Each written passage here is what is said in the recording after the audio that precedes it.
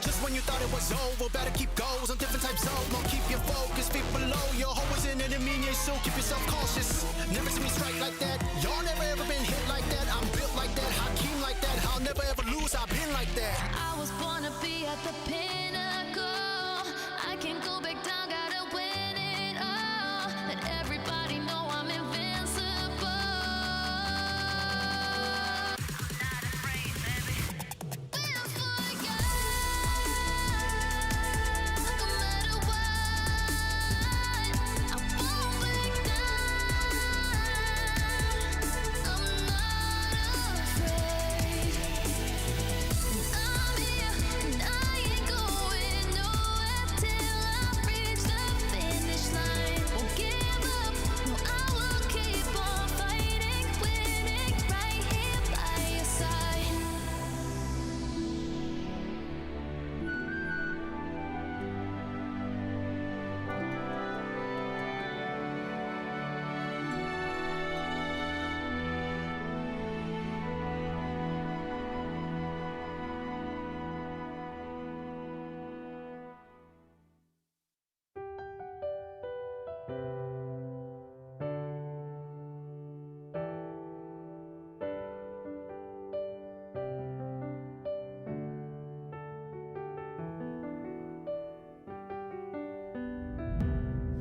Every second that I breathe is going down in history. We are victorious, can't stop me. Maybe today we'll fight our battles. I'll show you the way if you can handle it. You follow me.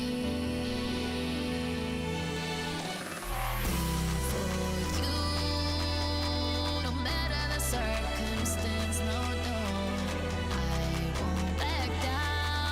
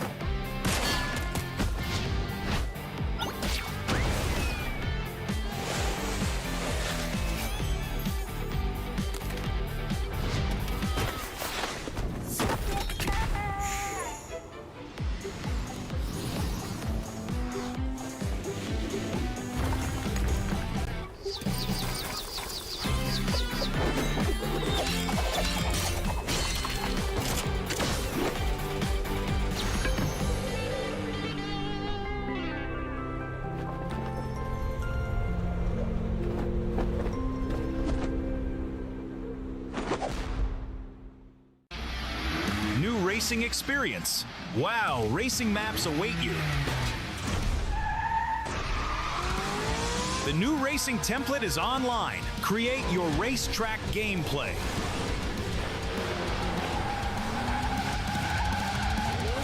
Navigate the forest racetrack. Unleash your racing passion.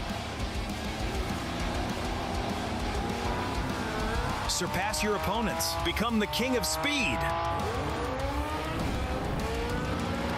Unlimited speed. Ignite your passion for speed. Play WoW now.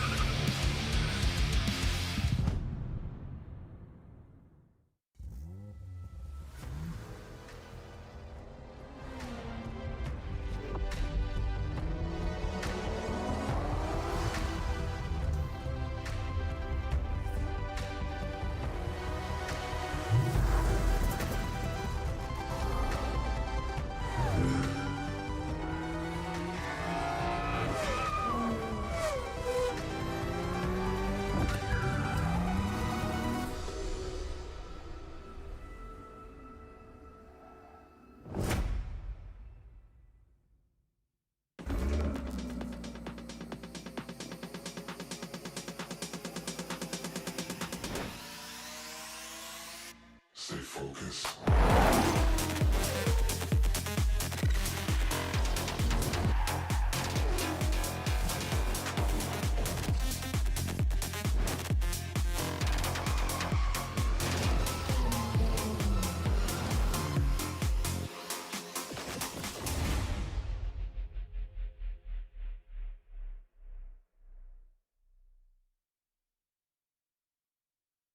The world converges. The race to be the one begins. The 2025 PUBG Mobile Global Championship will be held in Bangkok, Thailand from November 24 to December 14. The ultimate stage where legends are forged and champions are crowned. Let's dive into this year's updated format. The journey starts with the Gauntlet, a high-stakes 3-day stage where momentum and pressure peak from day one. The top 7 advance directly to the grand finals. Teams ranked 8 through 16 head to the group stage. Also new, Rondo replaces Sandhawk in the map rotation, starting each match day. After the Gauntlet, the PMGC continues with Group Green from November 28th to the 30th and Group Red from December 2nd to the 4th. 32 teams are split into 2 groups of 16. In the group stage, the mission is simple. Finish in the top 3 of your group to secure a spot in the grand finals. Place 4 through 11 and you get one last chance to stay in the fight. Land in the bottom 5 and you're eliminated. Once the groups are over, the final 2 grand final spots are determined in the last chance stage. 16 teams compete over 2 days on December 6th and 7th with no room for error. Only the top 2 keep their dream alive. After the PMGC League concludes, it's time for the final fight, the grand finals, the best of the best. 16 PUBG Mobile teams, including the host country, invite. Prove they are the one. The epic conclusion takes place from December 12th to the 14th. Who will rise on the road to glory, claim the crown, and take the lion's share of $3 million prize pool? Who will write their names in history? The journey to greatness begins here. Welcome to the 2025 PUBG Mobile Global Championship.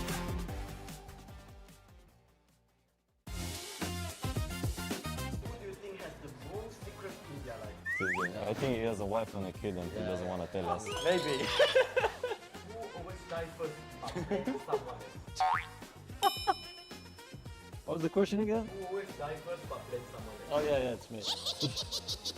Who has the best end but the worst decision making? Yeah, it's definitely him. Worst decision making. Who panics the fastest in a messy fight? Yeah. I don't think any of us. Yeah. I'll say this. Wait, explain yourself. If someone is gonna need himself in a fight, it's one of these 2. Explain why me. Because you don't do anything. Who never listens to the IGL but still survive somehow? I mean, it's good, no? Sometimes it's good. Who talk the most during game, even unnecessary things? Yeah. Not unnecessary things. I only talk necessary things. Who complains the most? This Both guy. of them. Yeah, Come on. both of them. No. Yeah, I used to think I complain the most, but he's more than me. There's a lot to complain, so. Who take the longest to wake up in the morning? He doesn't even wake up in the morning. Who's the most during the team meal? one of these two. Nah, this guy, bro. This guy. This guy is a beast, man. If you have food left over, you just give it to him. Who is the most hygiene person? I would say him. He always put his cream, hand cream for the games. Oh, hand cream is just so you know, my hand's smooth. Who usually gets distracted in life or in game? Distracted? Yeah. His girlfriend always distracted. He doesn't miss one game each stream. Bye bye. See you next time. Thank you for watching.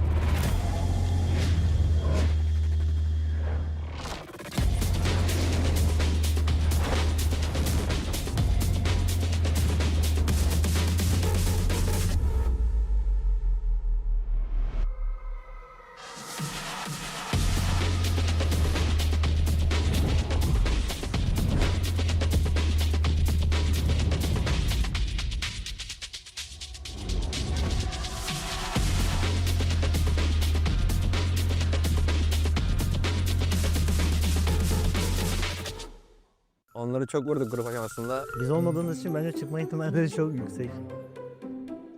Soru geliyor.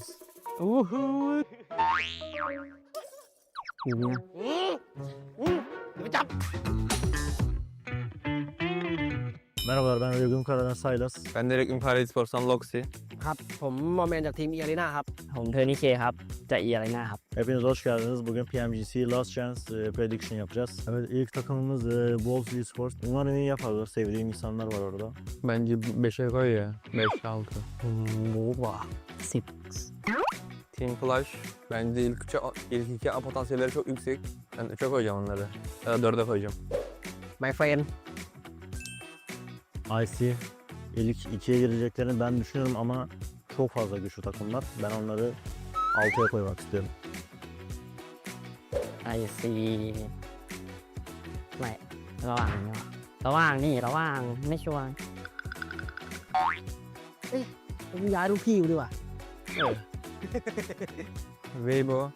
Bence aralarında en iyisi o. Ben çıkacaklarına inanıyorum. O yüzden 1'e koyuyorum. โอ้โหวัยพอเกมมิ่ง เอ้าเว้ยว่ะทุกคนเนี่ยของจริงคิงเอาไว้เลข2ดิเอาไว้ตรงกลางสิไม่อย่างนี้อ๋อโอเค Genji. Sadece Satan'ı biliyorum oradan. 8'e koyuyorum. เจนจี12ไหมอุ้ยแชมป์นะมีสน Infinite Rage. Bence onlar da iyi.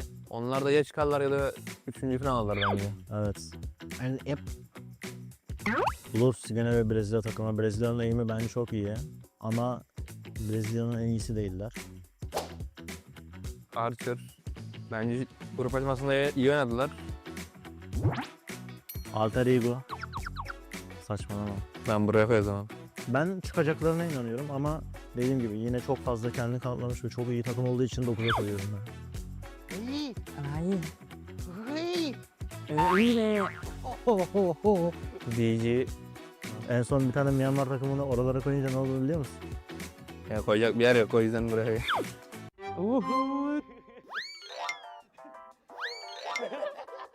Team Falcon. İlk iki potansiyeli çok yüksek. Rault'un oyun bilgisinden kaynaklı. Araya koymak istiyorum böyle. ya Evet. Duelens. Biz olmadığımız için bence çıkma ihtimalleri çok yüksek. Onları çok vurduk grup aşamasında. Bu IG ile BG'nin arasına koyuyoruz. Şuraya. ไม่ได้ว่ะตัวพี่อะ Türk takımı. Yani yer kalmadığı için en alta koymak da istemiyorum. Bence 16'ya koyalım. Yanlış anlamasınlar. Başaracaksınız, inanıyorum size. ซับผมคิดว่านะ8นั้น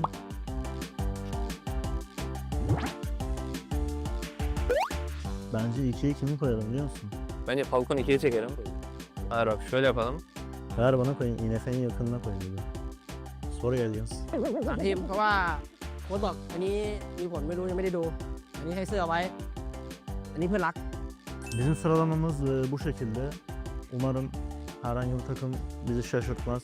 şaşırsa da herhangi bir şey değişmez bizim için. ก็อย่าลืมไปพิทิชั่นกันด้วยนะครับ เพื่อรับของรางวัลนะครับผม Görüşmek üzere. บ๊ายบาย บ๊ายบายพี่จี บ๊ายบาย บ๊ายบาย Миру тэсамжэн. Миний хэд дэлхийн авраг болоод хүрээдэг гэж заа юу?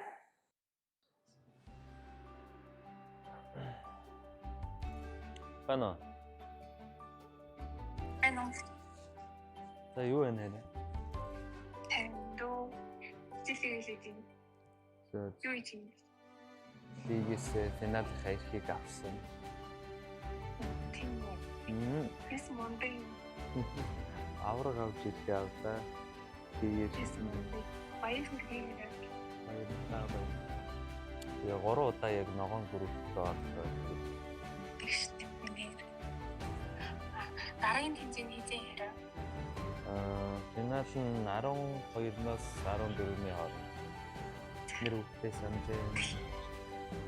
Миний хэд дэлхийн авраг болоод хүрээдэг гэж заа юу? Ихтэй шүү за. За хайртай шүү. Амжилт. За. Баяртай.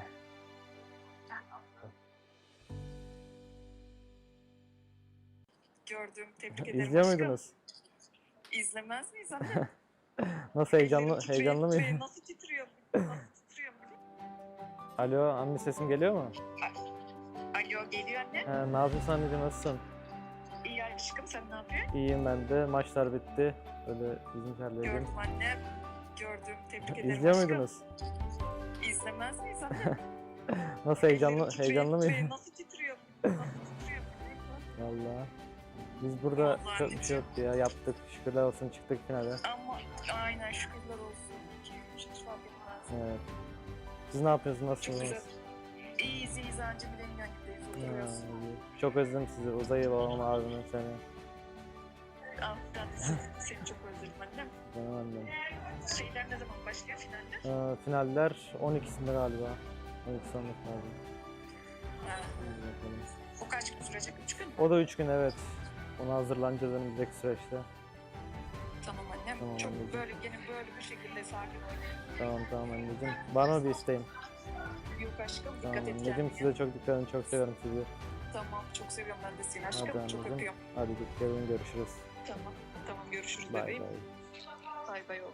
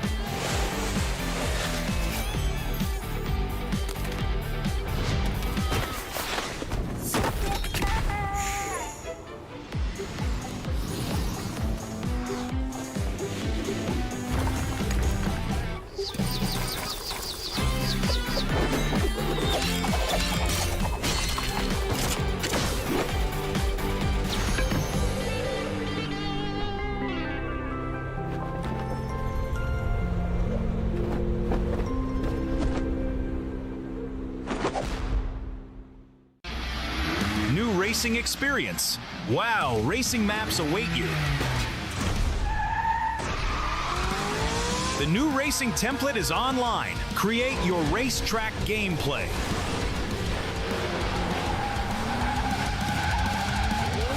Navigate the forest racetrack. Unleash your racing passion. Surpass your opponents. Become the king of speed. Unlimited speed. Ignite your passion for speed. Play WoW now.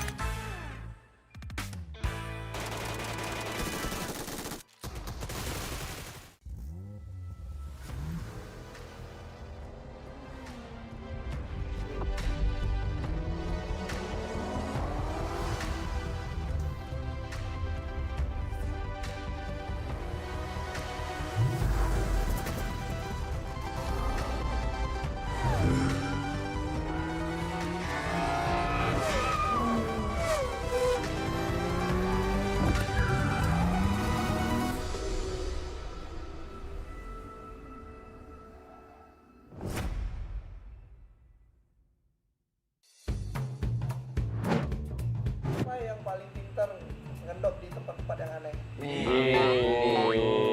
Siapa yang mati duluan terus suka nyalain orang lain? Nih kadang, nih dua nih. Siapa yang loopingnya lama, rotasinya juga telat? Banyak. Siapa yang paling disiplin ketika di screen? Gak ada disiplin, gak ada. Siapa tukang nge-clash bikin? Semua. Siapa yang ada aim jago tapi chemistry-nya jelek? Siapa ya? Siapa yang paling bawel bikin? Ya paling bacot sih dia sih. Paling bacot. Paling bacot dia. Siapa yang paling lucu? Paling lucu. Aduh. Oh ini paling lucu nih. Siapa yang kayak abang-abangan? Semua abang-abangan. Semua. Siapa yang paling kayak aneh gitu? Kayak orang yang harus menjaga. Nih, Kita sama Moana berdua nih, berdua. Siapa yang suka ketawain orang lain? Semua ini ketawa di semua. Siapa yang tukang komplain? Paling dia lah. Rosemary. Siapa yang paling susah bangun tidur? Rosemary. Siapa yang makan paling banyak? Rian kayaknya deh. Moana, Rian nih, berdua nih. Siapa yang paling bersih orangnya? Paling bersih. Sumpah paling bersih. Siapa yang paling gampang ke distract? Siapa yang kadang anak-anak ada sih semua rata-rata. Tapi semuanya ada. Semua. Siapa yang paling banyak fans? Masih Rian. Itulah kita permainan kita tadi yang kalian udah tonton. Terima kasih banyak dan see you. Kita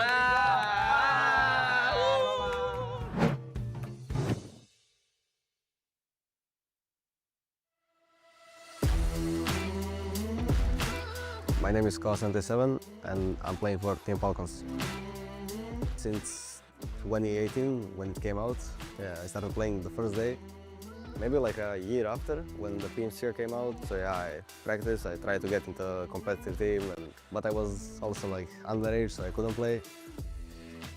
To be honest, it's my mother the most, because she supports me and everything, and she watches more tournaments than I watch, and she knows more players than I do. So yeah, she always pushed me. At the start, like my parents were like, nah, finish the school, blah blah, but now they support and they watch even more than me, and they follow the competitive more than me.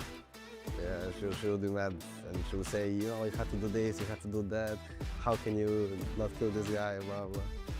I think aim comes by like training, but the thing you cannot get like by training is mentality for sure. You just have to be strong in your mind. Like you need to understand that sometimes you need to lose, sometimes you're gonna win. Like most of the times you're gonna lose, but when you win, the wins are gonna come. You actually need to grind and you need to like give your life in this game so you can achieve something. When I joined the team, I had a little bit like problems with communications and this stuff, and they helped me fix it. To be honest, I feel ready, and I think team feel ready as well. Yeah, so the PMSL Europe was our first victory. We put in the hard work and everything, and we are really happy that we won it. Now we are hungry for the PMGC, and we hope we're gonna win it. I want to thank everyone who follows us and supports us. Also, guys, whoever wants to join competitive, you need to keep grinding. You can't stop if you want. And also, yeah, we came here to win, so get ready. Gördüm, tebrik ederim. İzliyor aşkım. muydunuz? İzlemez miyiz anne? Nasıl heyecanlı Ellerim titriyor, mıydı? titriyor. Nasıl titriyor? Nasıl titriyor? Alo, anne sesim geliyor mu? Alo, geliyor anne. Ne yapıyorsun anneciğim, nasılsın? İyi aşkım, sen ne yapıyorsun? İyiyim ben de. Maçlar bitti. Böyle bizimkilerle yedim. Gördüm anne. Gördüm, tebrik ederim. İzliyor aşkım. muydunuz? İzlemez miyiz anne? Nasıl Ellerim titriyor, heyecanlı titriyor. mıydı? Nasıl titriyor? Nasıl titriyor? Valla. Biz burada Vallahi çok bir şey yoktu ya. Yaptık. Şükürler olsun, çıktık finale. Ama aynen şükürler olsun. 2-3 hiç fark etmez. Evet. Siz ne yapıyorsunuz? Çok Nasılsınız? güzel. İyiyiz, iyiyiz anca millennium gibiyiz. Oturuyoruz. Çok özledim sizi. Uzay'ı, babamı, abimi, seni. Ben de seni çok özledim annem. Benim annem. Şeyler ne zaman başlıyor finaller? Finaller 12'sinde galiba. 12 sonunda galiba. O kaç gün sürecek? 3 gün mü? O da 3 gün, evet. Ona hazırlanacağız önümüzdeki süreçte. Tamam annem. Tamam çok anneciğim. böyle gene böyle bir şekilde sakin oynayın. Tamam anneciğim. Var mı bir isteğin? Yok aşkım, Tamam dikkat et anneciğim, kendine. size çok dikkat edin. Çok seviyorum sizi. Tamam, çok seviyorum ben de seni Hadi aşkım. Çok anneciğim. öpüyorum. Hadi dikkat edin, görüşürüz. Tamam, tamam görüşürüz Bay bebeğim. bay. Bay bay oğlum.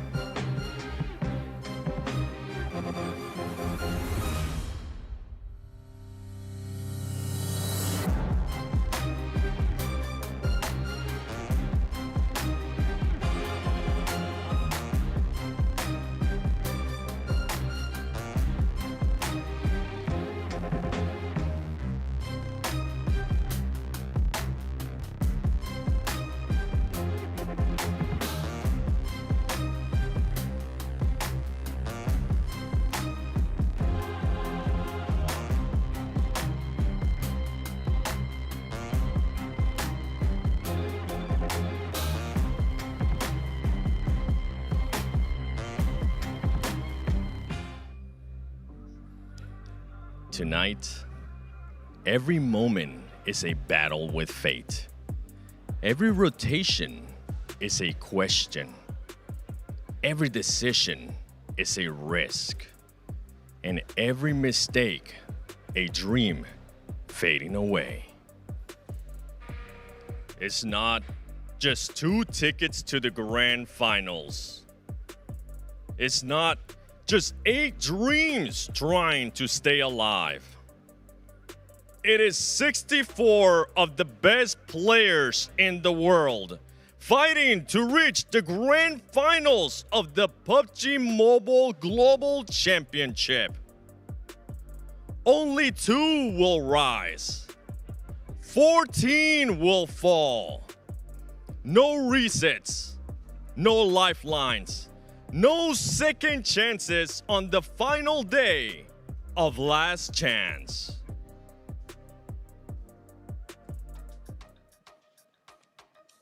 The stage is set, the tension is undeniable, and now the reality sinks in. This is the cruelest cut in the entire championship. We aren't fighting for points anymore. We're fighting for survival. No lower bracket, no tomorrow, just 6 matches to make it to the grand finals. I'm Hot Jukes, here with Maxman and Neptura. Guys, this is serious business. Right after today, 14 teams are going home. Max, how are you feeling going into the last day of Last Chance? I want to say I'm feeling excited, but I'm feeling scared because these teams, 14 of them, they're going home after today. It's going to be rough, and that intro was so epic from Seven. It already felt like we're already in the grand finals here in Neptura. It's going to be intense, and at the end, only 2 more squads will be making it to our finals here in Bangkok. Oh, I'm so nervous for all of these teams. We saw some great performances right out of the gate yesterday. We saw some not so good ones as well. So I'm just like, who is actually going to be able to do this? 6 games left until we have our complete lobby for the grand finals. Jukes, I'm just really nervous about today. Oh, I mean, all these teams have to be here because, I mean, they have sacrificed so much, an entire year's worth of work just to get to this point right here, right now. And it's 6 games to decide your fate. You got to come out the gate swinging, Max, man, especially because we're going into Rondo. I need you to break it down for everyone out there, just how important this first game is. I mean, this first game is going to be so important for literally every single squad, especially we did see during the interviews yesterday, everyone seems like they want to commit to the Rondo hot drop. And we're going to be seeing here, Test Track Neox Factory, you can see on the minimap, there's a big clump of teams over there. And it got so absolutely wild. And I'm not going to lie, Niptra, I think this is the biggest hot drop in PUBG Mobile esports history. And that could only happen here on Rondo.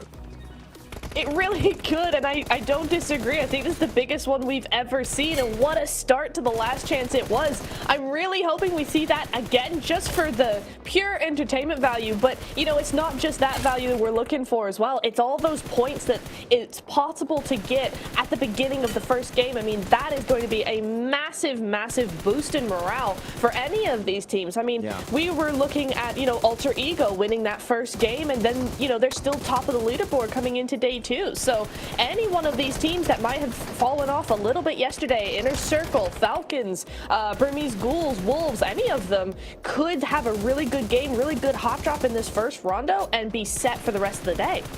Yeah, I mean, we had, what, 90 somewhat eliminations during that Rondo game, right? If we have an even bigger hot drop with even more teams involved here, maybe we could get and breach the 100 elimination game on Rondo, which would be magnificent. They're going on some of these later on clips on these replays. I know, Weibo, you want to talk about them a little bit later on here, Niptura, but that Miramar, the lack of scouting, the first one in particular, second one was good, but the first one, that did hinder their chances a little bit. I'm so confused by that. I thought we knew by now that that road is just you shall not pass road at any circumstance if the zone goes there. Yeah, because there's cliffs and all sorts, and no, don't do that. But anyway, we move on, right? We just hope that that doesn't happen again. We move on, and we look forward to the next day as we see some epic shots coming through here. Influence Rage, another team, Jukes, that we would like to see a tiny bit more from. They're 2 points away from the top 2. They had a great day yesterday, but I just want to see just a teeny bit more, just a little bit more of that consistency, because I feel like as well they had some pretty rough games as well yesterday. Yeah, I mean, you got to clutch it up here now. I think these first few games are going to be the big deciding factor of who makes it and who doesn't, Max, especially when it comes to Rondo. To reiterate, right? We saw a crazy amount of hot drops on day 1. For me personally, looking at these leaderboards, Max, from 10th place on down, like, what do you have to lose at this point? Why wouldn't you send 3 players down to the center of the map and try your best to soak up some crazy points to make a crazy comeback happen, right? Yeah, I mean, fully agreed. I think that if you're currently at the bottom of the rankings, this Rondo is going to be setting the pace for the entirety of this second day of Last Chance. And you know what? you have so many possible eliminations in the Ox Factory. Maybe you want to try and get involved in that conversation, try and snatch it away. Or maybe you can do like Team Flash, right, Niptura, which actually didn't get involved in the fight early on. They third-partied Neox after the fight kind of cooled off and just picked up a few eliminations here and there. So actually, if Team Flash go for a similar approach here, you got to be very careful because your back is never going to be safe going into Neox Factory. No, that's a really good point, especially when, you know, you've just come off of a hot drop. Yes, you might have a lot of loot, but at the same time, you're wounded, you're trying to bandage up, you need a little bit of time to reset. And if a team like Flash timed that really, really well, that could spell the end of any of the teams that survived the hot drop. So it is really nice to see some teams be opportunistic in that way, and I wonder if we'll see more of that going into this first map. But we got to keep in mind, Ultra Ego won the first rondo of yesterday. They're currently in the lead, healthy lead, 58 points currently. If they do it again, Hot Jukes, if we see another chicken dinner with maybe a few more eliminations this time on rondo, they're going to look so comfortable, so confident for the rest of today. So Ultra Ego, actually, this game, not really involved in that hot drop in Neox. And if they do get that chicken dinner, boy oh boy, Ultra Ego are going to be looking so bloody good for these 6 matches. Oh, it could be a wrap in game number 1. Like, I'm not even kidding. I mean, we've seen so many points get soaked up here in Rondo. I mean, it's possible. It's possible, right? With how crazy it's going to be. I'll tell you what, there's 2 teams in particular that I'm really keeping my eyes on here, right? It's Burmese Ghouls and Weibo Gaming. You know that come Aaron Gale time, Weibo definitely going to bring it back. I feel like we're trying to just steal Blank's vibe at this point. You know what? We're sitting the Burmese Ghouls too much with that deep voice. But no, Burmese Ghouls, you know what? I'm actually so impressed with this team because this is a team that I feel like some people had mild expectations with going into this PMGC season. And I feel like Niptura, they've just been getting so much more confident as every single game happens. And you can really see on Arango, as you already said right there, Hodrix, they're looking so powerful. So, hey, Burmese Ghouls, keeping the hopes of Myanmar alive once again and making it to the grand finals would be one hell of an achievement.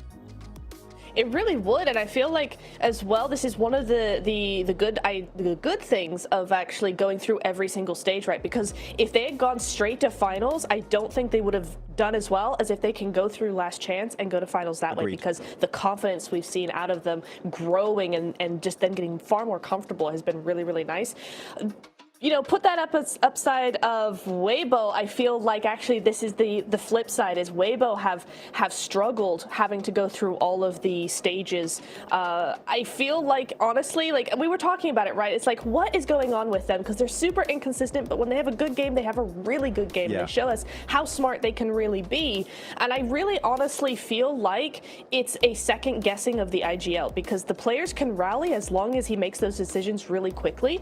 But you can see where the decisions come really, really late, and even though the execution of those decisions is good, it's either the wrong decision or they just come way too late. So I really hope that Weibo are able to actually just kind of rally a little bit and get on with it and get those decisions done. Go with your gut. I know what the issue is with Weibo, guys. I've cracked the code. Is the fact that they only get second place. The Soot curse is real. They only get second place. Weibo, no, if they can get a win, Hot Jukes, they're qualifying. They need to break the curse right now in the last chance. Oh, let's see if they could do it. But you know what, guys? Before we get started, we got to give a big thank you, of course, to the Infinix GT30 series, the official gaming phone of PMGC 2025. Engineered for precision, performance, and victory. Empowering every gamer to hashtag be the one and hashtag outplay the rest on the global stage. Thank you, Infinix, everybody putting this together. It's been a long road to get here, and we only got 6 more matches left. And you know, we've been talking about it from the get-go here, how important these first few games is, Max, because if we see a couple teams create such a large point gap, it is gonna demoralize this lobby towards these last few games entirely, right? So one thing I'm really looking forward to is seeing the adaptability of squads, right? I don't want to just see teams like play the normal game and hope for the best. I want to see them adjust their performance to try and get top 2, because it's top 2 or nothing, right? Yeah, exactly. I mean, actually, I'm really happy you bring up that topic about adaptability. One team that I want to see adapt a little bit more in a significant fashion is Loops. Great first day, right? Currently in 4th position. But they're all about the eliminations. And you know what? Eliminations alone aren't going to carry you to victory. They're not going to punch your ticket for the grand finals. Loops, more late game finishes. Top 5s would just make me so happy for Loops. I mean, Rafina was an MVP right yesterday, which is unexpected for me at least, Niptura. So Loops, if we see them increase that survival time just a little bit more and keep fragging out the way they were doing in day 1, I think top 2 is definitely in the cards for this squad.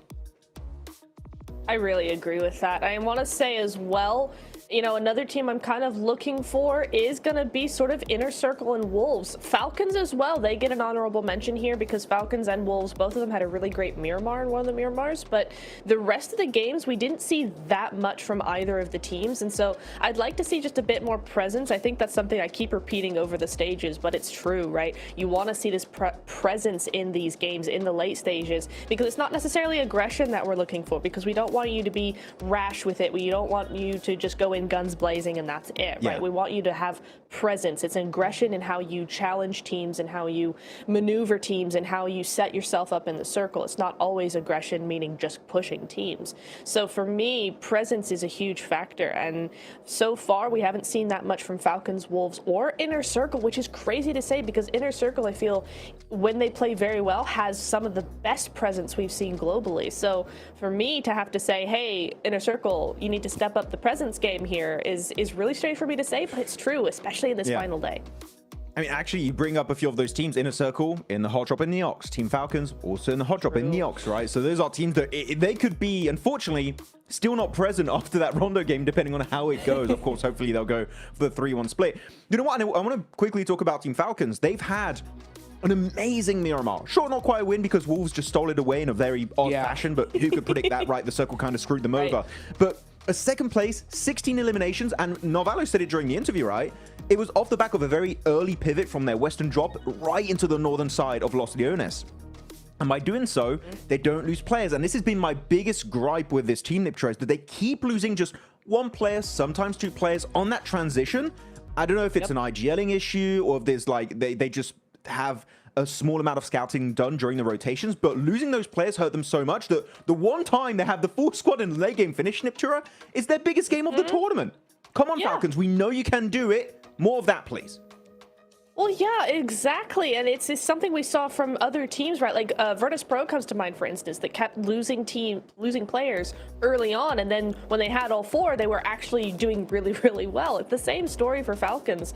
And it would be really nice to maybe just adjust some of those rotations, or maybe don't go for those risky rotations. Maybe rotate a little bit more compactly, speedily, you know, go quickly to zone. I think if you hesitate a little too much in this lobby, it's got this weird balance of, you know, playing for position and also being very aggressive this lobby. It's very different from the group red that we saw, for instance. So I feel like maybe just having those quicker rotations and rotating a little bit more together would be much better for them. Yeah, well, we definitely need to see those little adjustments, right? Especially from the top 9 teams, because they could definitely make it into top 2. Now, I just do want to preface this, right? When it comes to the 10th place team Alliance, they're currently 25 points behind second. So for 10th place on down, this is do or die, match number 1, right? If we don't see a 10th place team, Max, on down win this Rondo, it's over for them, right? Yeah, you want to, again, it's dependent on, do you want to try and just get into the late game and get a win and a lot of placement points, or do you want to go full crazy aggro mode and go into Neox? I know I sound like a broken record. I mention Neox every 2 seconds, but it is going to be a huge opening factor for the second day. And if a team gets, you could literally have a team that get 10 plus points in minute 5, which is wild to imagine. You absolutely could. It's going to be a crazy thing to see if a team can pull it out the bag. The other thing we don't want to see very quickly is, you know, teams actually targeting those solos on the 3-1 split in Rondo, right? That would be huge, and it'd be a great strat for certain teams. And so I think a lot of these teams are going to have to really think about that going into Neox. Well, let's see what's going to happen, folks. First game of the last day of Last Chance, it's Rondo. Are we going to see the craziest hot drop in esports history, or will these teams let fate decide? John Allen and Blake, let's see.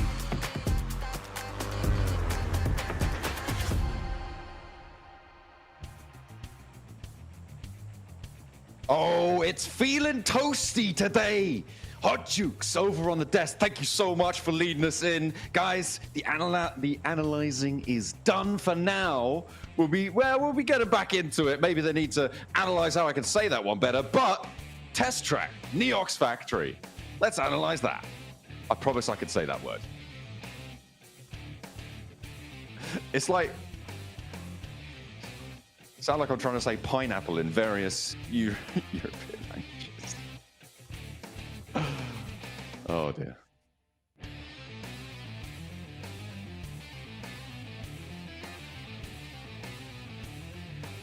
Oh, I think there you go. You were actually absolved of all of that. You're absolved of all of that. Yeah, you're absolved of all of that. Yeah. Okay. It just sounded like you were fighting with yourself. What happened there was basically like a small raccoon came to my room and just like wrapped himself around the mic. It was not my fault. Look, let's talk about the hot drop because it's happening right now. We can talk about your raccoon later because Arcred drop it onto Neox Factory. They're popping off on the rooftops already. It is going to stay toasty here. Ramsey's around the corner, finds the first with the auto shotty as well. Pops the reload, looks for more, but is set down across the way. Hardboy wants to control the angle, may be able to find the defense on his teammates. Loops are here as well. Weibo wants to play the top of the tables, all desperate for that Ascension, and Snowix. 2 more rounds, 1 more shell. Not gonna matter. Pick up a resupply there. Is able to finish off 2 points early for the Boars. But Weibo in a circle. Geeke, Loops all sit around this area. You can see though the Flash, they didn't care for it. They did not care for it. So it was still a pretty big hot drop. Not the hugest we've seen, but still a lot of teams dropping here. And it seems to be teams and squads that really want to shake things up a little bit. Weibo is definitely an interesting one. I think Weibo is probably the more interesting out of all of that. It's very rare to see Weibo actually drop towards Neox. So a little bit of extra aggression from this team is curious.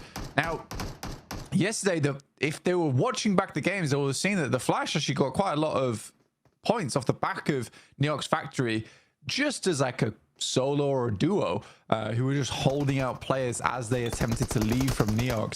They are now just down to Order, but I think that if you want anyone, it will be Order.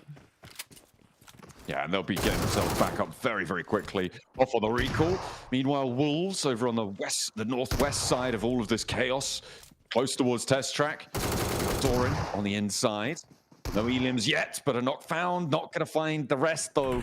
And that's going to be Geeke can get back up to 3. The Wolves denied an opportunity to earn some points in a circle, losing another. The Boars doing pretty well so far on this hot drop blank. They've got 4 elims on the cards. And Seven actually has highlighted something very interesting about this hot drop. He's put in our group chat, the 7WG, by the way. We're in a group chat together. No big deal. But the Falcons, they've backed off this hot drop. Yeah, they opted not to go for it. They headed down towards the southeast side, towards Tuling.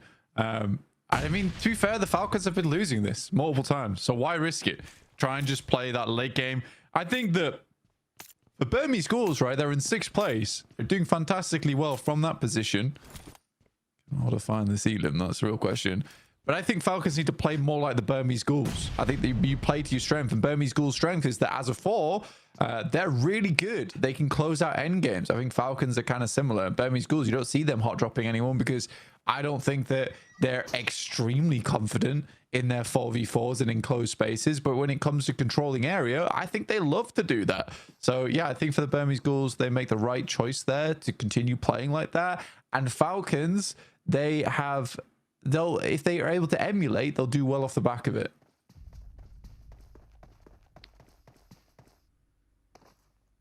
That will hopefully be able to see them a little bit closer. They had that massive game at the end of yesterday on their Miramar.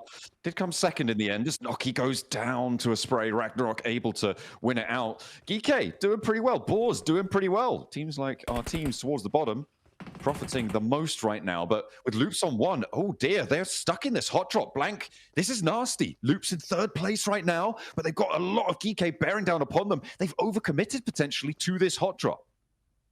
Yeah, it's a big overcommit. It's probably come from the fact that a player on the outside got knocked down. And this is the risk you run a lot of times. Even if you go for the 3-1, there's a risk that your player on an outpost does get taken out. And on Neox Factory, I think a lot of teams are kind of willing and understanding that likely all 3 of their members are going to die in that location. It's very rare you win that out. And if you do, I think you also understand that you also got a little bit lucky to win that out. in. The challenge in a circle.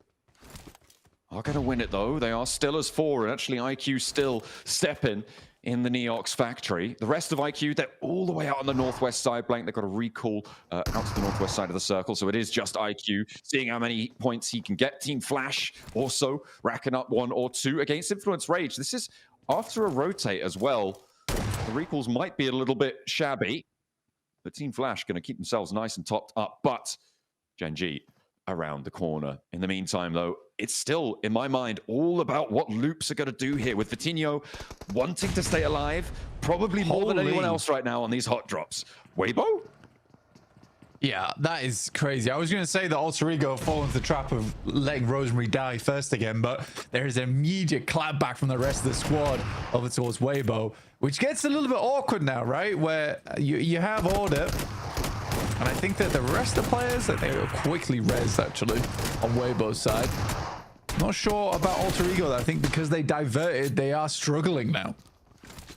A nade in from Vitinho, again, looking for order. Finding these last few stragglers in Neox factory would be brilliant. He's able to find another. The rest of his team are now back. Where did that recall come from? Okay, sneaking that one on through. Loop's able to stay up as 4, and that is huge news for them. We're going to cut over towards the Gen G fight with Team Flash right now. Both teams have got an outpost, not committed to this fight, but Claws coming in actually commits Gen G fully to this engagement. With just tops remaining, though, you've got to think this is probably going to go well for them. They may lose 1, they may lose 2. But they can't afford to do so. Tops hopping around on the pagoda. Looking for the shots down the stairs. It's lined up, and it will be Tops going down. Flash with 1 on the outside. They're going to send out for those recalls. Bozo can see if he can catch a player lacking, maybe being a little bit lazy on the hold there. The rest of the Flash are going to get their players back in action. Already got a boatload of points. Taking down the majority of Influence Rage, not before they got that recall off. That's all the way towards the eastern side of the map, though, so a little bit of a longer rotate for Influence Rage because of that. I do think that the Flash would like to reclaim this position, and I think that the players are much closer than Gen G maybe assumes. They are back up. 14 Flash. Correct. Staying as 4. Vitinho, we're back on board with him, and he's still got his teammates, but he wants to keep scrapping it out. He's on 4 elims already. Well, the team is on 4 elims already, and the nade should bring them up to 5. I don't think Geek are going to be able to get this res. It's quite a long path, and the cross is treacherous. He's out in the open, though. Oh, just about makes the cross, has to hit the deck right behind it, but crawls away. Doesn't quite connect to the cover, and a little bit overzealous on the run out there. A nice pickup for Geek. There's a great fight going on, by the way. Is that the Flash actually do find the shots over towards Gen G, and Gen G were caught slacking there. In the meantime, the rest of Flash are also taking a fight with Papa Supermassive. So the Flash is putting up points left, right, and center, currently in 2nd place. So definitely trying to redeem themselves from their Group Red performance, because they did perform very well. I think that they slowed down quite a bit towards the end of that tournament, but I also do feel bad for them on that final game where Weibo essentially sees them, realizes that's their only hope, and they were suddenly injected with this warrior's will to take down the Flash. Ended up being E-Arena able to get ahead of both of them just because of how focused Weibo was on taking down the Flash.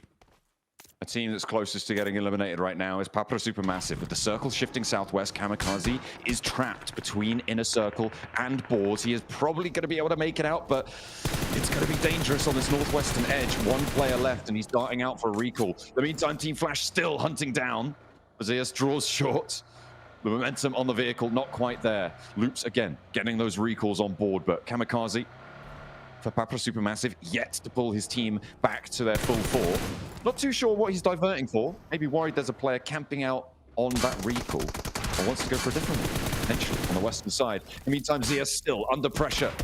Will go down. Sprays from Claws, and neither team can get away from one another right now on the northeast side.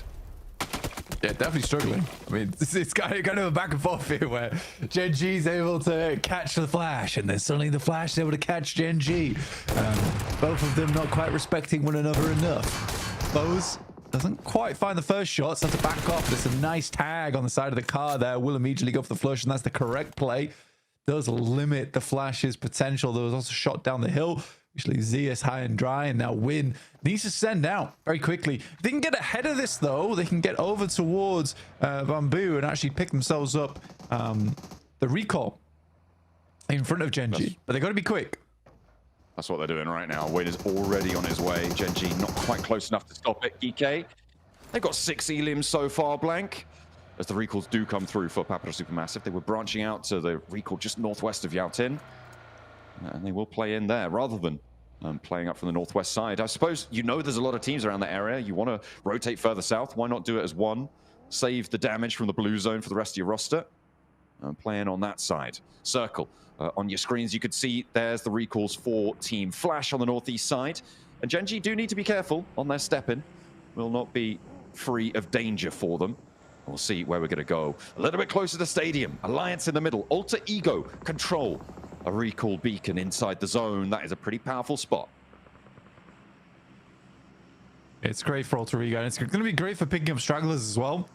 There isn't all that many in this squad at the moment. We have 64 players, which I know, very surprising considering the amount of limbs we've seen go through on our screens. Weibo is rotating off towards the western side of this ridgeline. Fair enough to them. And the Burmese ghouls once again taking advantage of this big old stone pillar. Which seems to be like a lot of teams are starting to realize how strong these things are. Very good at isolating sightlines. You can also wrap around it multiple times. The only trouble is that sometimes you open up sightlines from other squads, but it can be a very fantastic teamfight tool. Looks like they are backing off. Godspeed does have an anchor off towards the eastern side of the circle. It is in the fields. To be fair, I've not really talked about this too much, but we are heading over towards the fields, by the way. We still have Stadium in play over on that north side, which has a recall beacon right in the center of it. It's a bit awkward to get in there to get that done as a solo. But right now, yeah, I think the fields are such a tremendously awkward area to play. Alter Ego is attempting to contain more than, I think it's 2 compounds right there. I believe it's 2 compounds that are holding around the recall beacon. So they have the majority of control. This could be a great game for Alter Ego. I mean, and what a time to have it as well with the top 2 spots so hotly contested. Remember, there's only 6 matches to play today.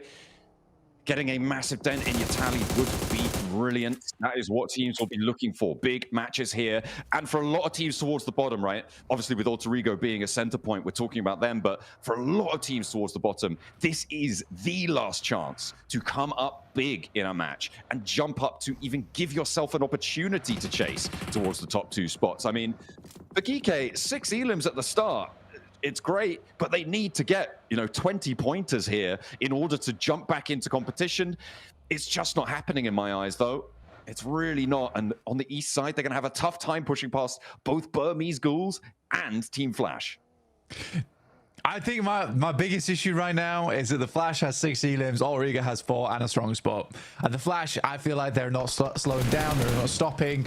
They're starting to cut ahead. Even the teams that I think would be chasing is like Weibo, for instance, and they've got that strong position over towards the western side. Great shots from Flash again. Bose takes down Kevin. Geeke kind of backed off that position on the northeast side now. Definitely struggling. Even Burmese Ghouls getting involved over towards Geeke. But yeah, I think the Flash is just getting ahead. And as our Alter Ego, I think Alter Ego maybe even gets the chicken dinner in this game. In which case, it becomes so difficult. Because even the teams that are down towards the bottom looking to chase upwards, they're not in the best spot to do it. That is rough. That's a very hard shift. But even so, Weibo in a circle, 2 teams that are towards the top of the tables anyway. I think the bottom of the tables are just sort of bowing out now. Maybe. Geeke, though, going out with a bit of a bang against Team Flash on this one. 6 elims found. Pretty decent stuff from the hot drop and giving Team Flash a run for their money. Actually getting an elim there. Team Flash not going to be able to get a recall on this one. Rotating over to Stadium feels like a bad move. And playing on as 3, not great. But 9 elims, Blank. And you can't say fairer than that. We'll see if Alter Ego are able to transition into this circle, and I think that is the major change of dynamic. And actually, Falcons are ahead of the curve on this rotate. They're getting in there nice and quick. Oh, maybe into the wrong place, though. Yeah, I mean, you're attempting to just kind of get ahead of the curve here. But for the Falcons, this was very much what I would like to call bit of an alter ego push there, right? Or an inner circle push. You just send it sometimes. Sometimes it doesn't work. In that case, it absolutely did not work. We're down to one player on a sliver of HP. It's awkward. Arcred, Mapra Supermassive, again, two middle pack teams clashing at the moment. Arcred definitely in the driver's seat of this fight. Easy for Bad Boy. Ooh, takes a lot of damage from the nade, but not nearly as much as Glory. Kamikaze with the nade. Last player to stand for Mapra Supermassive. He was able to pull them all back up earlier on, but will it all be for naught against Arcred here? Easy for Bad Boy. Ramses playing the rock. Kamikaze has the info from his down teammates. There's a player up top, but he can't handle it. Too confusing. And Loops are here to party too. Easy for Bad Boy, you can't waste any time now. Loops are going to run you straight over, protect their position on the table, and try and catch up to Team Flash, who are streaking out to a lead. Ramsey's backing off here, but is going low on the sidelines. Some great nades at the moment from Loops. But it is 9Z Globan also joining in onto this one. Alter Ego finding shots over towards the Burmese Ghouls. That's with two players as well. That's a really fantastic hold from Alter Ego. It's very rough for them. Nades over the loop from 9ZG. Ravinia caught out on the smoke peak there, able to find the back of an enemy. Spray down a range with the auto shot. He turns in for more. There's an off angle. He's all at 360 spin right now, but only just about able to be handled. Remix now looking for the challenge, and Loops may be drawn short. The picture is with the Burmese Ghouls and Alter Ego on the bottom right of your screen. It's Fitin jumping on through, and Arcred able to find the last player of Loops. They will fall down. The chase is stopped short, and Arcred the ones to do so. 9ZG as well played their part. It's a lot of teams towards the tops who are straggling. It's all really up to Weibo to catch Team Flash as Alter Ego have fallen. Yeah, Burmese Ghoul able to get the final point. Again, I think that it's greedy. It is classic Alter Ego greed. They send a 2-2 split. They leave two behind over towards that building, hoping to catch players coming in. They send two up front to try and challenge for Weibo's position. It was too much. It was way too much for Rondo as well. It's likely by the time you get in towards this end of the game, it's going to be four-man squads. You're not going up against two-man squads like you would in Erangel. It's four-man squads that will be coming in. There aren't really stragglers at this stage of the game. They're usually cut out around stage 3, stage 4. When you get to this point, it's the survivors of the lobby that are coming through to battle you out. So I think for Alter Ego, there was two options there. There was option one, which was to fully send it over towards Weibo, try and control that eastern side position, knowing they're likely having a split over towards the west, or you hold all four over towards the building on the east. They did neither. Again, it is happening too frequently now. That I'd like to see. I think we've complained about it so many times. Even Alter Ego know it exists, know it's a problem. Why is it still happening? And they still get 8 points on the match though, Blank, and that may be enough to just keep them ticking over. The question is, how far can Weibo go? Because they are in command right now. A center position on this circle, controlling a lot of the open area in a circle with that chance as well on the western side with a decent chunk of it. I don't think Burmese Ghouls make it out. It's a question of who picks up the rest of these points. Can anyone stop Team Flash from earning double digits, going even further beyond than that? Breaking their limits. On that northeast side, though, they do still have to push in, and they do, crucially, only have 3. Still possible, though. Still very possible. I think for the Flash, the amount of times they've gone down this game, and the amount of times they've picked themselves back up again, it's actually quite admirable how far they've got into this one. And with 9 elims, no less. Weibo, though, genuinely from this spot, if they continue playing smart and playing clean, they could vault towards the top side of the table. Depends how quickly Flash get there, though. Flash on the double digi, looking for the elims. Wolves looking for more as well. They will hold the run out from Gen G, who are eliminated. 2 knocks, but that's not really going to be capitalized on here. Inner Circle thought maybe, oh, we'll go for a third party. Team Flash actually running up into this is probably a wise decision. Wolves will still be a little bit lacking, might be the softest fight they'll find, and actually getting ahead of them is great, but the healing is going to start, and they need to be faster. They need to go a little bit quicker here, and the time is starting to run low. There's third party shots coming down from the boards as well, out to their east side. Bows waste no time. Pops is clipped on the sidelines. There's angles. There's just not going to be anything, though, for them to find, and 10 points will be what they see on their tally at the end of this one. 66 and 64 are top 2 teams sit, but Weibo looking to mount their assault. Yeah, that's so sad for the Wolves. Like, what is Flash doing over the ruining Wolves' game? That's a straight up Virtus push. I did not like that. I did not like that at all. Weibo, on the other hand, oh my god, things just opened up in a big way for them. Like a real treasure chest right at the center of the circle. They are staring at the goal. The question is whether it's cursed or not at this point in time, because they've still got to make it through and win that chicken dinner, which seems to be a little bit of a difficulty for them.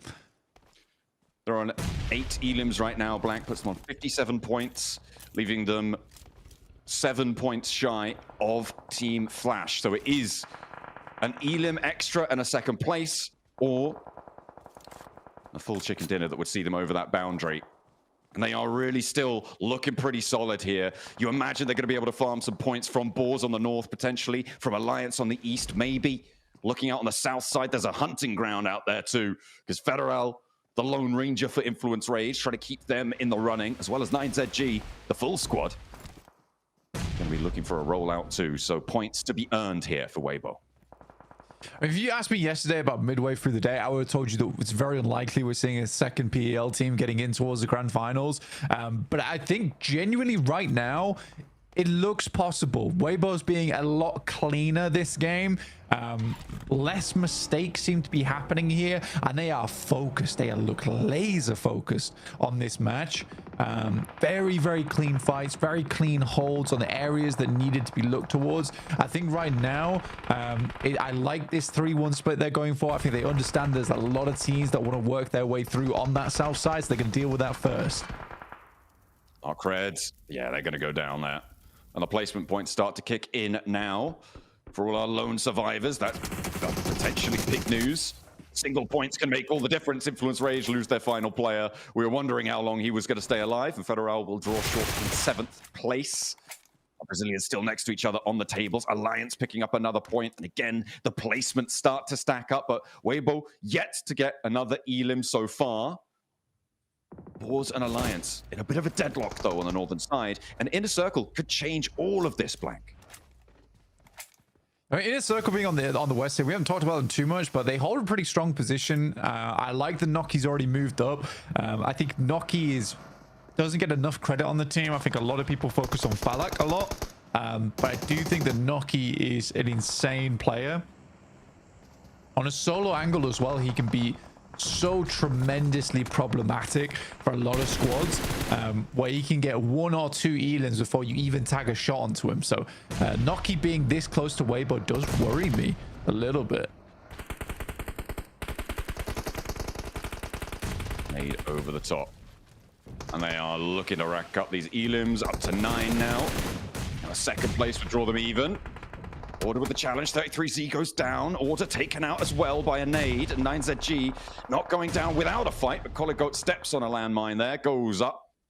And Sook is able to land it. But the sprays are coming through, and Weibo have lost a player now. Inner Circle starting to take command here, Blank.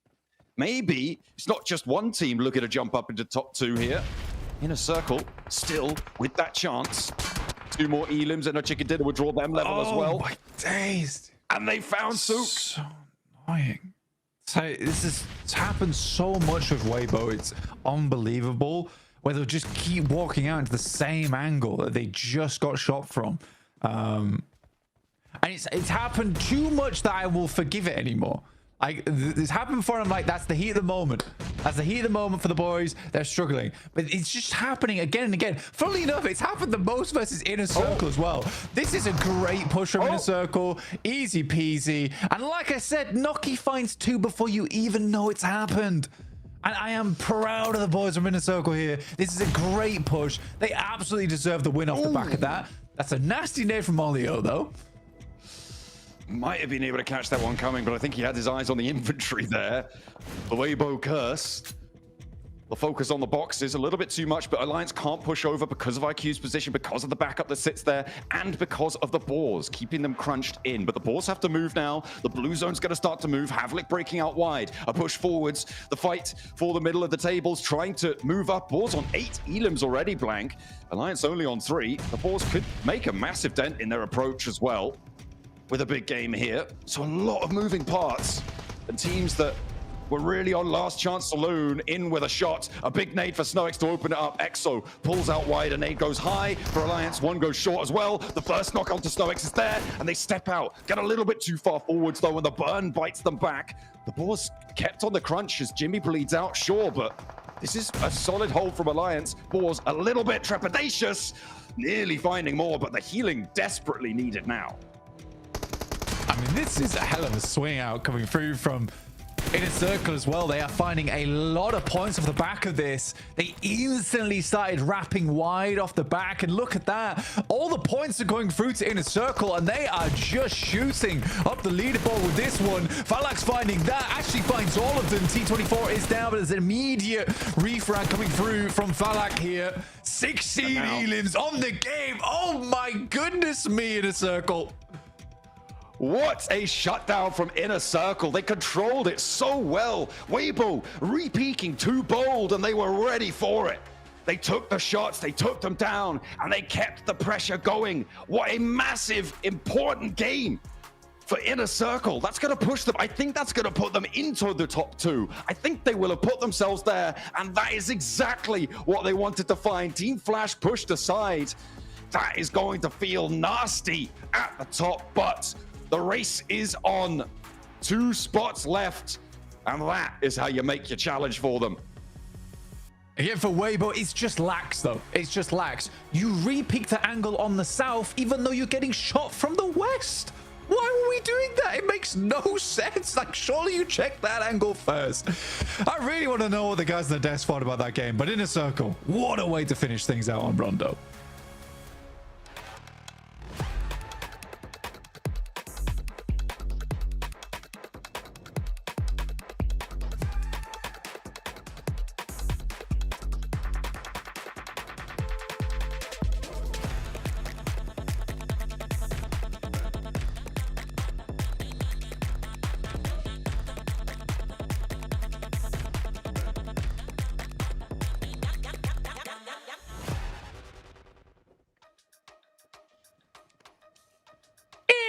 Circle, are you kidding me? 17 elimination chicken dinner off the rip.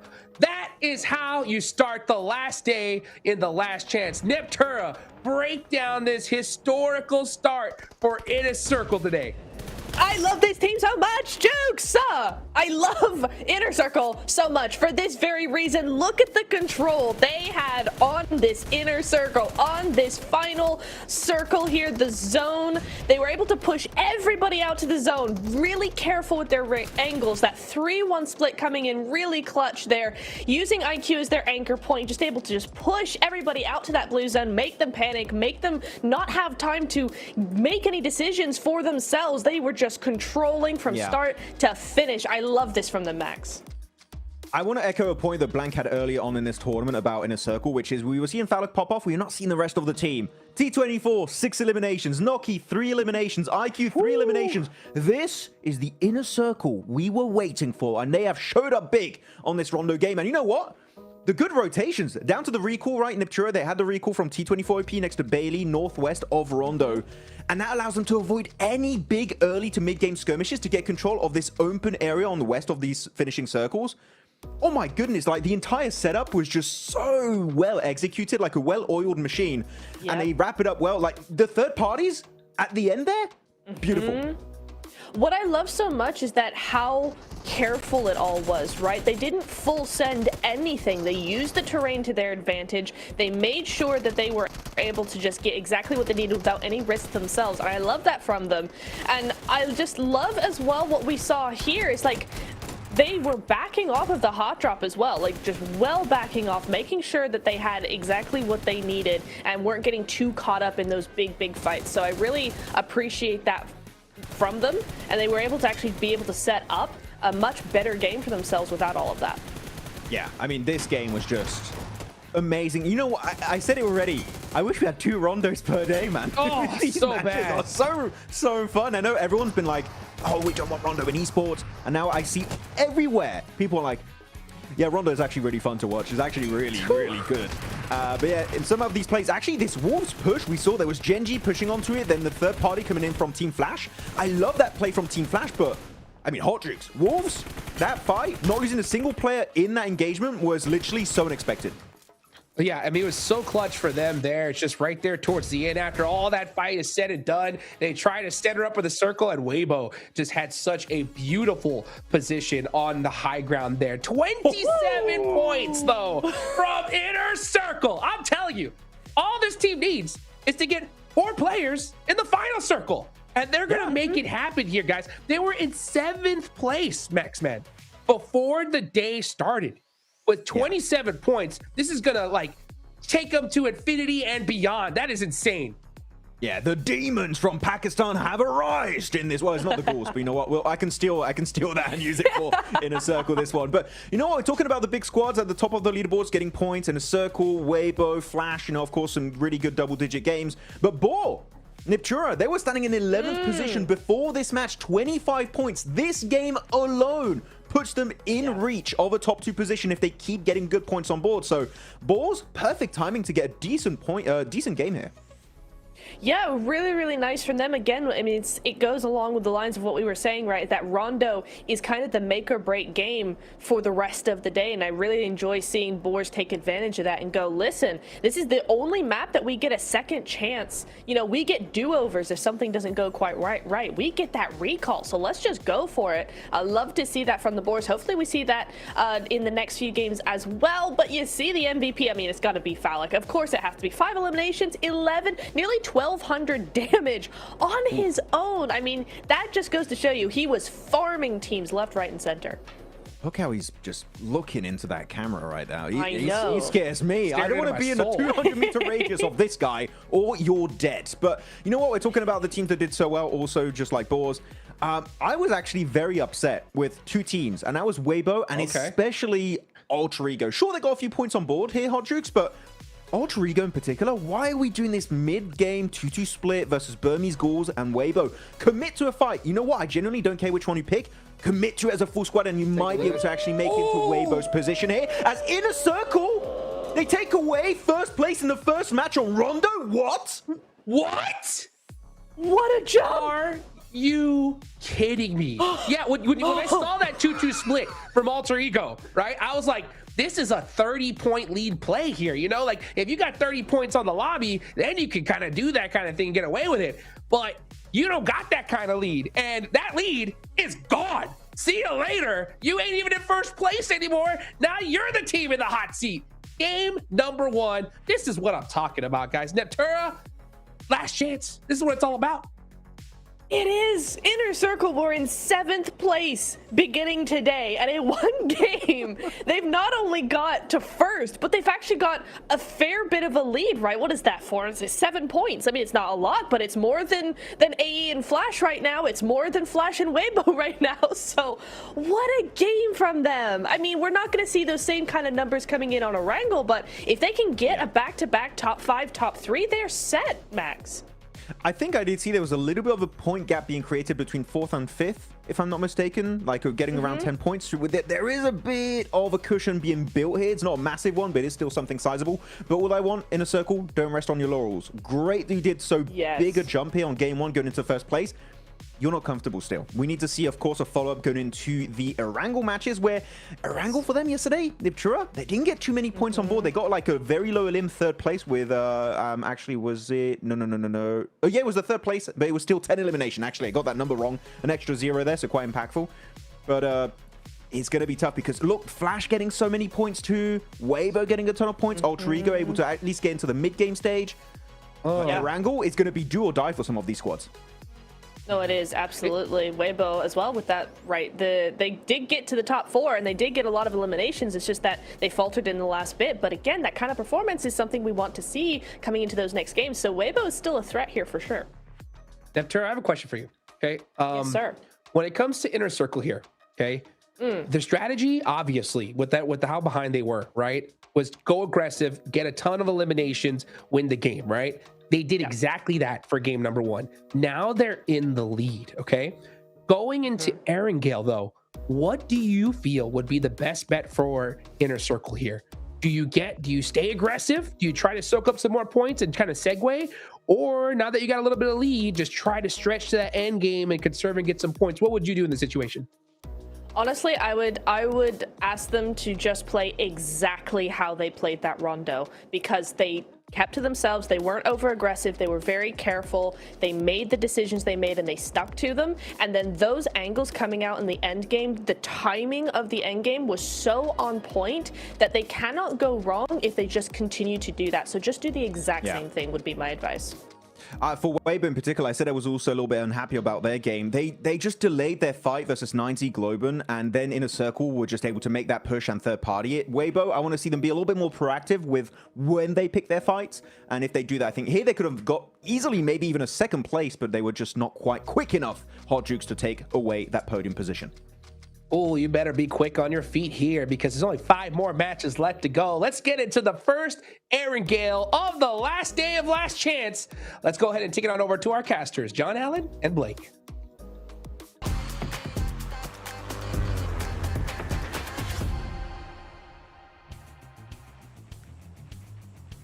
Oh, what a mad one to kick things off. Inner Circle up in first place. We are unmuted, unleashed, and ready to rock this lobby once more. We're into Erangel for our final stretch of 3 for a lot of these teams. 14 will never see the grassy pastures again until 2026. So let's see who's going to make the most of it. Are they going to be able to hold their top spots? Is that second place going to be as hotly contested as we think towards the end of the day? Only time will tell. And let's get cracking. It's quite a few teams right now actually chasing for top 2. I'm kind of surprised by the amount of teams who are in close contention for it. Usually at this point of the day, you're starting to see at least 4 teams break away, but I still think there's around about 7 teams that can still make it in at the moment, or with a fighting chance at least. I think after our next match, match 3, we'll start counting some teams out. If I'm honest, we'll start counting some teams out. It looks like we're getting a hot drop straight away, though. It is Alter Ego immediately getting harassed here by Papa Supermassive. Great spray down from Rosemary. You expect nothing less from the guy. I mean, this is a good start for Alter Ego. This is very, very dangerous stuff for them, though, after getting pushed down to second place. You can't really afford things to go wrong for you, but it's all going right. Krypton on the window doesn't get taken down, and Papra Supermassive really suffering now. As the hop in for Krypton, he's on the chase, he's looking for more, putting pressure on. Rosemary has fallen. You do not want to let this one get flushed away. 2 players go down as well. Snake keeping things under control, but Papra Supermassive losing their players. Alter Ego fighting for their second place. Up 3 elims, and now just 1 player on the rooftops. Kamikaze, was that with the bow that he got a double knock? Does he think he's Sook? What's going on here? Kamikaze, put that one back. You're not in Weibo. I know. He's going to drop down, though. He's going to go for the rest of the fight. The spray down with the UMP. He's hopping in. He's up for the window. Snape controls it. Snape explodes at his feet, but it's not going to do the damage.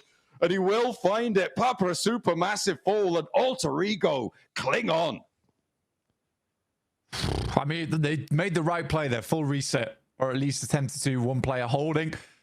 Alter Ego with 4 points there. Very much needed points, but I guess a bit of a heart attack moment for them there as they dropped over towards hospital. Didn't expect to be receiving injuries in the operating room, but there you go. That's how it all breaks down here on Erangel sometimes. It's quite violent. But we do have a northwest circle over towards Ruins, which is unoccupied at the moment. Papa Supermassive, they might have just stamped their ticket out. We do have an interview coming up very shortly, and I believe that it will be with IQ from Inner Circle to get a little bit of an insight into what's going on over on that squad and how they're feeling after that massive win. Welcome to a quick report with the 7WG. I'm here joined by Falak from Inner Circle, putting up 1100 damage, and with that performance, pushing yourself up to first place. I want to know, you guys made an adjustment in Rondo in regards to the solo player with the 3-1 split. You made sure T24 went further away. What led to that decision? We just went to Nuke so we can take some kills, and even if we die, T24 will just recall us and we will loot and belly and just rotate. And then zone favored us, and it was a very good match for us. That's it. I mean, I wouldn't say Zone just favored you. You guys, the timing was great, especially with WBG. As I mentioned earlier, you're in first place. What can you do to keep this momentum going and maintain yourself within the top 2? We are very confident now. We will just try to play good and continue this momentum so we can qualify for grand finals. Inshallah, you'll be in grand finals. You got T24 performing. You're performing too. Everybody's performing. Let's see how Inner Circle can continue on the last day of Last Chance. Oh, okay. Well, I mean, they profited a huge amount in those final moments, Blank. I mean, going in towards the final circles, they only had something like 2 elims on that last rondo. And they were able to rack up so many from those final fights. Really masterfully played. They played very, very passive until that point, holding their position well. But now they're on the Millie Island, and they're going to have to transition north. So get that loot on board. Get trucking, because your destiny's just across that bridge. I mean, for Inner Circle, it's pretty free and clear right now. On the south side, no one really challenging them. On Sosnovka, so an easy approach over towards the northwest. Genji are holding Western Bridge, though, so a little bit interesting there. Finished out on 7th place, I believe it was, they're showing on day 1, so it's a really big jump up after one game. Then again, I think it was roughly 27 points they got off that match, so fairly gigantic amount of points they were able to accrue. Alter Ego, a little bit of damage still on their side, but should be easily healed up. I don't really have any teams around them at the moment. Everest Circle, potentially, maybe. We'll see how it plays out. A bit worried for Alter Ego, because typically on these sorts of circles, and we head over towards Ruins, your Fields, Everest, teams do want to take splits. I think it's a frustrating one, because I think when you watch Alter Ego and they take their splits and it goes well, everyone at home is clapping. Everyone's, wow, Alter Ego, well done, well done. And we're all like, well done, nice split, nice split. But at the same time, in the back of my head, I'm always looking at them and being like, I don't know. Is this too greedy? It feels a little bit greedy to me. And then it works out. But then there's those clear moments where they'll do it again, and it's wrong. It's the wrong play. I think that because they are so good at the game, they can make some of these splits work out. I worry if they do make it in top 2, go to the grand finals, those splits are going to get punished so much, John. I mean, just getting there in the first place already is going to be a monumental achievement, right? In the grand finals, the minimum prize you can earn is $25,000 in that 16th place. And if you get through from last chance, you're earning 10 or 9,500, depending on if you're first or second. So already you're nearly tripling your money, not to mention what you will have earned from Gauntlet, from group stage as well. So having a good time just getting there. But you're right, getting further in, that's even more money, right? Because the jumps do start to get pretty big. Obviously, that grand prize of $500,000 for first place in those grand finals. But we'll see. We'll see if that's something that is being purely utilized for this lobby as well, right? It could be a case of, well, we know we can't do it later, but in order to maximize this opportunity, because you need top 2, right? We're going to go for it and see what we can get done.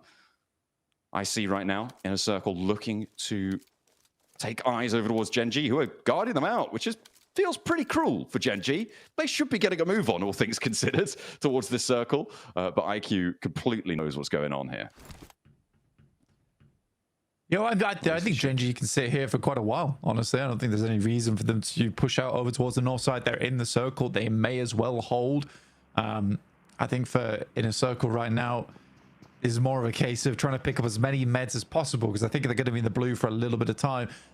Honestly, if I was them, I'd probably just shift over towards the eastern side, and try and make that rotate. I can't imagine that's too difficult. For the Boars, they're probably not looking to hold on the eastern bridge, and I don't think they saw a lot of shoots down towards Sosnovka anyway. So yeah, I think this is definitely the right choice for them to try and shift over towards the eastern side. For Gen G, don't give them anything.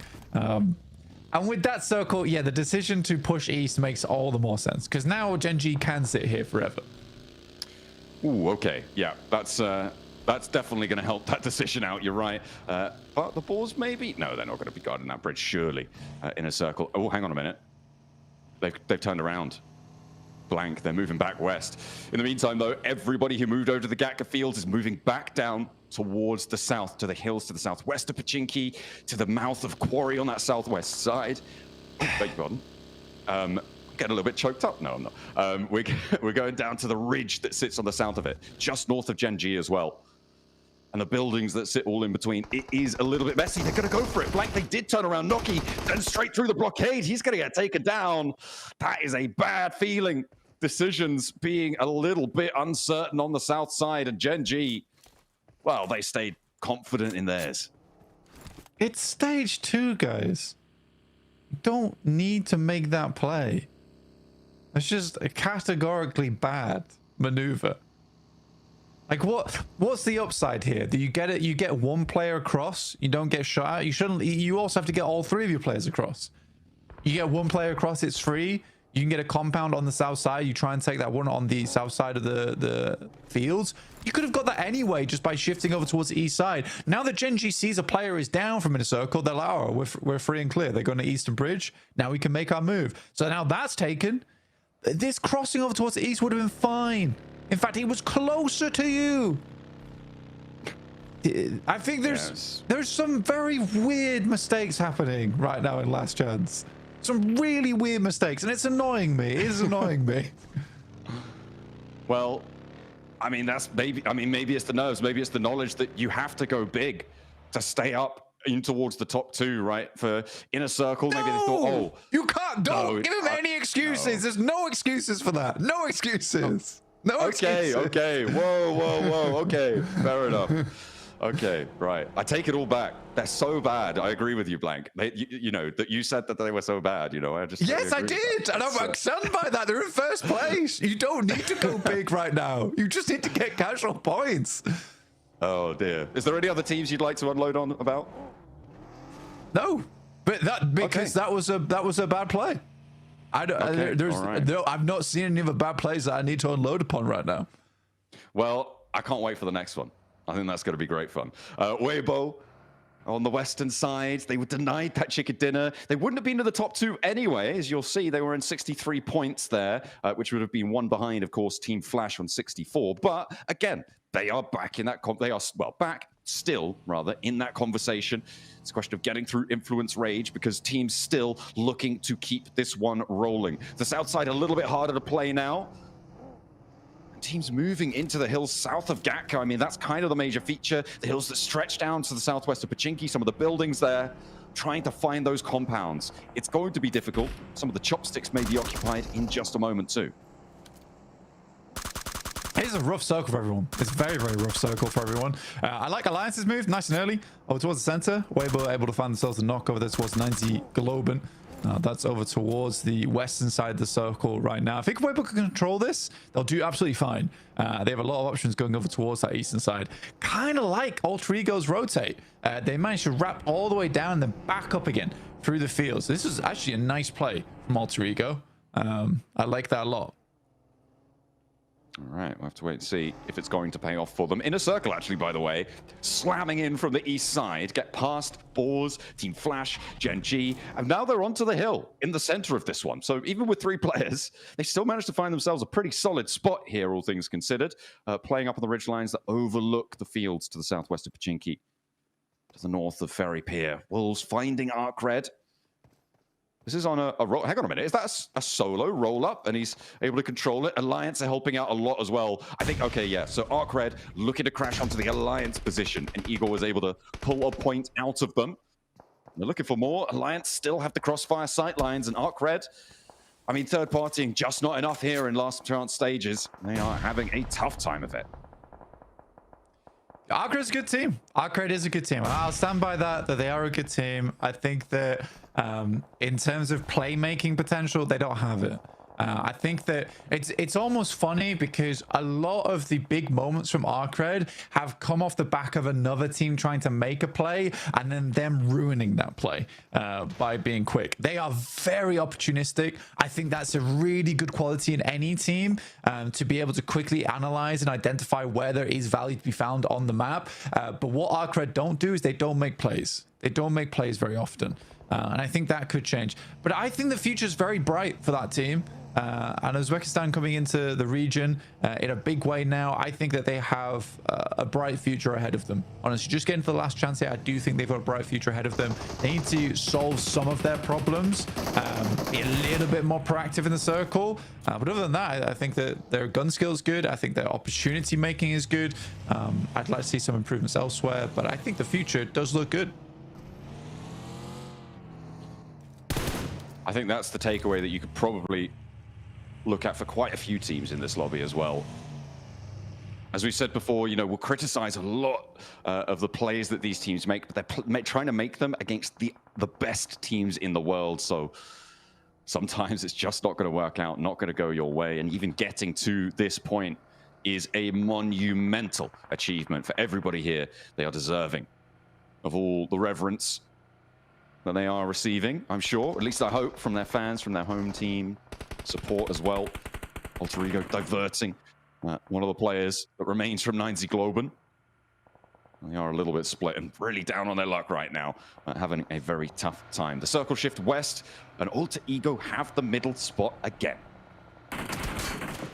And for 90 Globen, it's sort of interesting. I think they were in the they got sort of placed in the wrong house, right? If we're going by Harry Potter, where they got placed in Group Green, because it was such an aggressive lobby, but they were much more of a Group Red type of team, in my opinion, where they make these wide ramps, they play more chess, but it was so aggressive over in Group Green, and they took advantage of that. They really did. In terms of their rotates. Here, the teams are very much willing to make smart rotations, and 9ZG is struggling to find those entryways, which they found so often in the past. Neil Zard is very lucky. He keeps taking shit down. This should finish the job, I'm pretty sure. Yeah. That'll do it. That'll do it. Loops are down, and they are starting to slip now, Blank. The Brazilians not having the best of time, but Influence Rage may be able to keep the banner flying over on the western side right now. As they still are in with a chance. They've got a compound, one of the few solid spots, but kind of crashable for me if I'm looking at a team like Weibo, although the question is, do they want to at this stage? And actually with Gen G bearing down upon them, the ball's also pushing in. I think Weibo have bigger fish to fry right now. Sook holding the first. We'll go for the flush as well. Weibo diverting Gen G, but they're going to slam straight in for the rest of the fight. Spray downs look good. Sook is down and actually flushed away. Gen G giving them a bit of a runaround here, but 93Z with a lineup. Spray down, blitzing Gen G, putting them in the blender. They are not to play the rest of this match. They'll get the res and play on as 3 for Weibo. They're challenging. Team Flash making their move as well, up towards Inner Circle, who've been on this position for a while. IQ split apart from the rest, and now Inner Circle playing just as one. A nice run up for Team Flash to claim their spot back, potentially, because it is still all to play for. Yeah, T24 last alive here. And it's an awkward position on the map to be playing too for T24. So open. You got this small dip. It's a tiny dip, essentially, to work with. But I think that he should be going down in the next couple of stages. Got a lot of this fielded area on the north side. We still have Chopsticks in, like we were talking about earlier with Geekay, holding that one. Influence Rage of a very strong compound over towards the northwest. Question of how long it stays in. Burmese Ghouls out of the field, though, fighting versus the Flash. Attempts to step up, but there is a shot there from along the way. The Flash continues to corral Burmese Ghouls into position. Known having a rescue mission sent his way, but Yatka steps into the firing line, and they will tear them to shreds. The Ghouls having a tough time here out in the open. Ichi sending for the 4 wins now. And Team Flash happy to pick up these points. They've started to rack them up now, Blank. Alter Ego, sure, they're in a center position. They've got some points. Weibo are chasing, though.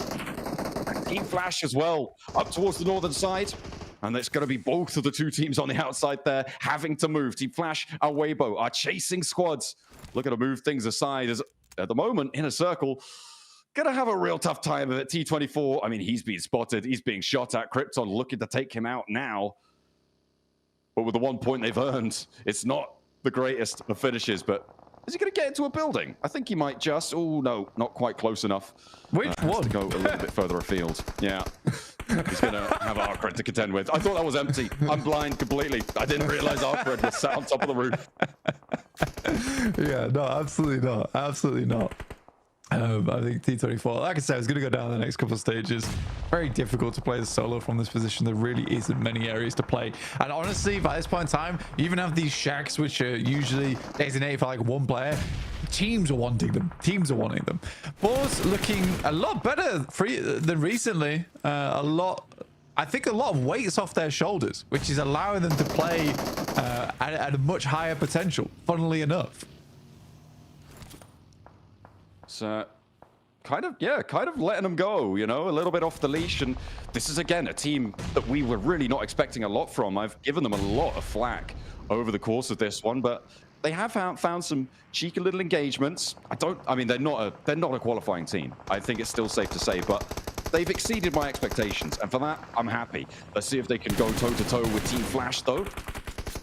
Win does get flushed away, so Team Flash now on 2 players alive, and SnowX is on the swivel. Maybe they're going to exceed my expectations once more, because Team Flash having a bit of a nightmare here. Just the 1 player left standing, and Bose is on low HP as well. Really struggling from up on high, needs to connect, look for the spray downs.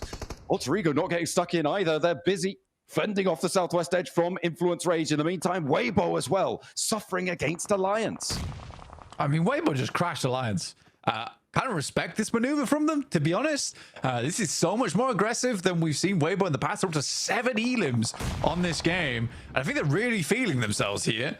After that last match, they made a couple of mistakes, but I think that they are having a big batter moment right now. They're looking for the home run, try and get themselves in towards top 2. As soon as you make that maneuver, you could have played a lot slower, just like Inner Circle, but they don't. They make this weird maneuver on the Western Bridge. I did not like it at all. But for Weibo, I respect it. I really do respect it.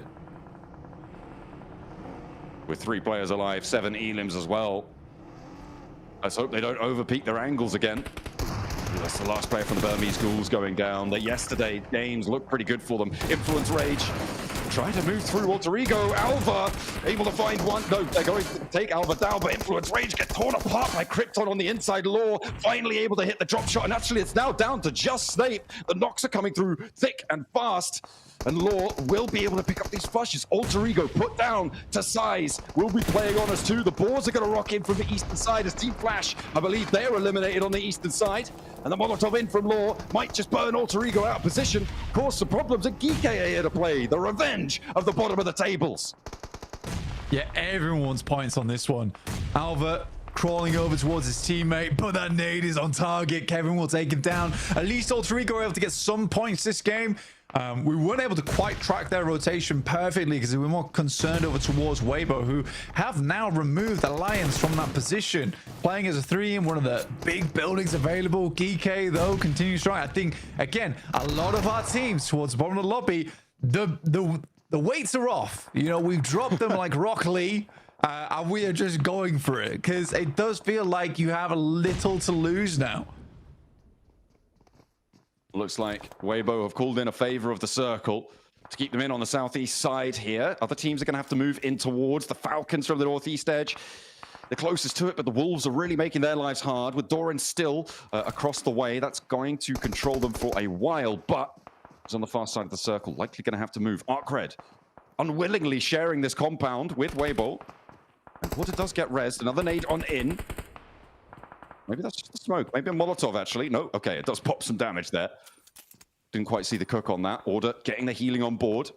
Arcred can't really afford to step too close to this one. Yeah, I think it was a sticky bomb that you sent in there. Ah, okay, that makes more sense. But 8 elims for Weibo. Again, if they are able to push further, I think that does sit them over towards first place, John. If they can get like a 3rd or a 2nd. Alter Ego did push very far in this game with their 8 elims. That's me. Snowix just runs them all down. Snowix is kind of insane. And we haven't had much good to say about the Boars, but Snowix is just a ridiculously good player. And I think that he does deserve a lot of credit. Weibo looking over towards Arcred, and they get immediately taken out. 5th place, I don't think that's enough. It might push them to top 2, but we'll wait and see. But it is fierce. It is fierce towards that top 3 at the moment. We called it on the tower graphic on the right-hand side. It's a dead heat right now between Weibo and Inner Circle. The tiebreaker, though, won by Inner Circle. So it's still just outside. But currently, it's a 3-way tie, including Alter Ego, actually, with 74 points. 1st, 2nd, and 3rd right now. Team Flash, obviously drawing short. Burmese Ghouls out of the running. At the moment, the next closest team is the Wolves to try and jump on up. And they're quite a hefty chunk behind. The Falcons just behind them as well. Arcred and Geeke further still. Koa lands a shot over towards Doran. The Falcons have been trying to move forwards for a while now. They have managed to get into the next circle. The Wolves are struggling to find these shots because Coops is down next. If the Falcons, you're starting to... I'd start throwing smokes and start rotating over. You've got 2 knocks there. Now's the time to push. Clear out the Wolves. Slight delay on this one, in my opinion, but a great shot from Narvalo from the front line there. That should be the Wolves done. It should be going down, but they've got a little bit of tenacity still in them. That's a lovely nade. We'll want some shots. That is a lot of nades, and they are going to land on target there. The backline's now the only thing for Wolves that is still alive, and the Falcons want to add to their Elim tally. Geeke on 10 Elims right now, blank. They keep it going. Doran down, and the Falcons earn their keep for the time being. They have expended a lot of nades, but that resupply comes in very quickly. Look at that. Immediately snagging 6 more. Geeke struggling to move across, and the zone, I mean, it keeps this compound in. Weibo would have loved to have won this fight. They really would have done. I think they gave their all. They already fought Alliance. It was a little bit more of a struggle for them versus Arcred. And great play from Arcred to drop all the smokes. But they were able to pick up a strong spot here. And Arcred actually might get a win off the back of this. They might do. Depends how crunched they get between Geeke.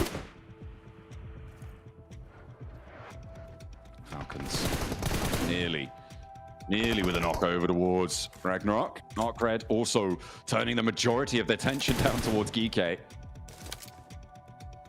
who are making moves and a little bit too late still. I mean, it's just not happening for them. But it's a bit of glory under the belt if you can find it. Ragnarok out in the open. Ooh, he's a bad boy, not quite spotting it.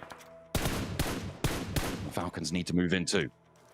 Well, I think the setup from the Falcons is good so far. They're trying to deny sightlines from Arcred over towards them. And when Arcred needs to start moving out, they want to make sure they have the line down from the south side so they can shoot them as they move out from those buildings. And the Falcons don't really want to have to take this fight with Geeke. They'd rather Arcred took those shots and they steal away the points.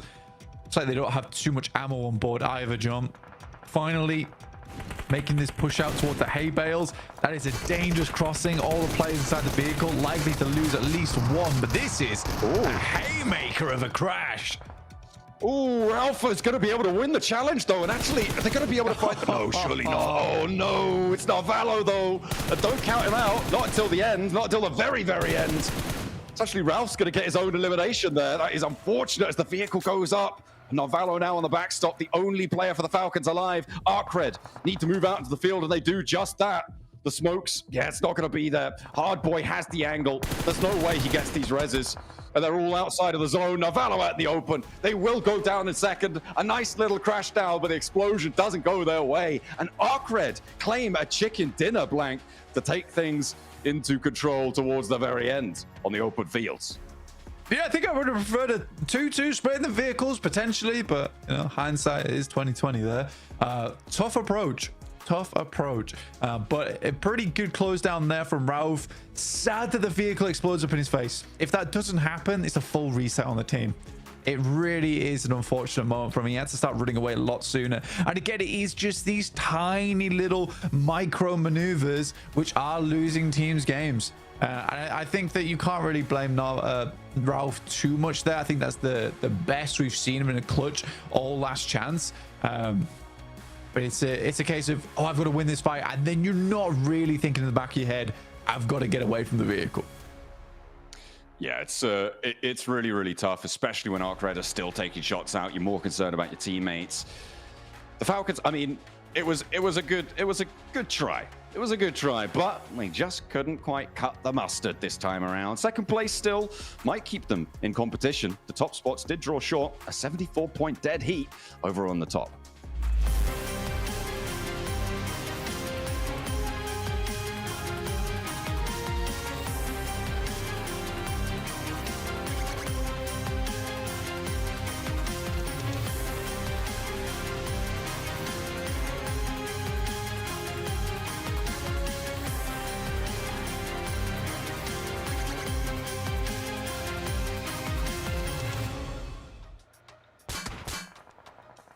And it's Arcred who pulled out the chicken dinner for match number 2. This endgame was just wild, Max, man. Falcons getting pushed on by GK. Break it down for us. I mean, it just got a bit messy, really. I don't know what to add onto this. I get the idea of Falcons trying to go onto that fight to take the angles away from GK. The thing is, you're not even in a great position in the circle itself if you win that fight. And the rotations early game were great, and they're keeping 4 players alive until the very late game, that was one of the big points of improvement I wanted to see coming out from this team. But that late game push, I think going for GK here, Niptura, was maybe not the right option. I think there was another fight that you're thinking they could have taken earlier on this match. Yeah, I think that the way they played this, going for GK was the only way they could have played it. However, I want to go back ever so slightly and go, when Arcred were fighting Weibo and Alliance, I think Falcons should have third-partied that. That would have been a completely better option, because then you have actual control of that compound, and then you're the one in control of the zone. You're the one in control of GK as well, who had the field. So for me, I would have much preferred a full send onto a third-party position on that compound.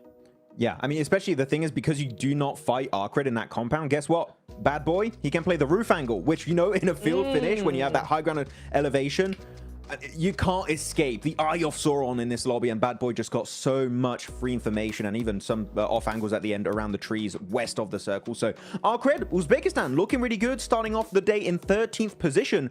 I wonder how high that's going to push them here, Hot Jukes. Yeah, it's going to definitely push them up a little bit. They've still got a long road left to go here. And the trial is only going to get tougher, because as we start dwindling down here in the last day, teams are going to be just that much more desperate. This hot drop, though, Max, man. Did we see this hot drop coming? I mean, hospital of all places? Yeah, he was trying to be Sook. And he's trying, though, talking about a bad play there. In a circle. They knew Genji were there. They scouted them. And they still send it. I mean, good on Genji, because I feel like that was a good idea to defend it, because you're clearing your back while trying to transition in the later stage of the game. But in a circle, why delay that Eastern Bridge rotate? That one did confuse me quite a bit. I think they were trying to pull a bluff and kind of go, listen, Genji definitely not going to be here. The zone's pushing them away now, and unfortunately that was just wrong, right? But yeah, they should have taken the Eastern Bridge. We saw it with the Eastern Bridge. We saw them do that in the end, and they survived a lot longer for it. So yeah, that would have been the better play, just to go for that and full send that. But you know, again, just at least they only lose one, right? And they get further ahead in the game. So hopefully not too much of a bad game for them here. So looking at this final fight, we did have SnowX popping off. I think he got a double nade at one point. A great play on that southern edge fight.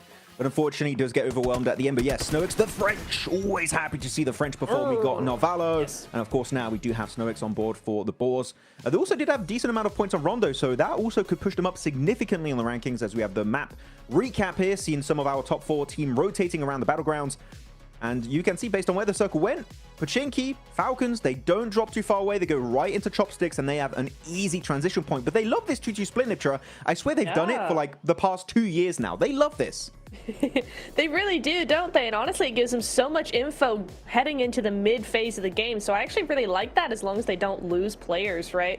But we will see them kind of keep off to themselves. Save for Arcred. Arcred had that one half of the compound for a very long time, just really chilling there, able to keep their info, keep their utilities strategies as well till the end game. I also really liked what we saw here from Falcons. They move up onto this little bit of high ground. It's very similar to what we saw from them in one of the games on the group stage, where they were able to really have a dominating game based off of that high ground, that rolling hill. So I'm really glad they remembered that and utilized that again here, because again, it gets them 10 points on the board, and with how close the leaderboard is, that 10 points is looking really good for them.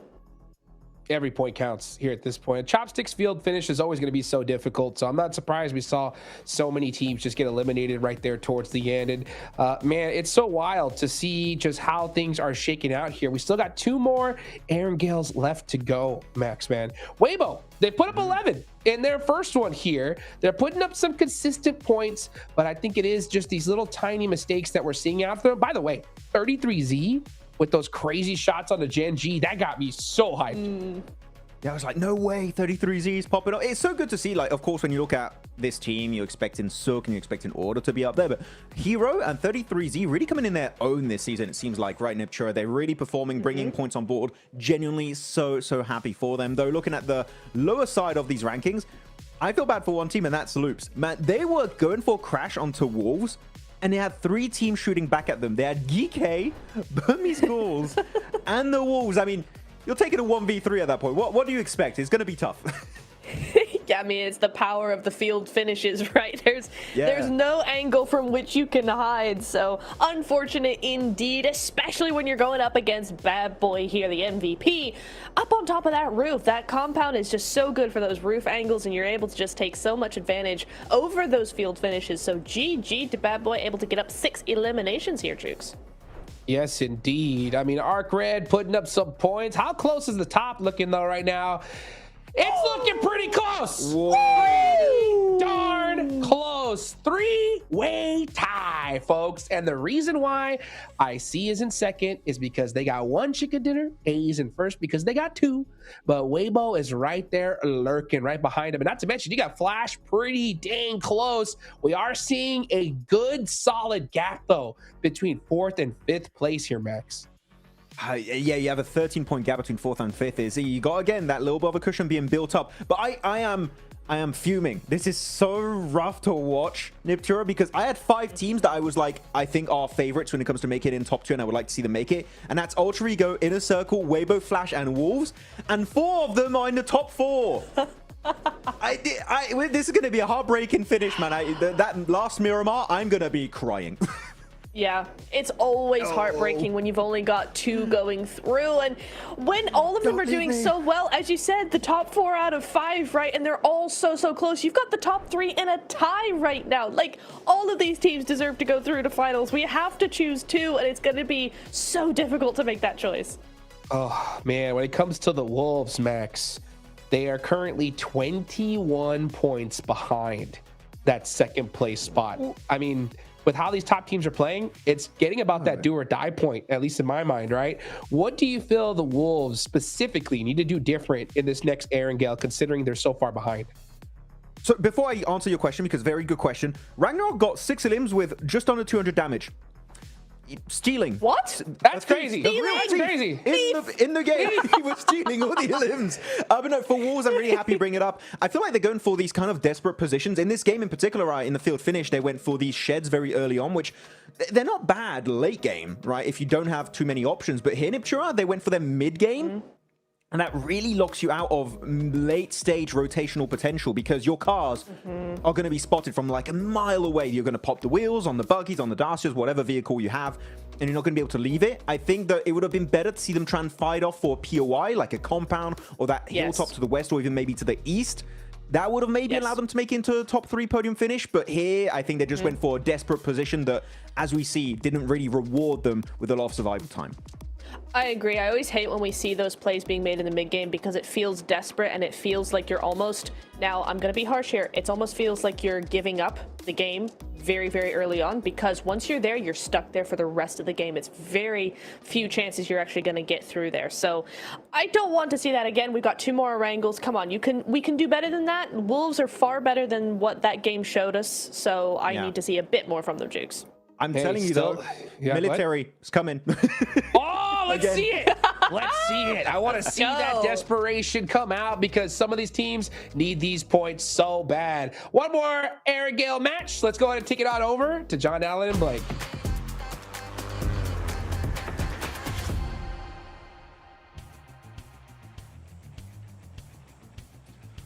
Oh, we're getting close. Oh, we're getting so close. 9 out of 12 matches. This is our 9th. Will it be lucky number 9 for one of our teams? Looking to break that tie at the top spots, the top 3, looking to try and make some division between them, try and open a lead. The plane path on the west side here. Maybe we'll see some vehicle hot drops, teams looking to break out towards the east, but we're going in again. This is our second Erangel today and our penultimate Erangel of the last chance stage.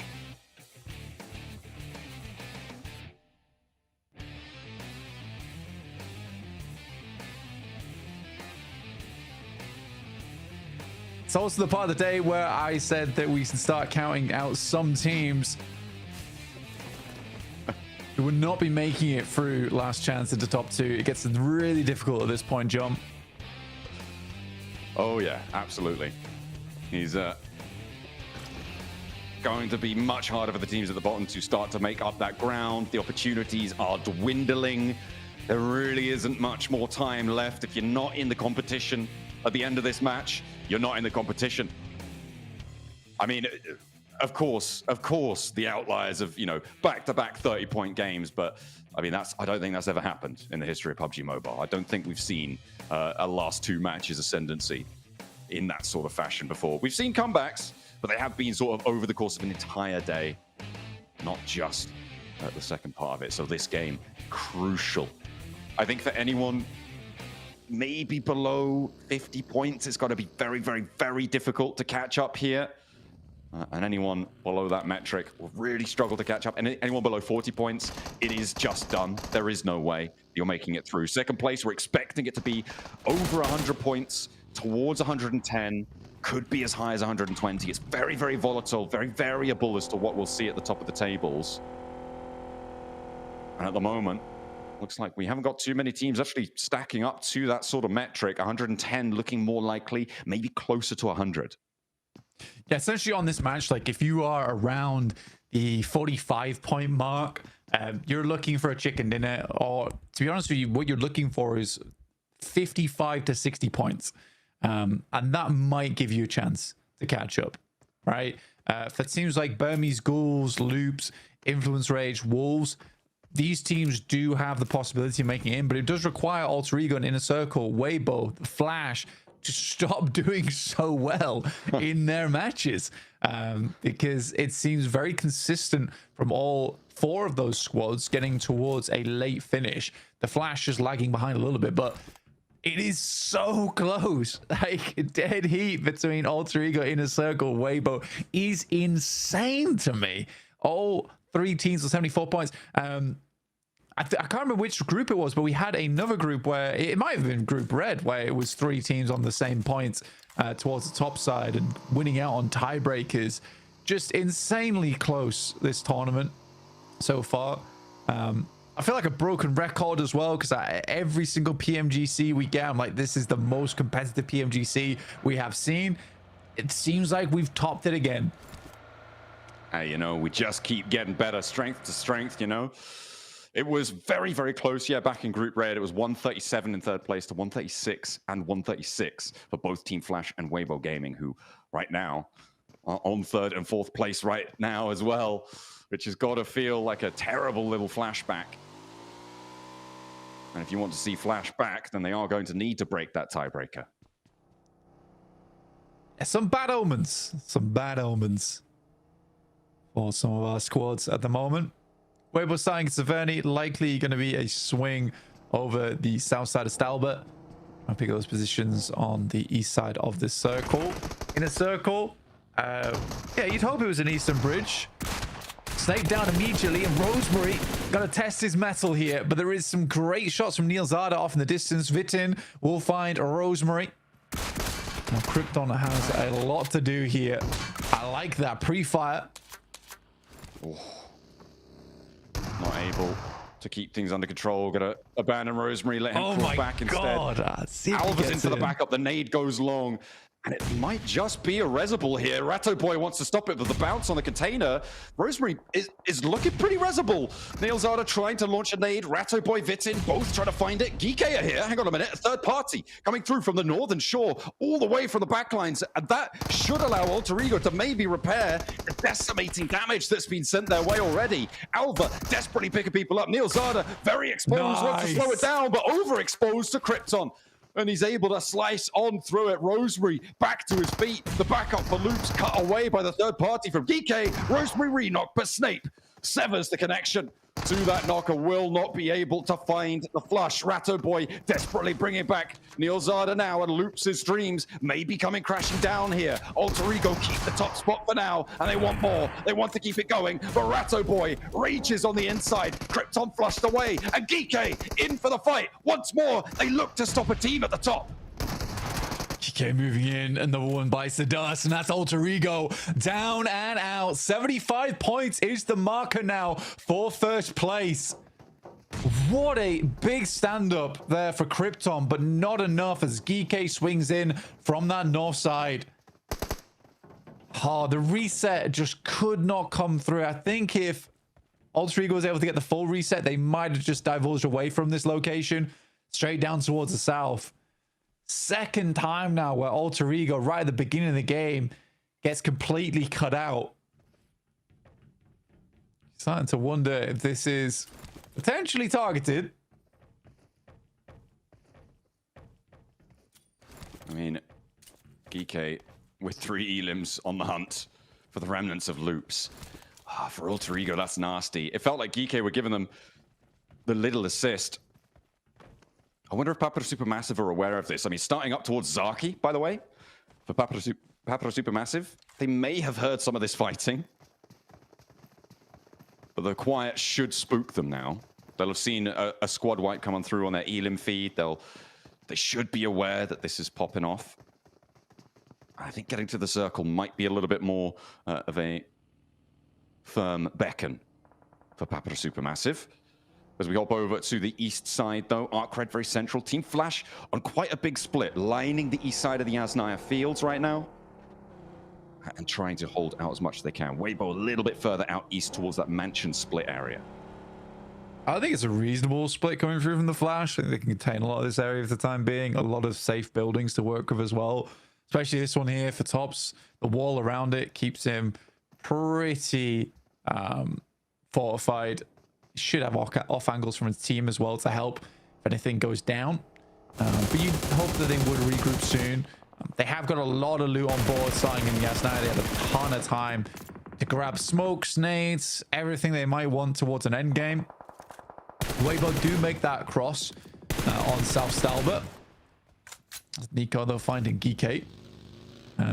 Geek kind of an annoying squad right now for a lot of teams, I imagine. We are nowhere. Also, I will say, though, for Geek, I really did like that rap, right? Where they saw over towards Loops. They did a lot of damage towards Loops. They were like, okay, that team is in a struggle bus city. So let's wrap over towards the other side and try and take down the other team that seems to be taking a lot of damage trying to get the reset. So it was a smart move. Hard southeast shift. Goodness me. Ooh. So we're over towards Lumberyard. Boars do have an outpost already set up there. So good foresight on that one from them, trying to take as much area as possible from where they were playing. Foresight might not be enough, though. You need to go for the 5, 6, 7 site. In the end, Redox spotted out in the open. A very wide split for the Falcons. They were hedging their bets on this one. Well, they do get spotted with one of their players. They'll play on as 3, trying to make their way down south with the rest of them. Team Flash, I mean, picking up a point for Team Flash is good. Every single point matters. And I mean, this is what we were talking about, right? With points denials also being so important. We've seen several be denied over the course of the games here in Last Chance and over the course of the tournament in general. And it would break a tiebreaker like this, right? It would put Weibo above Inner Circle or vice versa in scenarios like this, which is exactly why we talk about it being such a viable strategy in these really, really close scenarios. Kind of surprised by Weibo's approach on this one. They actually send hard down towards the southeast. Towards the dead trees. Pick up the compounds that sit around there as well. Bit of a gamble from Weibo trying to get further into this match. Now Valo gets spun out. We'll have to reverse that bad boy across the grass. Arcred may just chase him down. That's Falcons down towards, I think that's 3 players. I think one player is very low, or it is just down to... Yeah, just down to 3 players now. So they lost Redox. Yeah, on that rotate down from the south side after playing that large split. Arcred not wanted to stretch out too far, and I think that's probably sensible, given the circle right now. Teams will crunch in around them, and if they get embroiled in a fight for too long, it will get third-partied.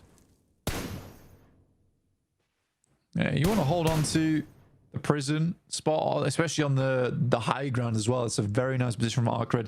Maybe they could have got something done there. Like I said, quick flex out, but I think the high percentage play is just to stay there. For the Boars, who are currently at 47 points, they do have a real chance to get up towards the middle of the pack and potentially hunt down some of our top teams. With Alter Ego already out, it gives slightly more time, right? We add a little bit more to that stopwatch for some of our squads trying to move through towards the top side of the lobby. Ray is just spinning out of control. Hitting with the Beyblade. Trying to make it work. GK on this northwest side. Of course, losing one of their players earlier on to Papara Supermassive. They are still on this north side. Next circle. We're going up towards the prison. Oh, a big feature of the circle. That prison ridgeline that Arcred hold is a break point for teams moving up towards the north. For Alliance, for Wolves, for Inner Circle, Gen G, Weibo as well. It's going to filter teams left and right of it. And I would not be surprised to see a couple of teams trying to put themselves in shackles and send on in there. Well, that's a last-ditch scenario, right? If you are a solo or a duo, maybe you play prison, but it does become sort of unplayable area. You don't want to end up in there unless you're in zone 7, 8, and it is on top of prison directly. For Weibo, very quick approach back over towards Lipovka, scouting out that area, trying to control the ridge on the western side. I think they understand that they can't get the majority of the area there. So they're just going to sit this one out, it seems, over on the coast. The GK sending in here early is interesting, in my opinion. Big dogs in the prison yard. I think they're more prisoners, honestly. just prisoners. Oh yeah, big dog in the prison yard. Little minuscule terrier on the outside right now. I mean, you rock up there, you're going to have problems, but are you going to rock up there? Well, Loops seem to be scouting it. They go in as well. Loops are going in too. Loops are going in with Geeke. They're going for the lock-in. And Loops in a really important position, although to be fair, Loops are 2, so that's kind of more excusable. Yeah, like I said, as a duo, it makes sense. For Geeke as a 3, I just don't really get it. Yeah, I think Geeke is just maybe unconfident in their capability to fight out for position around here, and they just want to survive. Just fair enough. There's a lot of riding on this game. But for Geeke with 38 points, feels unlikely. Maybe they're just wanting to get, 10 points on this match, just keep pumping those numbers. But again, that is hoping that teams towards the top aren't doing well, which right now they wouldn't be wrong.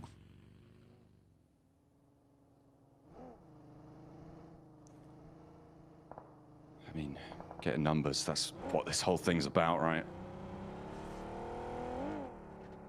Getting those. You really want a 1 or a 2 next to your name at the end of this one. Those are the only numbers that matter, really. At the end of the day, Wolves playing on the southwest side, close to Alliance. The Wolves, a little bit of a fall off today, but still just about in with a chance. Really at the bottom rung, though, of that ladder, looking to try and climb up on 53 points. It is big games they need for the rest of today to jump up and compete. Unless Alter Ego keep going down with single-point games, if Inner Circle and Weibo do the same, maybe they don't need quite as much, but the next circle will pop in as well. If we go to a prison finish blank, I feel like I'd absolutely love that, but it would be terrifying for our players. Izzy Globan rocking up to Burmese Ghouls. We are closing in on it. Don't enjoy prison finishes personally, but could be the way forward. I mean, Arcred do have sightlines down towards it, but again, it's this massive glut of teams down towards the southwest. You all have to journey up there soonish. That is a slight slope they'll have to make their way through. So likely the Alliance, Wolves, Falcons, Inner Circle, in fact, will all need to battle off against one another shortly.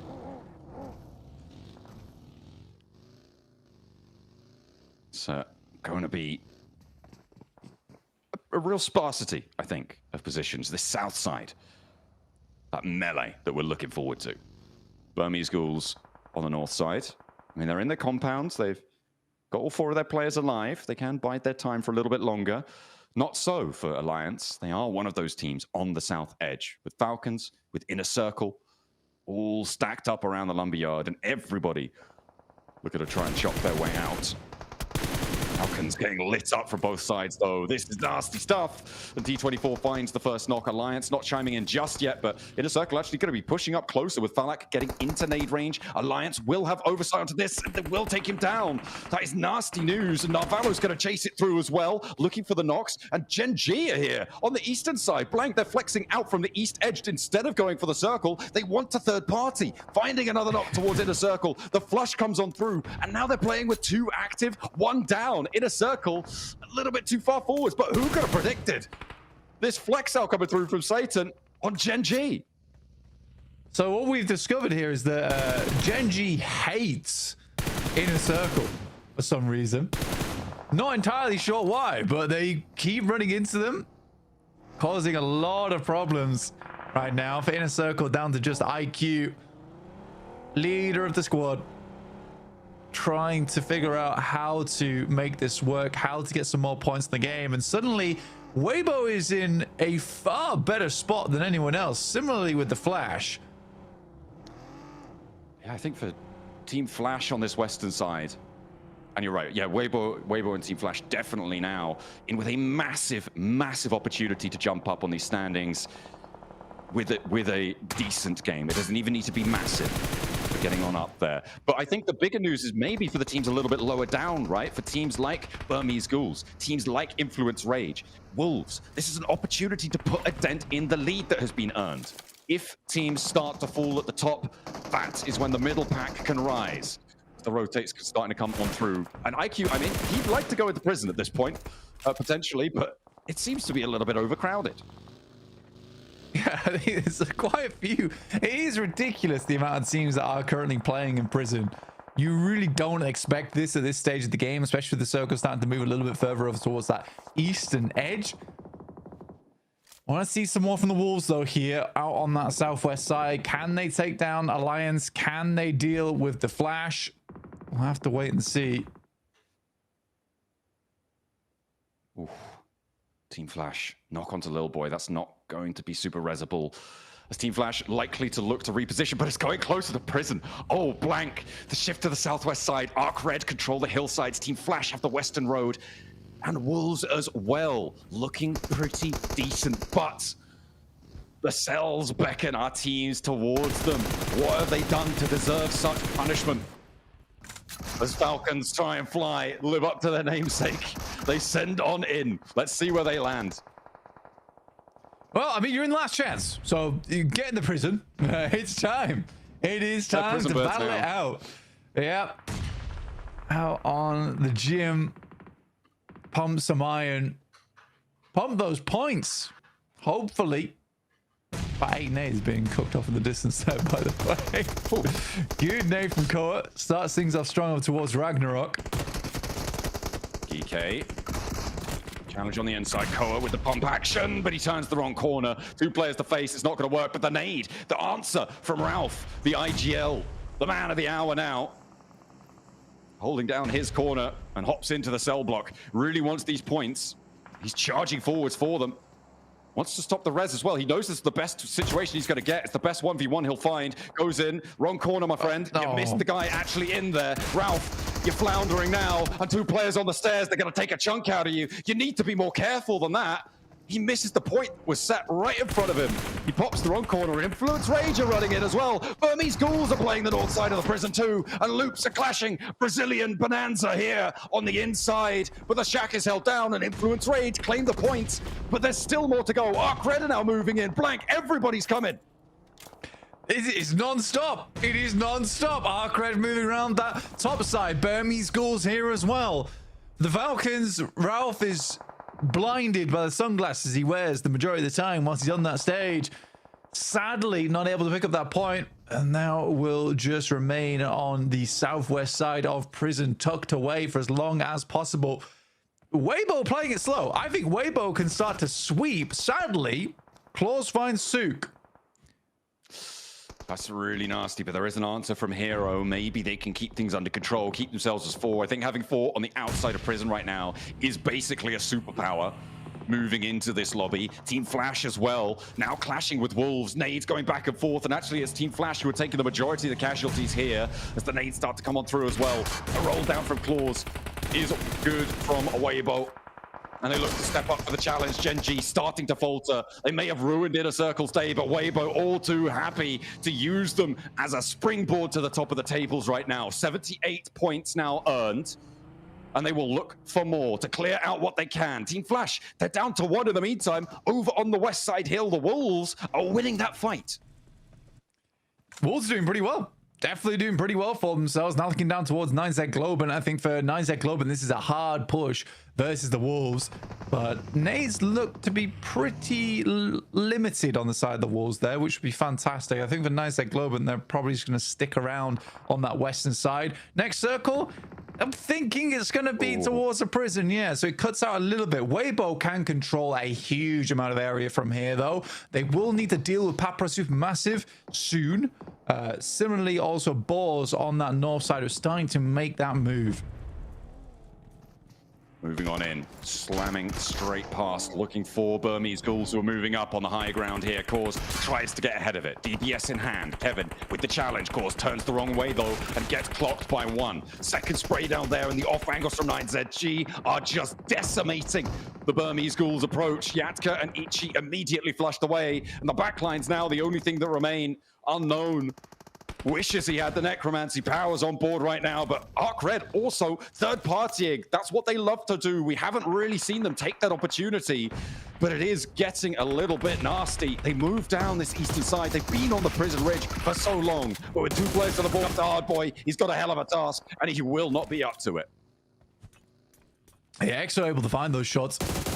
Weibo's taking a really long split out towards that eastern side. They do find Tron B from Papra Supermassive, and Nate goes long, but it's not long enough, or is it? It's right on Sook's feet. Not going to stop him, though. My man's still running, still going, still racking up miles. Needs to get his steps in. Cause Nade over the top doesn't land on towards Remix on the north side.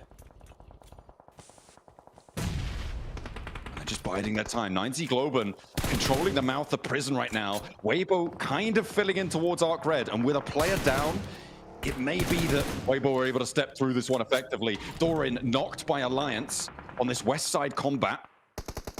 Wolves able to have dispatched the majority of Team Flash, but Alliance able to extract value in the meantime on the west edge. Flash actually being the ones to take those shots over towards 9Z Globen. They were playing inside of prison right now. They're on the western edge, but it's Weibo to step up. Snugs now fallen behind the buggy. A couple of tap shots will do the trick. Ammo does not seem to be a problem either for Weibo, which is a really big deal, especially for that endgame when taking a lot of shots down towards the inside of prison. Oh, Colin got moving through the boards. Here to play 12 teams up, and they want to try and make it 11. They will bust it down 1, but 12 teams in zone 6 is crazy. Finally, we lose a second as well as the Wolves are taken out by Alliance. And now this ridgeline for Alliance becomes very strong. The transition out to the east side, though, a little bit more dangerous.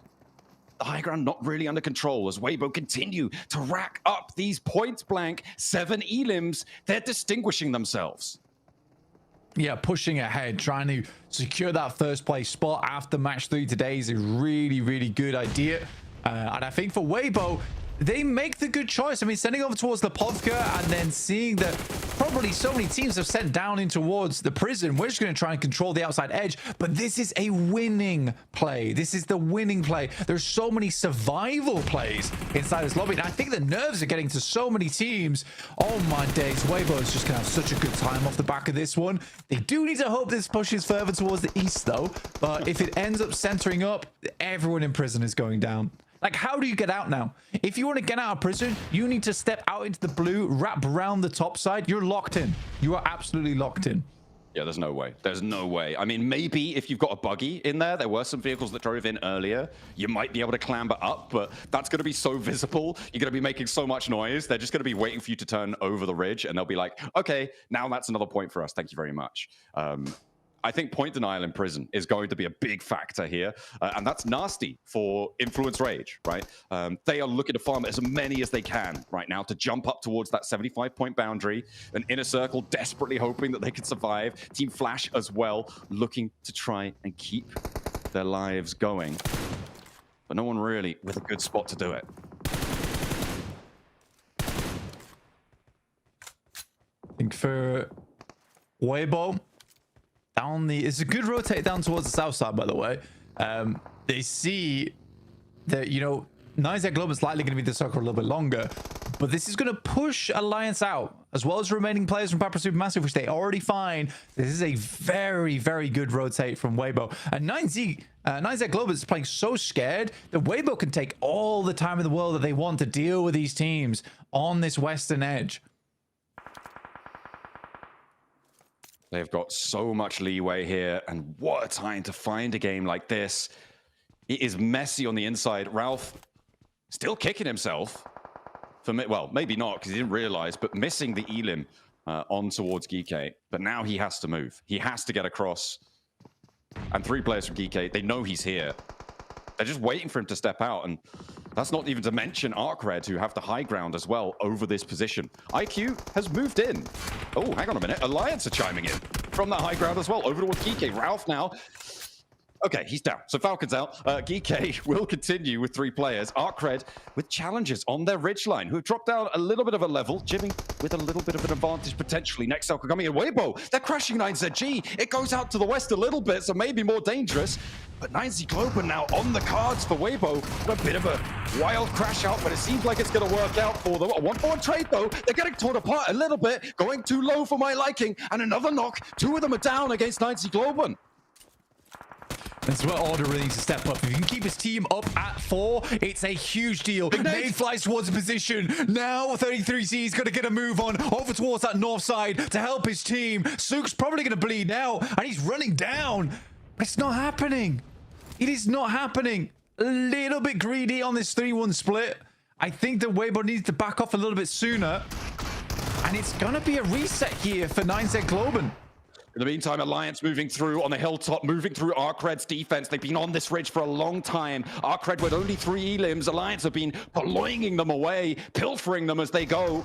Weibo getting run down. I mean, they went for that crash. They crashed into 9Z Globen, and they didn't need to. You said they could bide their time, and it's all come down around their ears, but they are still in first place for now. We'll see how much further they can go. Arcred getting pushed aside. Alliance want to be in the conversation again. And moving through on this side, Weibo now officially down to 1 player. It's sort of where you just hope for the commits here from the teams a little bit more. But again, I think that this is the one instance where I can sort of excuse it, where they do just want the high value play. They went for the 3-1. It's not bad. They just lose the fight. Olio wants to clear this one out. A scrap in the prison yard is still going. It's the lawman to stand for Influence Rage. Trying to keep all the prisoners in check. Gets a nade over towards Ragnarok as well in the meantime. Diego flushed away. Geekay proving to be troublesome. Taking down his 2 teammates there. The next zone closes dead central. Blank, I think it's just up on the high ground ridgelines, if I'm not mistaken. It is pretty close, though. A little evil severance on that circle. And there's 2 fights that matter. The top and the bottom. Influence Rage getting far into this match is huge. And in a circle. Sneaky. IQ spotted. I think that's Geekay. Yeah, he's done for. No, hang on a minute. It's Alliance from the high ground. If I 33Z, basically, he needs a top 3. It'd be hard to do, though, especially from his position. He's getting pushed in. He's down now. So Weibo got out in 6, so not a whole lot of placement points found. So it doesn't shove them further up the tables than they quite like. 9Z Globen, though, 10 elims, but in 14. Alliance, though, 10 elims in 9th. On 51 points, getting the placement points already is going to put them within striking distance, but their move off of this hilltop is dangerous. It's dastardly. Law is swept aside in the prison, and Geeke going to try and hide underneath this one. There's a potential for it to actually close with the overhang. Alliance are getting pushed aside now. In 3rd place, they'll get a lot of points, and they may be able to make a little bit of a bid for freedom. This was the last game that teams had a chance to make it up, and maybe Alliance have done enough. 9Z Globen wanting to find Geeke, but is it central for them? No, I don't think so. Geeke may be looking to deny the points, but for 9Z Globen, I mean, it is still too little too late, right? Right? Yeah, right? Maybe. I don't think 9Z. I personally don't think 9Z Globen's getting another big game. Personally, Safji should be going down next. Should be. I don't think they have 2 more nades to work with. They're trying to isolate the angle. I think it's tough though. Needs to step out in the blue. Not taking damage. The burst on the top. They're going. He's going over the top. No way. Geeke. What are they doing? They had the center of the circle. Blank. 9Z Globen lemming themselves off the edge. And Geeke, I mean, they're all smiles. They sent it into the prison early. Blank, you hated the play. But it was a prison win coming out for Geeke. Why did they do that? This is the team that took down Weibo, by the way. Who do they think they are? Stop it. Misbehaving. 9Z Globen, I mean, hang your heads in shame. That's right. You should be unhappy with that. Yeah, that was something. That was definitely something. Really, just can we pay some respects to that team, please? That was, yeah, I don't even want to talk about it. There's been so many weird maneuvers throughout Last Chance. I'm more in my mind. Well played, Geeke. Incredible shots from the UMP. Well done. I mean, crazy. Geeke went in early to the prison. They never had to leave. They were able to take a chicken dinner. I don't even know. Desk, tell me something to keep me sane.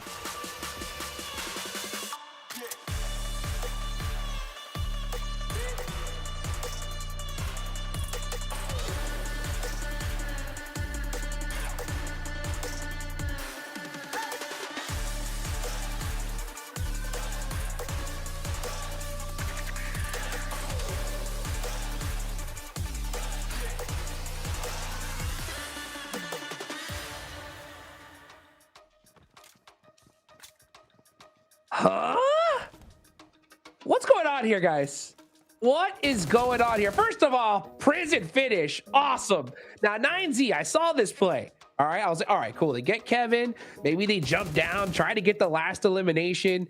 And then we just saw them fly off the top rope and 2nd place finish.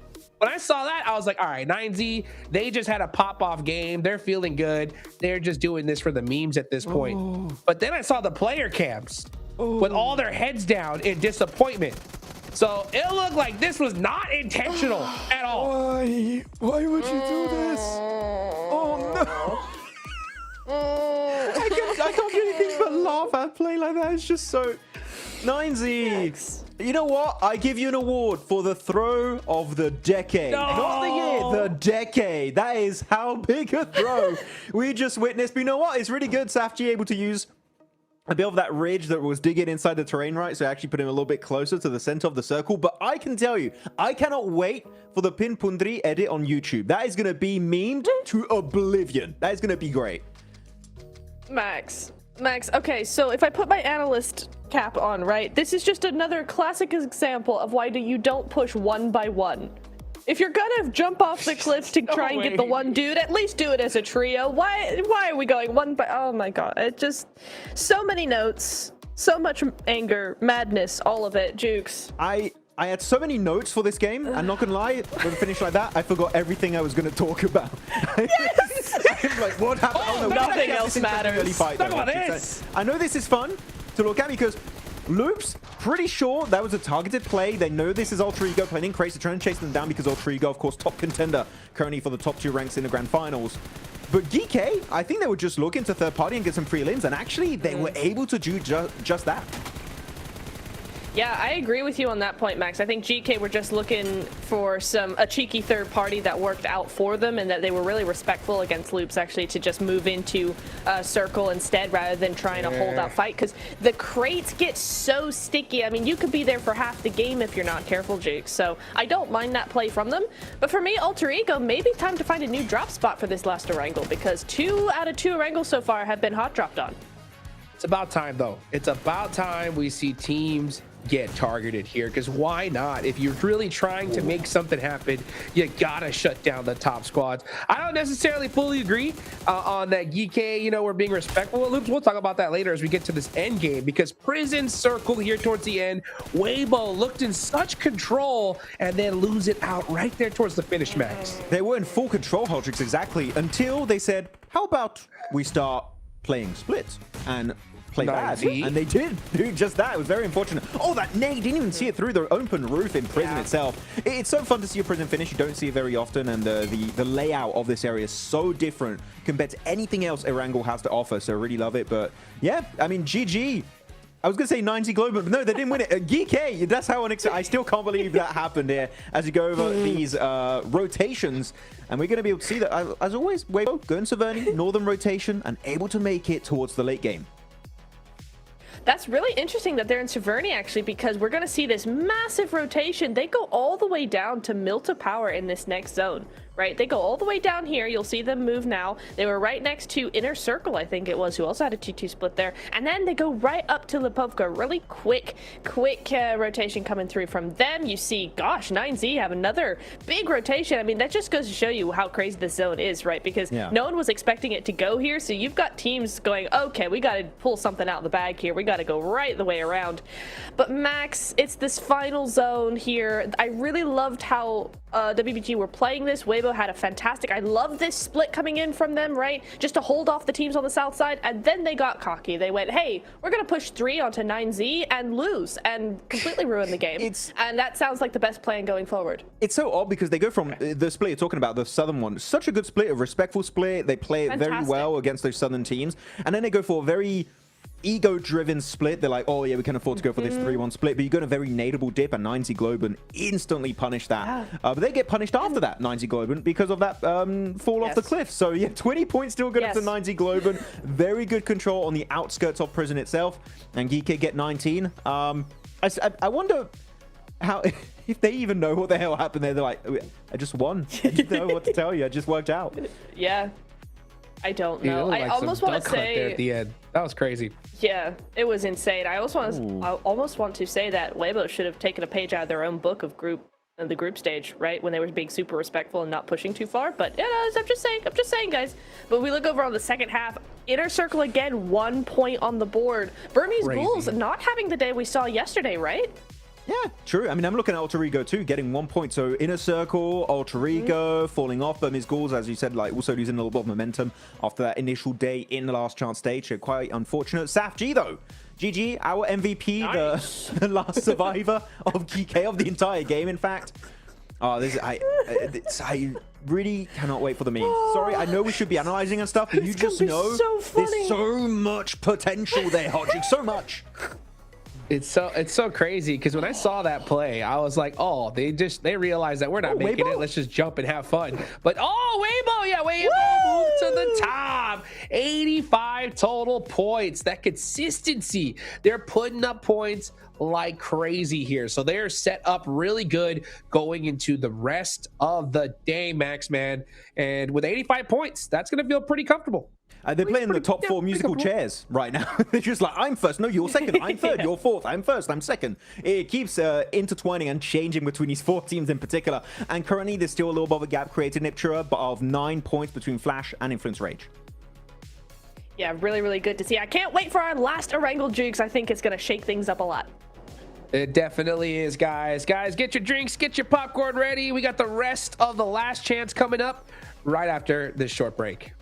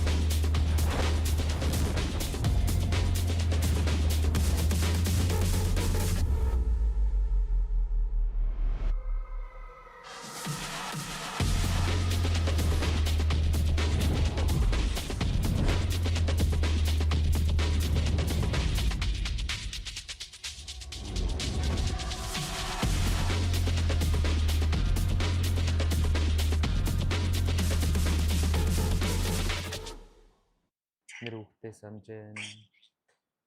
Миний хэд дэлхийн авраг болоод хүрээдэг гэж үзэн юу?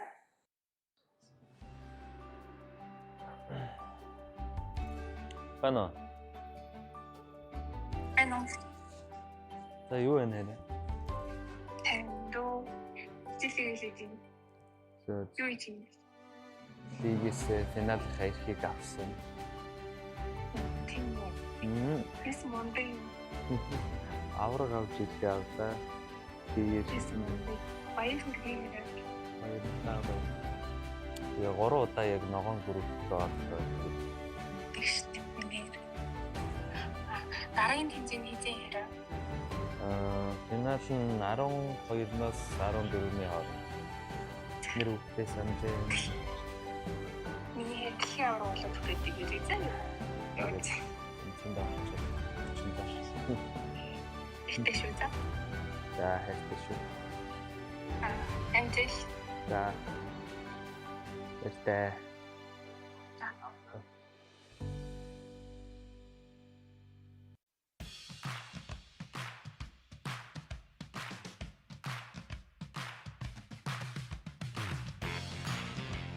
3 matches remain until we find out the final 2 teams that are going to be joining the rest of the squads in grand finals of the 2025 PMGC.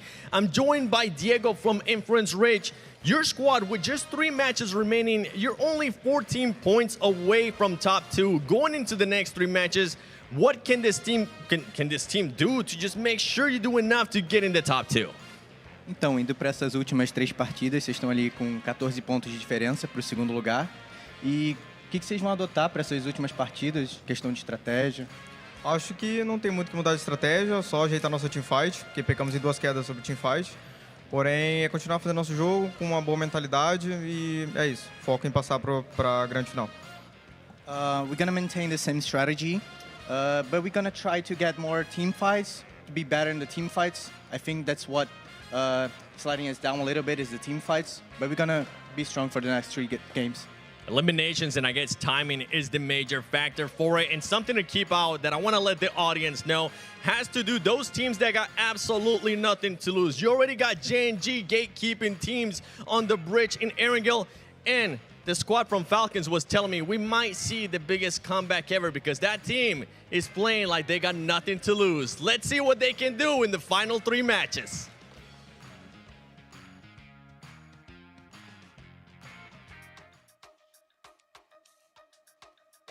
That's right. Nothing to lose, man. There's a lot of teams here that need to pull something out big if they want to make it into that top 2. Now, looking at the leaderboards, guys, we got quite a few squads that are in that 50-point range, right? And we'll talk about that in a second because we got to give some love, of course, to the Infinix GT30 series, the official gaming phone of PMGC 2025. Engineered for precision, performance, and victory, empowering every gamer to hashtag be the one and outplay the rest on the global stage.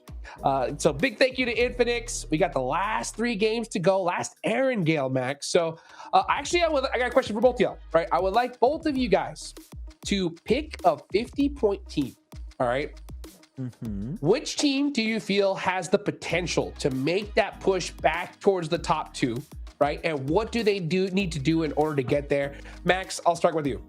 Oh, I'm going to go Wolves Esports. I think that Wolves Esports have been looking really good in the past. Not the best day for them, unfortunately. The main issue we saw on Erangel is not going for these big game-winning positions, just trying to survive, and unfortunately kind of shuts down their later stage potential to rotate. And in this case, 9Z kind of did what I was hoping Wolves would do that previous game, which is just leave that western cliff because he was going east of prison, and unfortunately they don't do that and they get caught in the midst of that rotation. So I think Wolves can make it if they do that 1 adaptation in their next 3 matches of the day. Oh, that's interesting. I think they need to up that aggression. No. I don't know. I see them getting Same. positions and they're just not hitting those fights. What do you think, Neptera? No, I kind of agree with both of you. I really like the macro that we're seeing. I like that we're seeing them further into the game as well. We're seeing them more often in the late game, but I do agree the aggression just isn't there for me, particularly in this game, right? We were talking about they just made the full send play to the shack, and it's not very aggressive. It's kind of desperate. I'd like to see more of that thought process being put into those micro movements, into the aggression. So for me, yeah, Wolves could definitely do it if they make those changes. So I kind of agree with both of you on that front. For me, though, if I had to pick a team, I'm going to go with the Burmese Ghouls, because for me, they've been such a great team. They've been such a confident team, like we've been talking about, right? We saw such a different side to them yesterday, but today they've been so quiet. It's like they're in the Gauntlet, or the group stage rather, all over again. Like it's like day one for them, and I really hope that we can see them come back and come back stronger the way we've seen them before, because when they play like they did yesterday, they're a really good team, but they're just not being the team that we saw yesterday today, and I need to see that from them again. I fully agree. I think all that confidence we've seen them build up throughout the course of this PMGC 2025 season has just kind of fizzled out today. It's very odd to see. We're not seeing that confidence anymore in these games, and they could still bring it back. There's some hope there, but unfortunately, when you lose that steam, the Burmese Ghouls don't stand up to me as a squad that, on a dime, they can instantly get back in the zone and get back in the mood. So I feel like they lost the steam here, Hodgix, and I don't think they're going to get it back. I know it's a bit brutal, but I just don't see it happening currently with what we've seen on a bigger scale of this squad. Oh, man, these I'm looking at those last two Miramars with dread, because it's going to be so difficult for a lot of these squads. I think a lot of them are going to realize that it's over at this point, right? With all these 50-point teams, they need to win this Erangel. And honestly, they don't need that. They also need to find a way to stop Weibo from getting any more points. We saw some targeting in the last match with Loops. Do you think we're going to see it again here, Max? Well, I think we could. I think Loops are hungry to initiate that ascent in the top 2, and they're going to try and secure that position. Maybe this game, depending on how things go, they could definitely make it happen. They're currently in 6th position, 57 points. One banger chicken dinner, Hodgix, and maybe we could see another America's team here make a push towards that top position. Well, we heard Seven say the Falcons were looking to make a historic run. They're going to have to stop one of the top teams as well. Let's see what happens. Will these teams take fate into their own hands? Final Erangel of the day. Max, let's see what happens here.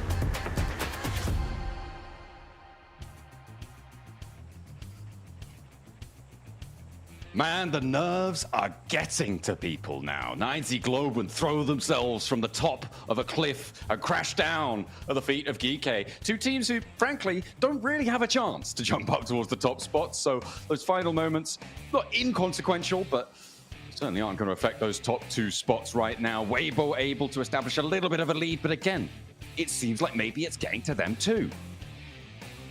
It's only a small amount of a lead. I think that the 3-1 split was not bad. I think I would have preferred the 4-man push there. But again, they were trying to account for so many scenarios where potentially Alliance pushes out. I think if they knew it was Alliance, they probably would have gone for the 4-man push, because they would have realized Alliance is unlikely to push that. I think Alliance is a bit more of a passive team. But again, it's what you do now that really counts. But I think for Weibo, it was okay. It was okay. It was just they got outplayed. Realistically, they did just get outplayed on that northern edge by 9Z. It looked close. It did look close. In the meantime, nice playing path from the west to the east on Lipovka. We're going to have a stage report soon from 7, catching up with some of our players, or just going over how the day's gone and what he's been observing. Yeah, I think that's more likely. Probably not wanting, 9CG definitely not wanting to talk to him after that game. They will have pushed him out of their booth as fast as they can. Weibo, of course, had a little bit more of an option. A little bit more of a chance potentially. But they again threw themselves at 9CG. I suppose 9CG were like, well, you know what? Fair enough. Like, we got these points because Weibo basically allowed us to have them, right? So it's only fair that we donate them back to the lobby. So they weren't losing their points so much as giving the points that they'd been given forwards. And, if it isn't the season of giving, then I don't know what that was about. Because, yeah, absolutely crazy. Geeky, though, they're hoping that they could do it again. Alter Ego, they switch away from the western side. They're going to drop over towards Lipovka this time around, go for the Lipovka split. So 2 players in Lipovka, 1 player down towards Prison, and then another player up towards Mansion side to get away from all the action that's been occurring on that northwest edge, which I think is completely fair to those guys, all things considered. EK in their hovercraft moving over towards Sosnovka to start in Novorapnoye nice and early. Also grabbing hovercraft, very useful for them, at least in this early game. If they can get it towards the late game, even better. At the moment, a tiebreaker for Alter Ego on that bubble. Second place, but only just by the skin of their teeth. A lot of teams left to go. We're heading over to the stage. Seven has the report. He's got the lowdown. He's got the goods. Let's see what he's found out. Welcome to a quick report with the 7WG. I heard the devs wondering what happened between Alter Ego and Loops. Wondering if Alter Ego was maybe hot dropping them or if Loops was hot dropping them. It turned out to be just something with the rotations that they were doing. Those teams are going to be looking to make sure they don't end up with the same rotation once again.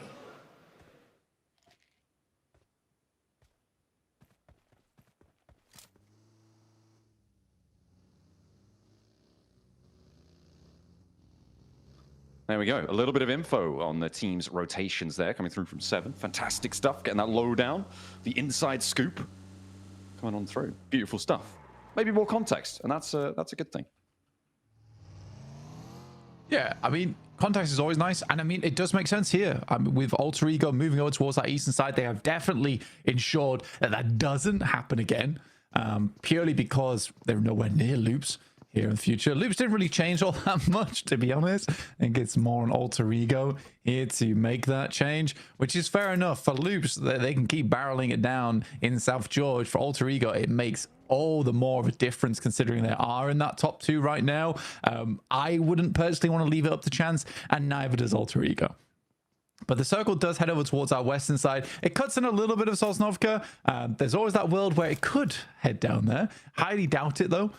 In the meantime, most teams will be preparing for a fields finish or over towards Quarry side in Primorsk. So you're getting a lot of these wide splits in areas where it's sort of feasible to do so. There's a lot of little compounds here and there that are available to be picked up that you can sit in and at least have some oversight of what happens around you in the circle. Getting that scouting done early, very important. Curious to see how Inner Circle deals with this because GK are on their eastern side now. They are not alone in Sosnovka. See how quickly GK does want to leave if they want to gatekeep on that side. Inner Circle, honestly, I am curious. I don't know what they're going to go for. It's always a gamble. It's always a risk. They're on 54 points now, blank. And I said maybe it wasn't super consequential, but actually, you know, maybe they could do it, you know? Maybe GK can make it in. It's very unlikely. There's been a lot of teams really pushing for points. I think that you're right that GK could do it, but to think that if you asked any one of us here on the broadcast if we think GK is going to be in top two, I think we'd say no. Regardless, they're giving it a good shot, giving it a good go. Arcred finding shots over towards Gen G, who are down the southwest side, helping out, honestly, in a circle, who probably could make that rotate now that they've lost 3 players. But that would require Inner Circle to... There's a lot of mind games here, because now Inner Circle will have to be very brazen and make the Western Bridge crossing again. But this time it is easier, but they don't know that. I mean, that is true. Potentially a little bit more, a little bit softer.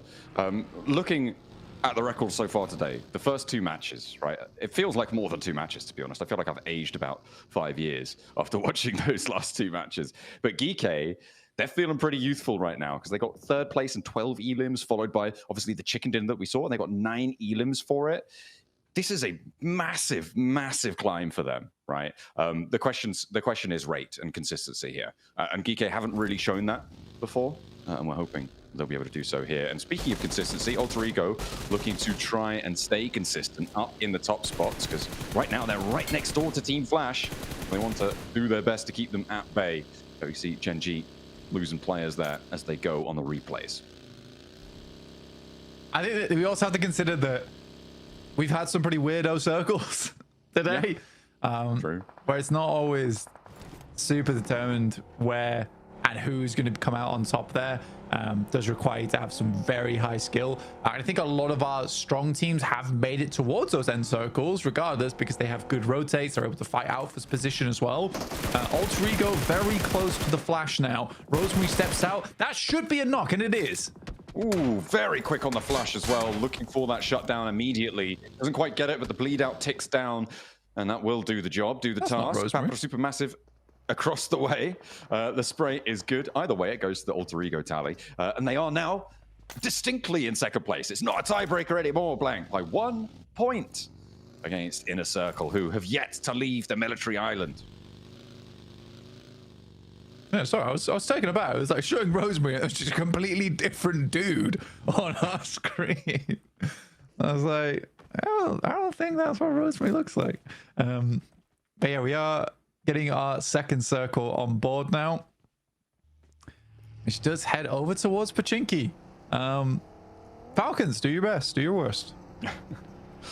They're already 2-2 split. Look at that big split right now, a kilometer between them. And they're going to want to regroup onto these hills, or at least figure something out, because that is a nasty rotate needed for them. They flexed out, tried to hedge their bets again. Geeke, they're leaving. They're on the hovercraft fleet, and they've actually got quite a few going on. I think there was at least 2, probably 3, moving across. And Geeke can transition as a little bit of a bulldozer into the south side of the circle, potentially. Maybe coming into conflict with the Boars. Falcons have the roll-up sent their way, and Alter Ego here to play. Papra Supermassive as well are stepping to.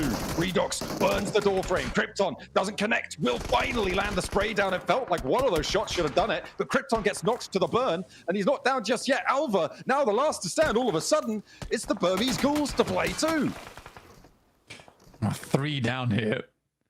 We get 1. Opens the door, crawls inside. I'll talk about it later, but I think for Alter Ego, they do need a big old reset on this one. Redox is out.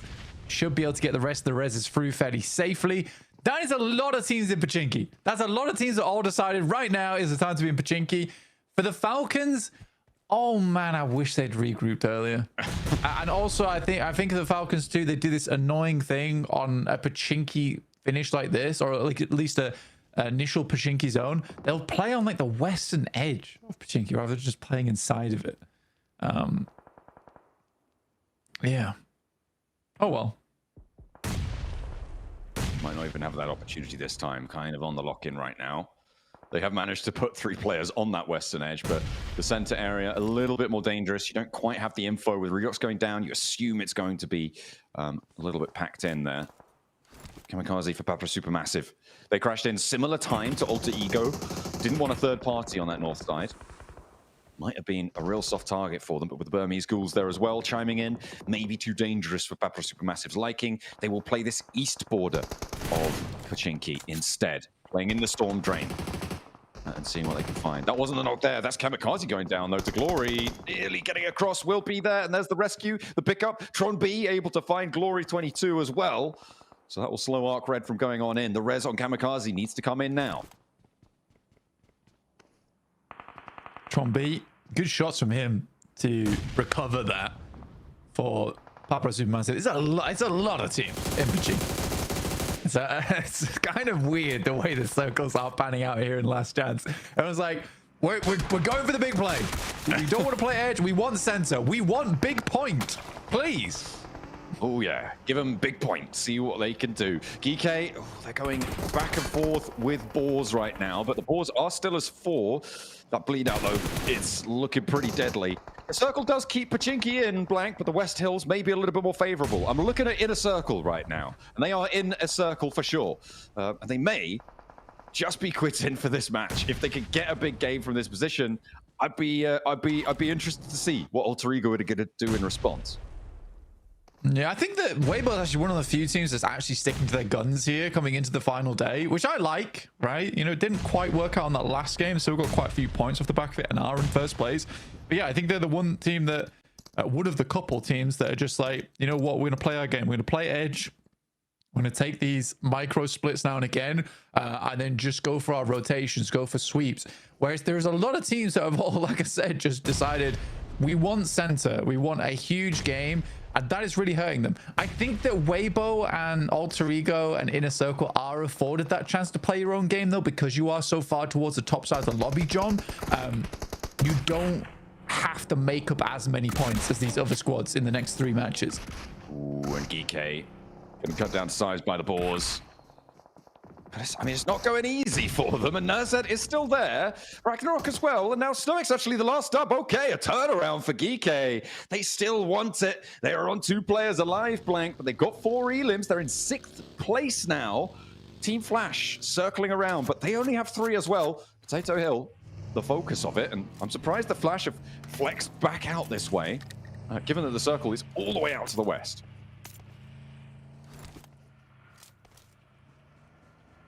Goodness me. I mean, for teams, you're having a sort of a weird time with this one because Pachinki is definitely a focal spot, right? But you also have the fields on the western edge. So if you are an edge team, you are struggling to find a good spot to play. And I think at this point in time, you want to go stealth, right? You want to play out this game until stage 5 without really having to see any other teams too early. Wait until you can start sweeping a little bit more safely. I do think that for Falcons, although yes, that did not go well for them, they lost 1 player right off the rip. I do feel like sort of not entirely their fault, because the amount of teams rotating in towards Pachinki was insane.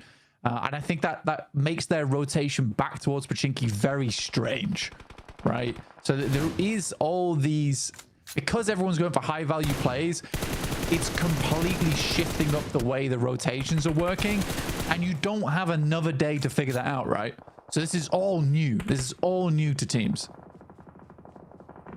It's chaotic. It is messy, and the last chance, as we said, is getting to people. Geeky will be drawn short, so maybe their run is over. Arcred closing it out, and all the Pachinki teams now feeling pretty chilly. As the circle shifts out west side, Blank, Influence Rage, Luke, 90 Globen, maybe in with a chance, but Weibo up the top, sitting pretty. That's a killer. That's a killer of a circle. It's completely cutting out Pachinki because it is as hard as it can go over towards the west side. Goodness me. I mean, Luke's probably will have a nice game off the back of this. Influence Rage might be able to regain some momentum here on our last angle. Coops finds Ralph and Doran finds Koa. And for Falcons, now there were 1. Pretty unfortunate, but it is not approach towards the western side. I don't care at this point. He's going to step up to the Burmese Ghouls, Blank, and I think we know which way you want this fight to go. The Nate's already pin pulled, and Arvalo's like, nope, okay, you guys stay there. I don't even want the judge. I'm gonna head back into Pachinki. Finish where he started. Alter Ego with a scrap at their doorstep here. Papra Supermassive trying to find it, but 2 knocks found. Back towards Papra Supermassive. An off angle, maybe a third party coming through and a knock towards Alter Ego. No, Rosemary just about stays alive. Nico last standing. They tag the damage. Kamikaze is bleeding out. They'll turn their attention to Nico because the blue zone's here, and that will be Alter Ego claiming points now. With 3 players alive, Krypton dashing for the zone, and the Burmese Ghouls are down the hill to play as well. Ichi there, Yatka down on the top, so might need a res at Ichi too. Yeah, really good shot there. I mean, as much as I back the Burmese Ghouls, I will always have to back the Falcons. As much as I feel like they make mistakes, I've spent so much time casting and covering these players that, yeah, I have to back them. Even though they are down in 13, you know, I do believe there's a future where we see a strong finish in PMGC Grand Finals from the Falcons. It's just not right now. It's just not right now. 2 big fights right now. Weibo taking shots at Alter Ego, trying to defend their top spots. They don't want Alter Ego to come with them. And Inner Circle on the southeast side. Flank, a big nade comes through from Weibo over towards Alter Ego. They're obliterating the competition. They're flushing them away. There's nothing to do. Inner Circle are falling in the meantime as well. It's just Falak remaining on that south side in the picture-in-picture. Blank. Big moves for the teams at the top of the tables. And it's only Weibo to keep it together. Weibo with the damn Chinese fireworks take down Alter Ego. Oh my goodness me. What a nade over the top there. That was nutty. Well played to them. Again, they have bided their time. Now they can start to flex out a little bit. I think for Weibo at this point, yes, there have been some mistakes. Yes, there have been some hiccups, but they are clearly playing better than the rest of the squad, the rest of the lobby right now. It's very impressive. Very, very impressive. Just Rosemary remains after that barrage of the nades from Weibo. Playing on still in Pachinki and a wide wrap necessary towards Arc Red. I mean, they've already taken down Inner Circle. We'll see what more they can do here. I don't think Rosemary is going to be long for this one. Maybe a point, maybe an extra one earned, but yes, it's pretty nasty. Out into the open we go, and Loops are cut in on their compound. And they're one of the teams that may be able to chase on in. They are quite far behind the bubble now, with 81 points being that second place. Hang on a minute, Rosemary. Double. Okay. Nades coming on through. Gen G chiming in as well from the back.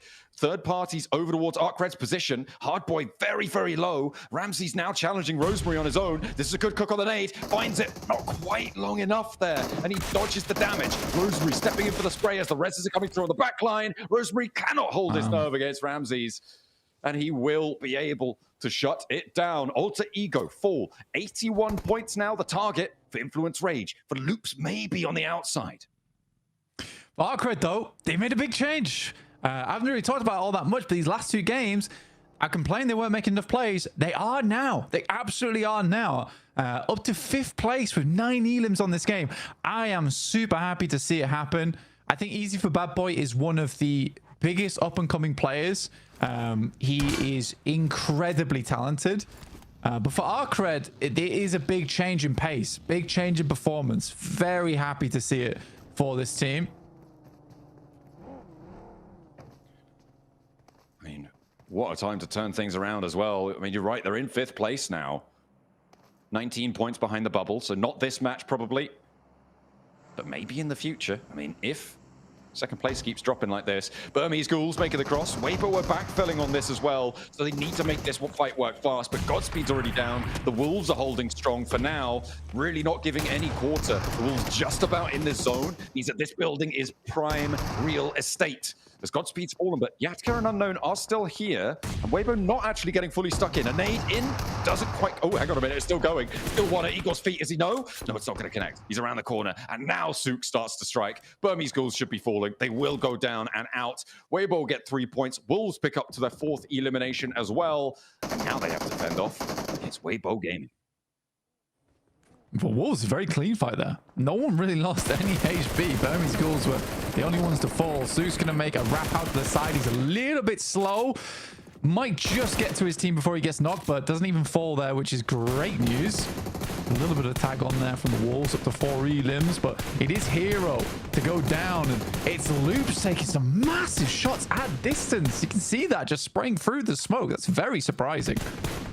They've got Alliance as well right behind them, so Vina dedicated tailing of Weibo on the far hillside, but they're holding for now. They're all very low. Oh, and Coop steps forwards. He's doing so much. I don't even know where all those knocks came from, Blank, but either way, 88 points now, no chicken dinner.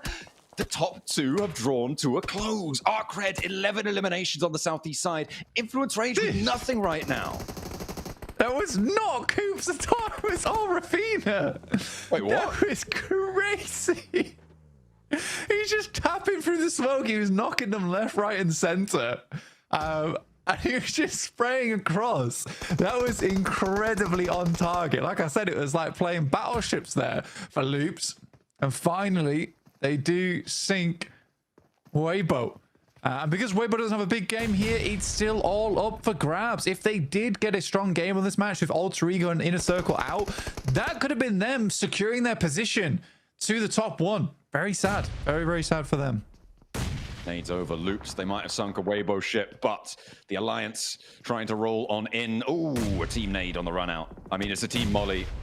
And another one. Ooh, Alliance absolutely have this fight in hand right now. Loops looking like a different team. But the Wolves, the Wolves, they're moving on in. They're on the hunt. As a pack they go, Igor, Coops first in, and now Batten and Doran raging on through. Luke's not going to be able to control it on the back lines. The nade to here, though, and the bounce out is going to connect over on towards Doran. The Wolves send straight into the wall. The Molotovs to burn, and they've used a lot of nades over towards Loops. Really not going to go for the resupply. That goes long, but it connects onto Batten. Doran is bleeding, and Coops is low. Where's the last player for the Wolves? They send all the way over the circle, and they're getting sent dizzy. The Wolves go down to 2 players. The Fangs blunted on that push. Nice nade over towards Ratto Boy, but just not quite on target. Needs to get through to the other building. Coop's now sending in, I believe it's a smoke there to try and cover off the door. Alliance also finding a lot of shots here, but the Wolves just can't quite find the value. They might get one elim off the back of this. Stepping forwards, they're trying to get this crawlback covered off, so he knows he's going to go for the peak. Jimmy takes the window, moves out to try and control the ground. Healing needing to happen as well. You don't really have time for the res right now. The Wolves are going to hop in. The blue zone is pushing. Jimmy needs to be more on this push, but the Wolves slow down. They allow that one. The sticky on in, looking to try and get that flush. It's going to push them out of the way. Igor's so low, but he steps forwards. Not sure if he has any more healing to be putting on board, but has to step back to start to enact it. Yeah, it's such a disgusting amount of chip damage that the Wolves are taking. I don't even know where it's coming from. In the meantime, Influence Rage chilling on the east side. They are happy as can be. He backs off. The Wolves push slightly further forward. Nova sightline's quite on this yet, but you can hear the tags inside the building. Getting close. Ooh. Ah, that's where they were coming from. Look at 90 Globan's layout. They've got 4 players here, Blank. They are doing quite a bit, it has to be said, from this angle. We'll see what more they can find as Arc Red do go down. They have up on 65 points, though, Blank. That is a real jump up from their start of the day.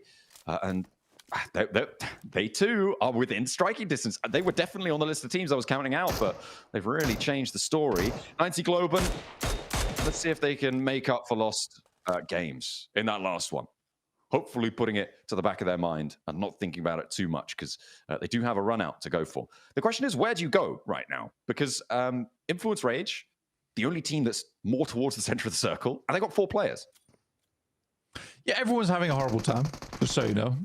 Next circle, if it goes center, everyone might just die in the next 2 minutes. And it does. That forces everyone out of position. This is such a disgusting final zone. Yeah, it doesn't favor anyone. For Influence Rage, they wish they went over towards the northeast side. A team in 6th place looking to chase would have been huge for them. For the Flash, this is all about placement points. Getting over towards top 4 would be fantastic to place them further in contention for that top 2. But this is so closely fought, and it's been so closely fought for so long. Absolutely. On tenterhooks right now to see the conclusion, but Jimmy seems to have the lineup. Igor goes through, about able to avoid the storm, but steps into another one. But he's got one of his own to dish back on out, and now Coop's looking for that bandage. Doesn't have a first aid to play with, and Jimmy already on the bunny hops, hopping his way over, and Coops can't keep his cool under pressure in that one. Influence Rage wanting to flex out a big round. Nice. An Alliance fall next. A third party to stop another competitor, and 90 Globan are falling out in the meantime. Influence Rage, they're moving in, taking down Team Flash, starting to put the pressure onto everybody in the lobby. They've been quiet for a while, but they take the opportune moment to flex it out. Yeah, it's a fantastic push for Influence Rage. They even leave a backstop over towards the east side as that secondary angle. Really, really well done. I think Influence Rage absolutely deserved to win this game. In the midst of all this chaos, they even get lured towards the center of the circle. Oh, I love this from this team. This is some classic Brazilian gameplay. And now they're looking for the last. Quick is out for Gen G. They want to keep it going, but he's put to sleep quickly. It's Influence Rage looking to mount their ascent as well. Every single team that's won a game today, Blank, has done so at a crucial juncture. And now the Brazilians will join them too. Yeah, honestly, such a good game from Influence Rage there. I don't think you could ask for that endgame to be played any better, honestly. So well done. But now we're heading over towards Miramar. That was our final Erangel of the day. No more classic wins.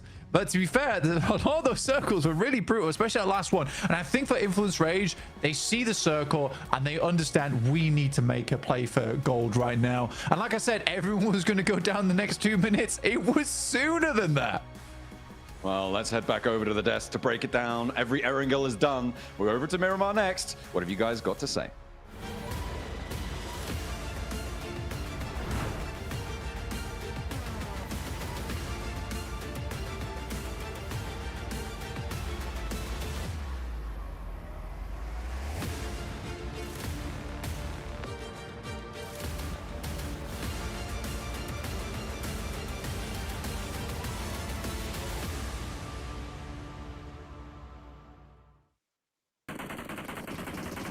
Influence Rage pull out the chicken dinner in the final Erangel of the last chance, and oh, did they needed it. They were in the 3rd place position at the start of this match, man. They would drop down to 5th, but with this win, it's definitely got to kind of push them back up to possibly grab one of those top 2 spots. What a finish from this Brazilian squad. I mean, what a game. So controlling, so decisive, so snappy, especially going for the right fights at the right time, as Blank said at the end of that game. This is classic Brazilian gameplay. How aggro they were was actually crazy in this game.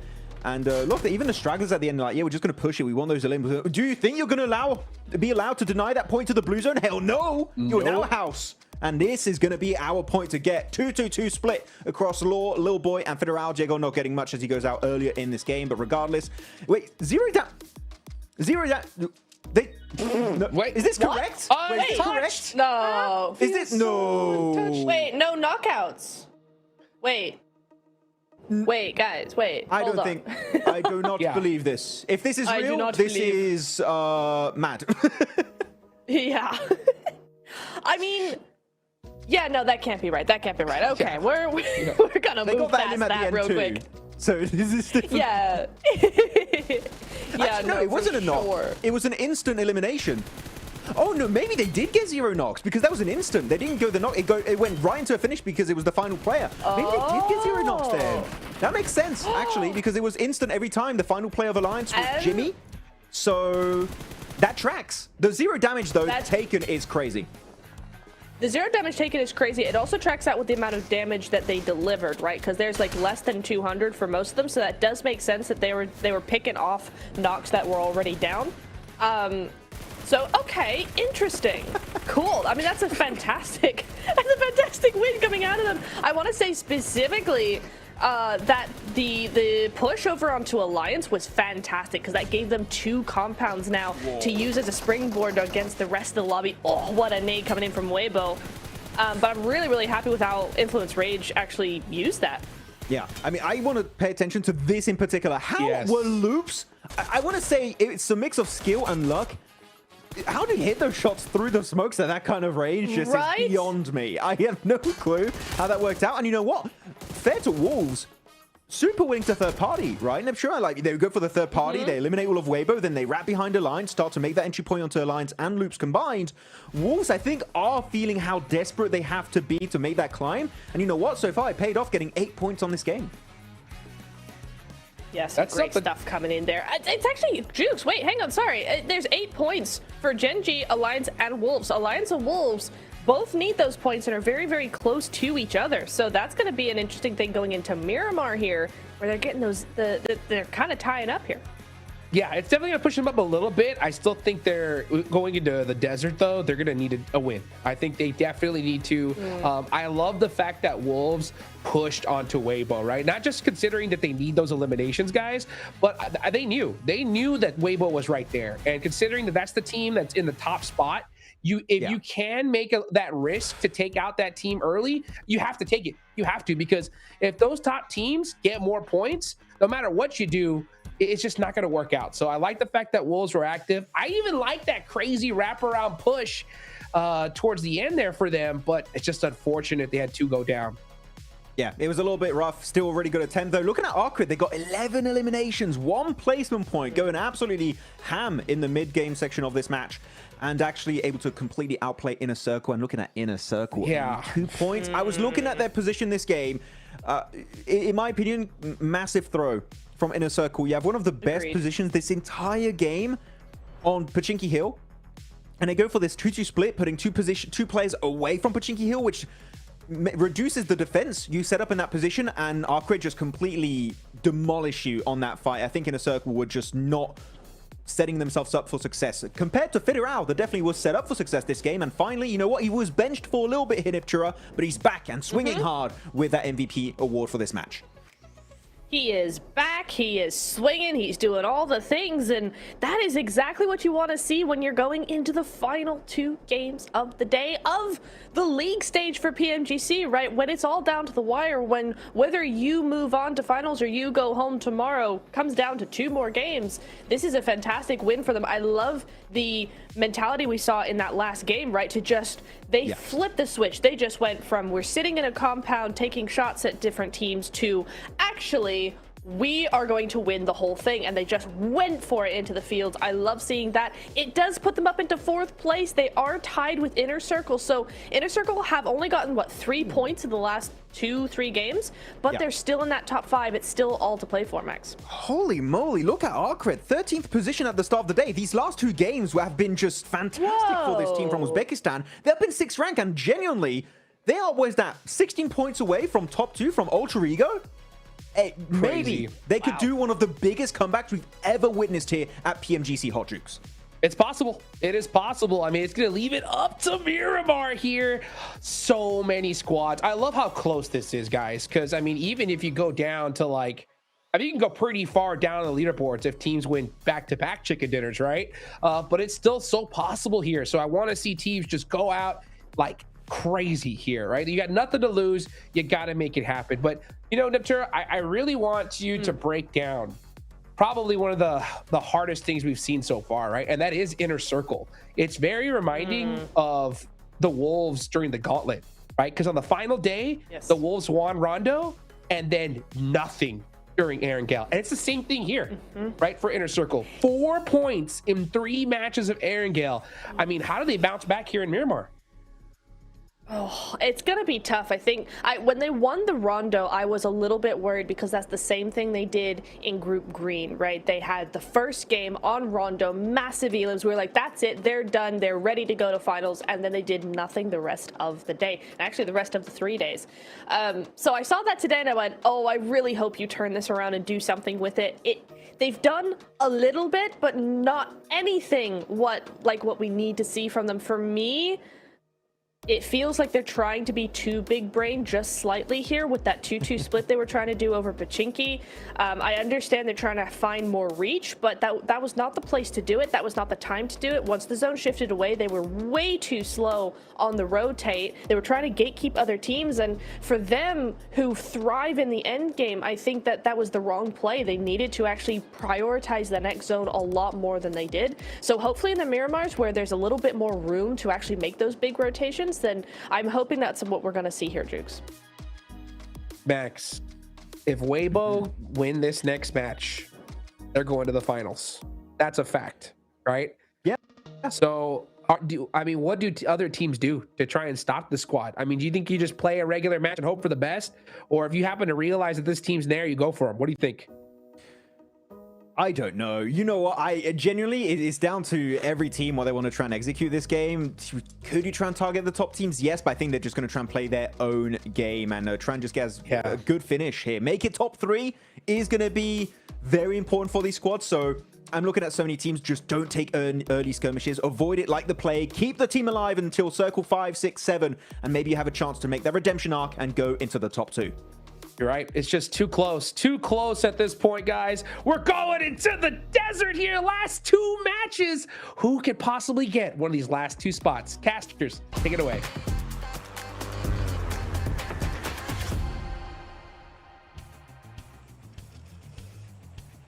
Oh, it's so close. It is just so close. Right down to the wire for all of these teams. Their feet stumbling over the rocks of Erangel, over around the prison, into the chaotic fields to the west of Pochinki. And now we find ourselves in Miramar. We always knew it was going to be here, but the standings, they are certainly one for the ages. The top 2 spots at this point blank really could be anyone. Well, not anyone. There's top performance here. Narvalo and Redux from Falcons. Obviously, the Falcons having some of their best performances here on Miramar so far. Very controlling positions they've had. But yeah, very close. Very, very close towards the top of the table. I don't think we're going to have a clear winner at this rate. It's going to be a case of few points here and there ahead to get towards that top 1, top 2. And I think that even top first and second place is going to be very close together. It does seem that way. It does seem that way at the moment. I mean, we were talking about it, you know, getting over 100. You're starting to get in the conversation. Getting over 110, you're feeling okay. Over 120, you're feeling very safe. But those numbers are slipping down and down as time goes on, Blank, with only 2 maps left to play. And we've still got, you know, maybe 20 points or so still to add towards those tallies. It's really not looking like I wouldn't be too surprised if we don't even break the century. I think that that's definitely a possibility moving forwards. I think 88 points, 12 points in 2 matches, it may just not happen. Heading over towards the northwest side here. Overall, Alter Ego has had some good splits on this map. But again, it's that greed that they need to really rein in a little bit. Team like Smaug at the moment. Flash only 1 point behind on 80. Influence Rage on 77, tied within a circle. Goodness me. I mean, I'd be happy if Weibo, Alter Ego, the Flash, Influence Rage, all in a circle got into the top 2. No matter which one of those teams get in, I'd be very pleased to see them in the grand finals. I think they all deserve it at this point. All of them so close towards the top. Just a little bit sad. I think I'm most sad about some of these squads not making it through in the Gauntlet. And we could have had a very ridiculous lobby going through in towards the grand finals. I think no matter what, we kind of do have a pretty ridiculous lobby going in towards the grand finals. It's just a question of who will make up those last 2 spots. We've already decided the majority of our players, and actually some of them are already over there, Blank, getting stuck in, getting ready, prepared on site.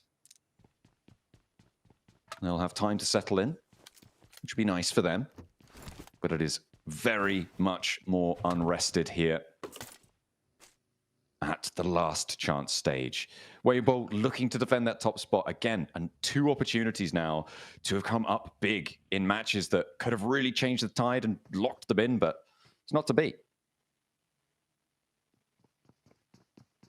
In the circle, starting in Picado. Not a bad approach to the north side of the map around El Pozo. Falcons get to start early there. They do enjoy this spot. The Wolves in Monte Nuevo as well also have a good run out towards this position. Alter Ego and Weibo a little bit further out, and they have to deal with that wall of squads around Power Grid, San Martin, as well Hacienda.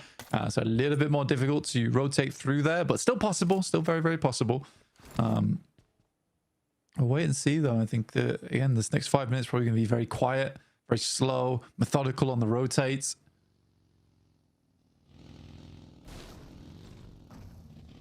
That's what you hope. That's what you hope to see. But it is now really do or die in the desert here. Influence Rage after that chicken dinner sit right now 4 points behind the bubble. Definitely in with a chance, in a circle as well. The exact same spot, but losing the tiebreaker right now. I think the most interesting additions to this middle of the pack are Arcred and Geeky, right? Geeky, I mean, I don't know how they did it, but last match may have been just a little bit too slow for them. They did massive, massive performances at the start of the day, but it has petered out just a little bit, and they find themselves 58, which, you know, being 22 points behind the bubble, or 23 points behind the bubble now. Yeah, that's a tall order when everybody else is ahead of you also trying to chomp down on that lead. Yeah, look to make some cash on these next 2 games.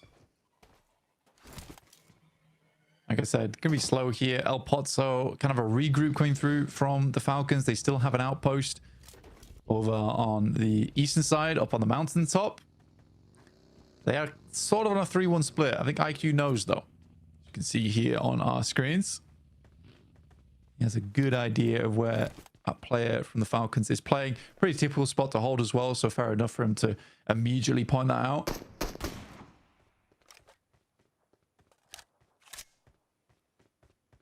Novalo on the high ground, already out to the east side. A little bit split from the rest of the team, and let's hope that they don't maintain too much of a split for too long, Blank, but I mean, the Falcons should be done. There's no real chance of them making it their way on in, but they are top performers here on Miramar, and that is mostly because of their one massive game on Miramar. That only comes from the stats from yesterday, and we saw what they could do with the high ground. Will it go to the high ground again? I mean, it's not impossible. Oh, Redox, he might not be going to the high ground, though. He tried. He tried his very best. Skating it down the hill. Fair enough. Yeah, we're definitely just waiting for the first circle here, because this first circle, or second circle, I mean, but this first circle can contain so many players. It's really not a big deal for a lot of our squads. It's unlikely we'll see initial skirmishes. It really depends how aggressive teams want to get. It looks like for Alter Ego, that's very. They're going to try and chase this one down. Dammy trying to heal up, trying to get a little bit of healing on board before the fight comes to him. Alva's here. They will not give him the time to do so. He steps out and not even going to take any damage in response. Has to step back in. The rest of Gen G are taking shots out towards them, but it's too late to save Dammy. You're not going to be able to recover that one. And first blood is drawn. And it is on our second place bubble team. They get that point. They're now one further point ahead. And as we know, single points make the difference. I can make all the difference. If the Wolves, one additional point was awarded from yesterday, but they're not quite there yet to make that additional point count. So we will wait and see. In the circle down towards that south side, you can see here, you have a little bit of a wide split on. It's not quite as ridiculous as some of the splits we've seen. But they are trying to control a lot of space on the south side of El Pozo. And we got 20 seconds now before we see the first zone shift. And this could be quite diabolical, right? Could head over towards El Pozo. Oh my god, Alter Ego is just not stopping. And they're going for Influence Rage as well, Blank. The team in fourth place right now. The nade over is good, though. And they may be delivering them points when it matters the most to not allow them to come on through. The circle shifts out to the east side, Blank, out towards San Martin. And Weibo Gaming sit right in the middle of it. But the nades keep on coming. And Alter Ego and Influence Rage may just tear each other apart here. You've got Gen G on the south side and Alliance on the north. Both teams could have access to this location and get a third party stuck in. Alter Ego being extremely aggressive. I think I like this decision from them. They just leave. They just leave. There's no reason to stay here anymore. They'll play on us 3. For them, they understand that right now, probably 6 to 8 points is what they're looking for, right? Anything lower than that is going to hurt their chances. In a circle, move over towards the Burmese Ghouls. Yak Kurt with a nade inside the building. Switches to the S12K. Looks for the big spray down, but not quite finding any value just yet. He's going to step out into the open, and Geek here in the hills around it. Falak spots him as he bounces the nade off the backboard, and Noki able to slam dunk it. The alley-oop coming through from inner circle to be able to find the first. Over onto the Burmese Ghouls, who have rocked up on the north side of things, and no knock sent back towards inner circle. They're actually only sent towards Geek up on the hills to the south. So nice news for, again, team 5th place now, neck and neck still with Influence Rage. Team Flash, though, looking to join the fighting as well as Geek clash with them on the south edge. It is still going, and every team in the top 5 is getting aggressive. They're getting stuck in. They're absolutely getting stuck in. Flash with 2 elims is really big news for them. Push them a little bit closer. Geek, Kevin, fast left here, alongside with Nerzed. Shots do come through, but the angles are all over the place. Rosemary gets knocked by Geek. The Flash is still helping. And Team Flash, they're up into second place now, just about. Rosemary crawling back, looking for the res. Gen G keeping them on lockdown. This is really central on the circle, but they are just going to keep themselves alive for a little bit longer. Alva steps out, gets the knock, and just about dodges the damage from the nade as well. This is a really good pickup for them, and Alter Ego may just be there. Snape not going to be playing with them this time around anymore. They are busted down to 3. And Quick sits across the road. I don't think you can go for that cross. I don't think you want to go for that cross. Oh, not entirely. Nades are still coming through from Satan up on high, though. And Quick looking to find those jump outs. If an nade gets a little bit too close. Wonder how Gen G is going to play this. Yeah, for Alter Ego, they've got very aggressive in this game. I think they want to close things out here and now from the way that they're playing. They just want a big match, and it is that a little bit of impatience. I can understand it for a lot of our squads. You know, you want to get ahead as quickly as possible. I mean, you need it, right? But everybody's doing the same thing. Maybe just trying to batten down the hatches would be a good idea. The Falcons still on a 1 kilometer split at this stage on the position that they hold is crazy. Redox finds himself in a wild spot. Papra Supermassive of the Wolves now going back and forth. The knock onto Coops Reservoir for the next about 50 seconds. After that, it's going to get a lot tougher. So the Wolves need to make sure that that's coming on through. I think they are picking them back up. Get that healing through. Papra Supermassive still under threat. The spray down onto Nico doesn't connect, but it does a little bit of damage. He's looking for more and shuffling around, looking for the healing as well. Igor not quite able to find the angle. The healing comes through, but is it going to be enough? The blue zone's still here, and Coops is back in the fight. This is such an uncomfortable delay now for the Wolves. Molotov is in, cuts him to the corner, but the nade is... The pin's put back in there. I really don't think he should have done that. The nade doesn't do any damage. I think whilst that Molotov was forcing him into the corner, that's where you send the nade in. Yeah, this fight's taking way too long. No nades for Nico. Dropping the smoke, just trying to stall this one out. Make it not worth it anymore, but the Wolves are pursuing their prey doggedly. They are just so set on getting this one. They do still have a little bit of time here. Maybe to play around with us. Red and Balls are clashing in the meantime. Igor stepping up, but they're just getting sprayed down. They're getting tagged back, and Baton actually falls to the spray. Papra Supermassive, it's not been possible to hold this, and he finds the second. Wolves, no! The Coops is going down as well. Kamikaze does get knocked in response, but they've lost half of their players. They stay far too long, and Papra Supermassive will punish. It's so uncommitted there from Baton. I think he should have just kept pushing his teammate. If he gets knocked upstairs, that's way better than getting knocked as he's running away from the solo player. And you got to trust in your teammate to refrag that, right? I think the mistake comes that they just don't trust in one another there. Wolves will suffer because of it. Again, this is such a long journey they have to make. I think Wolves won't get a good game off of this one, and that might have just killed their run. May well have done. A lot of casualties being felt across the board. Geeky are down to 1. Papra Supermassive now down to 1, as we've just saw. Well, pretty much as Kamikaze will bleed out. Gen G on 2. But the Wolves and Arc Red going down so low is the big news here. Arc Red, again, not able to jump up. And the fact that Team Flash are on 3 elims, Alter Ego on 2, both of them in this next circle, along with Weibo, that is a terrifying prospect for the teams looking to chase. But maybe Influence Rage on the north side towards Crater Fields can change that. Yeah, I think it really is coming down to this top 5 now, especially as we get in towards our next game. It's going to be this top 5 battling it out for first and second place. I think we are just losing too many squads around the middle of the pack there. Wolves like to go down a little bit sooner. Oh my goodness me. Okay, Redux. Go off, I suppose. Hits them with a 1v3 on the DBS shutdown. Look at the rest of the team. They're all the way out the west flank. That was a full 1v3 against the Burmese Ghouls. Redox, he's been delivered. And now calling for the rest of his team to come and help, come and back up my position, because it's in the circle. What more could you want? Arc Red down to 1 player as we zoom in on Ramses. Just as the nade connects, Snoix blasts him back on the staircase, and they fall 65 points and 1 match to play. I think for the Boars, you know, I think they've stepped up in a big way. I think it's been a really good learning experience for them, 100%. And I think that teams might be a little bit more worried when they have to come back up against them in their own region. Nico says bye-bye to the camera.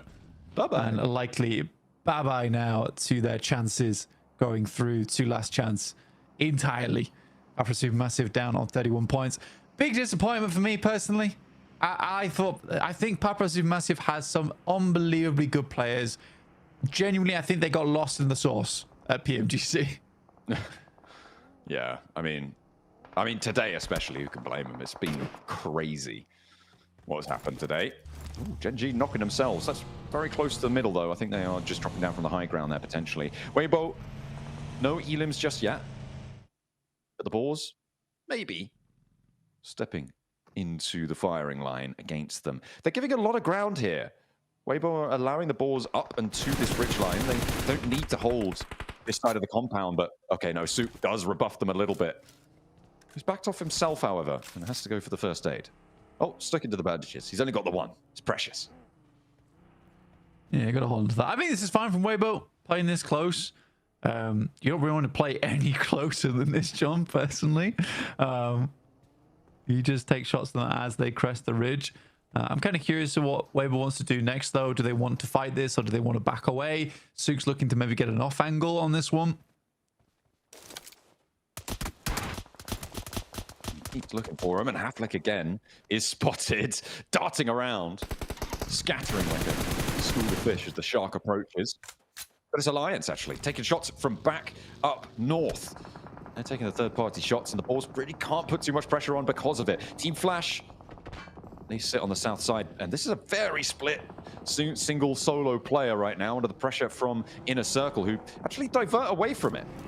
Looks like they want to play more on the south side as T24 hops in for the buggy. And they are figuring out where they want to go right now. For Inner Circle, it is awkward, but I think that this crash over towards the Flash is probably the smart decision to go for. TS gets in the buggy, drops back out again, and Inner Circle, goodness me, Falak taking a whole lot of damage. That Molotov should do the trick. Just about. The first aid came through just in time for Falak, hopping through, burning into the smoke. As the spray downs to the back line, going to suppress the rest of the roster. 90 Globen getting stuck in. Falak still lighting up the shack. The weapon swap is there. He steps in and just about wins the trade. The flashes are coming through, though, onto the rest of Inner Circle. They've lost one. So have Team Flash. So have Alter Ego. These teams around the bubble are now starting to suffer. But this hillside claimed by Inner Circle. Next circle shift comes through. I reckon people analyze that to death. That was a very clutch play there from Falak. Super mechanically gifted. Gets hit by the Molotov, immediately jumps into the buggy closest to the shack, jumps back out again, and then just waits for those shots to come through. The prediction on when the shots would stop there through the smoke was really good as well. But for Inner Circle, they are down to 2. So no matter how flashy you can be here, I don't know if they'll be able to get the points total upwards to take on Weibo and the Flash here, and potentially Alter Ego, who has held this very safe and passive position on the eastern side for quite a while. They are hopefully going to keep racking up elims later into the game. That's what they're looking for. Against Weibo and Boars, though, and Alliance potentially look at a crash or take control of their position, take shots that way. It could be dangerous. Falcons did not manage to fully regroup onto the position. And Ralph will go down. They're nading out right now towards loops, but Team Flash gets central. Blank, they are into a compound, and again, they're in second place right now. This is not what Alter Ego wanted to see. Some pretty nice nades, honestly, from the Falcons. Not quite finishing the job just yet, though. Does tag on. Smoke train set up to try and get a little bit closer to get those nades into position, but I think now, with the Flash being here, the Falcons would rather chill things out. Sadly, they are at the back of the queue between these two teams. Flash and Loops ahead of them. No ammo on the Evercam. Oh, now he does. Got a little bit more. A little bit more to play with now. Weibo slowly creeping forwards. Teams breathing down their neck. The Boars, the ones step up to the plate against Souk. He'll immediately find that first knock. Step back. That is a bold peek from Souk, going for another one there after already taking some damage. And rightly so, has to tuck back in. There goes his first aid. That'll be topping him back up. Hero playing a little bit further back, and Souk under pressure from nades now. Doesn't quite go the distance. Snowex not able to connect. Drops the smoke, and Weibo regroups south. They're looking to move in and actually might be able to find the corner of Falcon compound right now that Narvalo is stretched out towards. The question is, will he be able to hold? Because the Boars are rampaging in behind them as well. Could be a third party to assist on this push, because Souk still holding that backline. Huge shots from Souk there. Sadly, 33Z is down, and it's all down to Hero, but he gets taken out by Snowex once again. Absolute menace inside the lobby. They're hoping to keep 3 players alive. Hero's trying to wrap away as fast as he can, but Snowex is not going to let it happen, which drops Weibo down to just 2 players. Havlik down as well. 2v2. Alter Ego could potentially flex out for a third party, but I don't think they want to leave the safety for too long. Rosemary back on in. It is going to be the first pickup. Sook again, just storming through this one. Now up to Snowix, looking for the shutdown, looking for the shots. Snowix falls, but Narvalo is moving. He's moving for the Falcons out of the corner of the compound. He's going to be the one to move up a third party. Just all remains, and he spots him. It's Narvalo to slay Weibo. And now they are down with 91 points, locking it in there. That is, I mean, it's not the century blank. They are 9 points shy. There are teams that can step up through this. I mean, it's a crazy flex out from Narvalo. Again, though, weird 2-2 split from Weibo, allowing the two players through. And then to be quite fair, 33Z and Hero have such a weak source defense on that. If I'm Order as well as Sook, I'm a little bit disappointed in my teammates, honestly. So for Weibo, that's a very frustrating way to finish here on this game. The Flash chasing, Alter Ego chasing. Good shots from Alliance towards Influence Rage, but they've dropped two players already. Ooh, and placement points are coming in as well. Influence Rage should be able to get the res onto Law. They have got the time. Lil Boy with the high ground, hunting ground underneath him. Alliance under a lot of pressure here.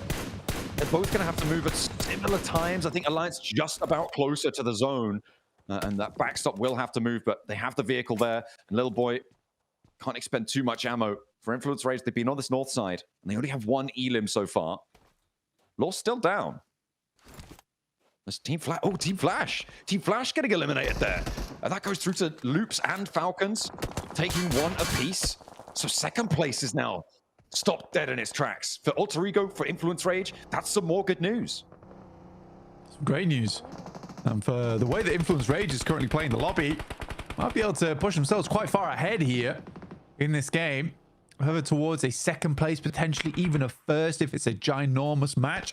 They have 4 players. They have high ground to work with. 9Z Globin on the sidelines. Alliance pushing through now, but great shots from Krypton. Now looking to get the flush as well, which is very, very important to Alter Ego, and they do grab it. Making sure that they can keep up the numbers as well. Alliance do manage to get the flush onto Law, so that is now Influence Rage on 3. Little Boy still up on the high ground, actually. They're going to heal and stay out wide. He's really committing to this. They're really committing to this. He knew he was going down there, Blank. I'm not too sure what he was darting out for. Not playing on his 3, though, for Influence Rage. Feels like a misstep. Yeah, I mean, if he grabs that angle and is able to dart back in, sure. But for Influence Rage, that just feels like a mistake to me. Good shots from Diego so far. We'll find Leon. First aid kits. Quite a few of them there for Influence Rage, and quite a few bandages as well. For Alter Ego, this is their big chance, right? This is their big chance. Hopefully they just don't get shot through a blanket of smoke by Loops, who seem to be playing in a submarine. Working off radar, apparently. Can't see him that way. Absolutely. The Falcons joining them in that compound as well. Oh, they are. But that's the thing. There we go. Yeah. Submarine Commander Neil Zada. That's the hunt for Alter Ego. Continues. Their run out is really, really tricky. They're right up into the edge of it. Anti-Globin, by the way, with a big lineup on this western edge. 4 players, high ground. They're looking pretty good right now, Blank. I wouldn't be too surprised if they're able to find a chicken dinner, but we know what they're like when they're on the high ground. They just jump straight off. Exactly. This is worrying. There is a cliff involved here for 9Z Globin, but it could be a big chicken dinner for them, which again sucks away points from teams that desperately want them. Initial knock here for the Falcons, and that nade does not do the trick. It's a double. Falcons looking for more here over towards Vitin. Koa moving around, looking for that flush. Neil Zada spotted on the inside, but Vitin stepping through. Alter Ego crashing in the meantime. This is a beautiful opportunity for them to sweep through. Loops are down. Falcons now need to hold. There are only 2 players alive, and Koa gets mashed up. Redox jumps out wide, finds Alva, darts back behind the wall, and will look for the first aid, but might not have time. Rosemary stepping forward. Rosemary stepping forward. The Falcons, they have 10 elims, but Alter Ego now up on 6. They can look up to the high ground and wonder why they aren't up there themselves, though, because the circle's here. And 90 Globin are crashing in. Influence Rage, they're starting to step through, and everything's popping off now. Genji doing a great job here, having Satan fighting off against 9Z Globan. Very difficult task, but made it happen regardless. Alliance getting a lot of revenge here over towards Influence Rage. Just Diego on the high ground, but Jimmy so low. Might just be able to get this res off. 4 elims on the game into a top 3 as well, John. That's big points, but is it enough? 90 Globan, yeah, they're going to spot Federal. No way that Diego can get that res. He just doesn't have the time. Alter Ego now moving out. 90 Globan have isolated themselves up onto the top of a hill. Oh, it's nasty, but they're moving now back down through. Alter Ego have used this opportunity to move in. In the meantime, they're playing as 2. They don't have the numbers to fend this off fully, and they're hoping that Diego could put a dent into 9ZG's hold. Diego, though, will not be able to do so. Rosemary, Krypton, what have you got? No matter what happens here, to be honest with you, for Alter Ego, 6 elims in a 2nd place, that's a good amount of points.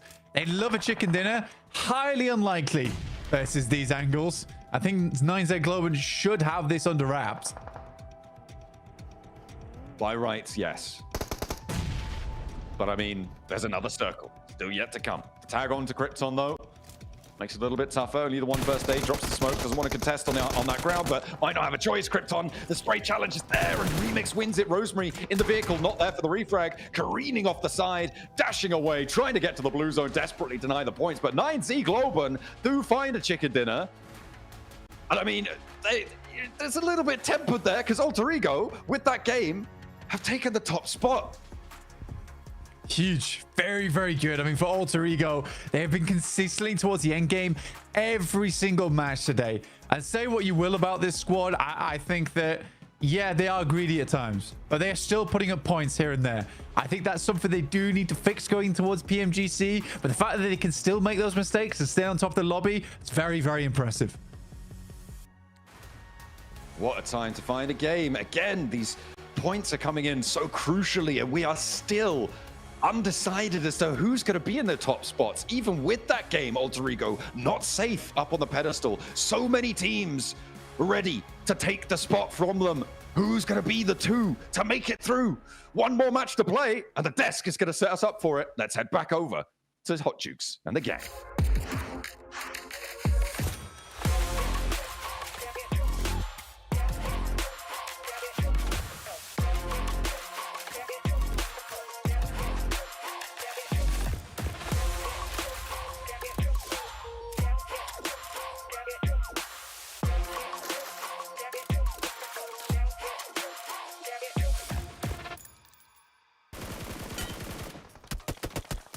And it's the Latino squad of 9Z that pull out the chicken dinner here in the first Miramar out of the 2 we're playing here towards the end. I mean, this whole game, you could just feel the tension in the air, Max, man. Just straight nerve-wracking gameplay. And of course, the team that's pretty much, you know, got nothing to lose at this point, they're the team that wins it, right? It always happens. It's just the team that we're not paying too much attention to. They're like, how about we have just the best day ever for us of the entire tournament? And it's like, well, great. A little bit too late, though, unfortunately for you. But you know what? Still a really good game from 9Z Globan, playing passive on the western side of Crater Field and able to get full control. Not even allowing Rosemary to deny that point. He was like, let me out to the blue, let me out. And they still confirmed that extra elimination. So that is good for them to get. And here we go. Get himself a total of 7 elims. Kolega able to pop off pretty nicely this game, Neptura. GG's. Yeah, I'm also looking at Raze though, Max. Look, 0 eliminations and 600 damage. He was out up on top of that mountain, which I really liked the angle he was able to take there and just give all the information that he could to his players. But yeah, 0 eliminations. That's a really interesting strat because I think more often than not, we see a few more elims coming their way, but that damage just fencing teams into where his players wanted them to be is really great from him. Yeah, well, good for 9Z, right? Let's get into the meat and potatoes, right, of what we got going on, right? Alter Ego making it towards the end game here, Max, man, and putting up points right when they needed it. And I was scared for Alter Ego because they had that early clash with, I think it was Influence Rage, right? And it was like, this is a bit weird, and especially because Influence Rage saw they got an elimination and they were like, oh, that's Alter Ego. I'm very happy, and also I think it was a little bit lucky that they were able to get away with 3 players alive, so still it works out great. The Redox, the clutch master, generally one of the best clutch players versus the side of Burn Schools. How does Redox keep doing it? Dude, clutching it up. Clutching it up here, Neptura. We love to see those big plays, especially towards the end, right? I mean, we thought Falcons were going to make this crazy comeback. At least that's what we heard from Seven, and they tried. I like to see that here, Neptura. Yeah, I like to see the try because we know that if they try, they can succeed. It's just, for some reason, not working out for them. They did have some really great plays in this game. I'd like to see a little bit more of that spread out coming through, but I think a lot of that mountainside really worked against them because that high ground is just perfect. And you see there, Alter Ego actually able to just move in, push at the perfect time. A great third party onto that. The little thing that I found quite interesting in this game, we did see the ASM Abacan being used by Influence Rage with the burst mode on the ASM Abacan that shoots 2 bullets at insane level of accuracy. So really good to see them use it because at that kind of range, especially versus Leons from the side of Alliance, that was a very good mode to put your ASM Abacan in. So small detail, very, very impactful indeed. And by the way, 9G Globant, wait, I didn't even realize this. They dropped Los Higos Island south and go for the wildest rotation, just like on their Erangel almost win next to Prison. They love wide rotations. It worked out great for them, but they're going into the later stages of this game. I really want to highlight one thing, which is that third party of Alter Ego. They're playing in the valley side next to the road. They're chilling. No one's fighting them. But the moment the fight breaks out between Loops and Falcons in that southern compound, the timing of that third party of Alter Ego was so beautifully executed that they deserve to get second place purely off the back of that play. Oh, I agree 100%. It was such a nice play. There you go. You see it there. And just as that circle closes up as well, it was really, really nice to see that timing come through. They know exactly what they're doing, and it's going to give them 12 points, the same as Falcons, right? But just a more even split up of those points. I mean, Falcons getting 2 placement points, but 10 eliminations. It's just too little too late, unfortunately, for them, I feel, at this stage. And 9Z as well, 17 points again. Where was this sort of performance from them yesterday? We would have loved to see that, but, you know, one more game left to go. It's all looking a little too late now. Well, you know, talking about 9Z, cool. Alter Ego getting points, Influence Rage getting points, Flash getting points. Guess who we're not seeing here? No Weibo. No inner circle. And that is not good. That does not bode well. Going into the final match, match 12 of Last Chance and Ego, inner circle. 2 points. Weibo, 3 points. Even Wolves, only 3 points. And you know what? Hodjux, I'm sorry to say it, but this 3-point game, I think, is the end for Wolves and that run for second place. I'm going to count out almost the entire lobby, guys. I'm not even going to lie. Going into the last match, I mean, the biggest, I think, upset for me so far has got to be Inner Circle, man. I mean, 6 points in 5 matches is rough, guys. You know, I'm sorry. Yeah, 4 matches, right? Because they went off in Rondo, and then all of a sudden, they're in first place. They're sitting so pretty, but to put up 6 points, Neptura, and the next 4, it's gotta hurt. Don't remind me, I'm gonna cry. No, Inner Circle, man. I don't know. I don't know what's going on with them. They feel so slow, like they're indecisive. Like there's not a whole lot of backup. We saw a crate. Okay, hang on. Okay, 79 to 93 to 91. Inner Circle have to come out so big in this match now because that gap has gotten so astronomically bigger. Alter Ego back on top with 93. Weibo somehow still here 2 points away, but man, it's so close towards the top 4. I'm going to bring up something that could be kind of scary for Weibo. They don't have a single chicken dinner. Tiebreaker, they instantly lose it. If they don't win the last game, they lose that tiebreaker by default. So Weibo, got to be careful. That win is going to be very important. But yeah, Inner Circle slipping down very slowly but surely. But the point gap is so small, guys, right? I don't know if you would agree in the Tura Hodjux, but it's so small. We could literally have a world where in this last game, Alter Ego and Weibo both get pushed out of top 2. That is how close it has been the entirety of today's matches. No, you're absolutely right. It is. It's entirely possible, Jigs. I mean, Flash had a really good game that last Miramar that we just had. Influence Rage have been stepping up in the last few matches. Weibo, I'm on the fence on because they consistently get to the top 7, and then once they get there, it's like they fall apart completely. I don't like how they played that last Miramar at all. Alter Ego seem to be the only ones who, when they're allowed to, you know, loot peacefully, they seem to have a consistent game. So for me, Alter Ego, the only one's consistent so far today. Look at that. Redox putting up 8 eliminations. Tons of damage here towards the end. Good to see some signs of life for some big players here. You know, as we get into the last game, though, guys, let's get super serious, all right? I want ultra realness for last chance. Going into this last game, Max, what do you feel is gonna could happen? You know what I'm saying? When it comes to the top squads, which teams do you think could possibly take the top 2? With everything you know about going into the last game, what do you think? I'll see what my predictions right now. You're asking for predictions for top 2. Okay, my prediction, Ultra Ego, Influence Rage. I think Influence Rage have been just going super hard on these final games. They are just taking every fight they can get involved into.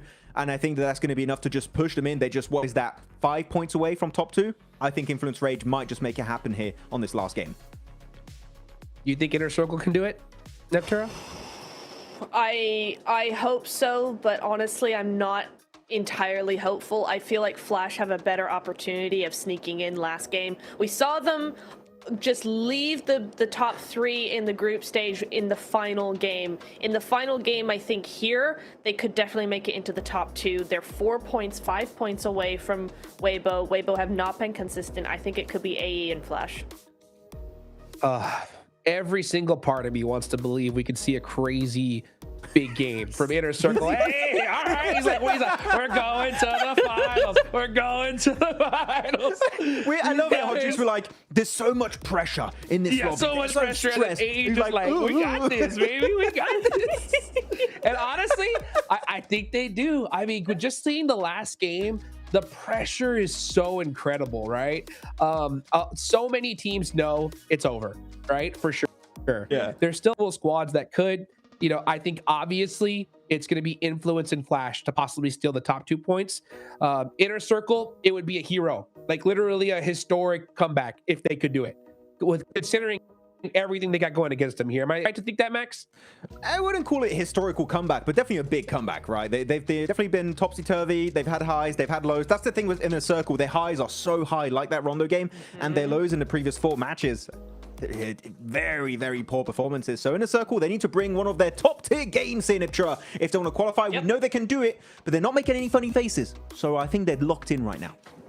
I hope they're locked in a good way and not locked in, oh my god, it's the last game, what are we gonna do, you know? Because that is not what we want here. I think at this point, they're far enough away where I'm kind of like, they should just go, hey, we don't really have much to lose here. It's 1 game left. We're just gonna play our game and deal with it. I think, honestly, that's the way they have to go for the final match here.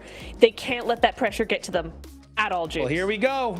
No mercy, no resets, no second chances. Here we go to the scorched earth of Miramar for one final stand.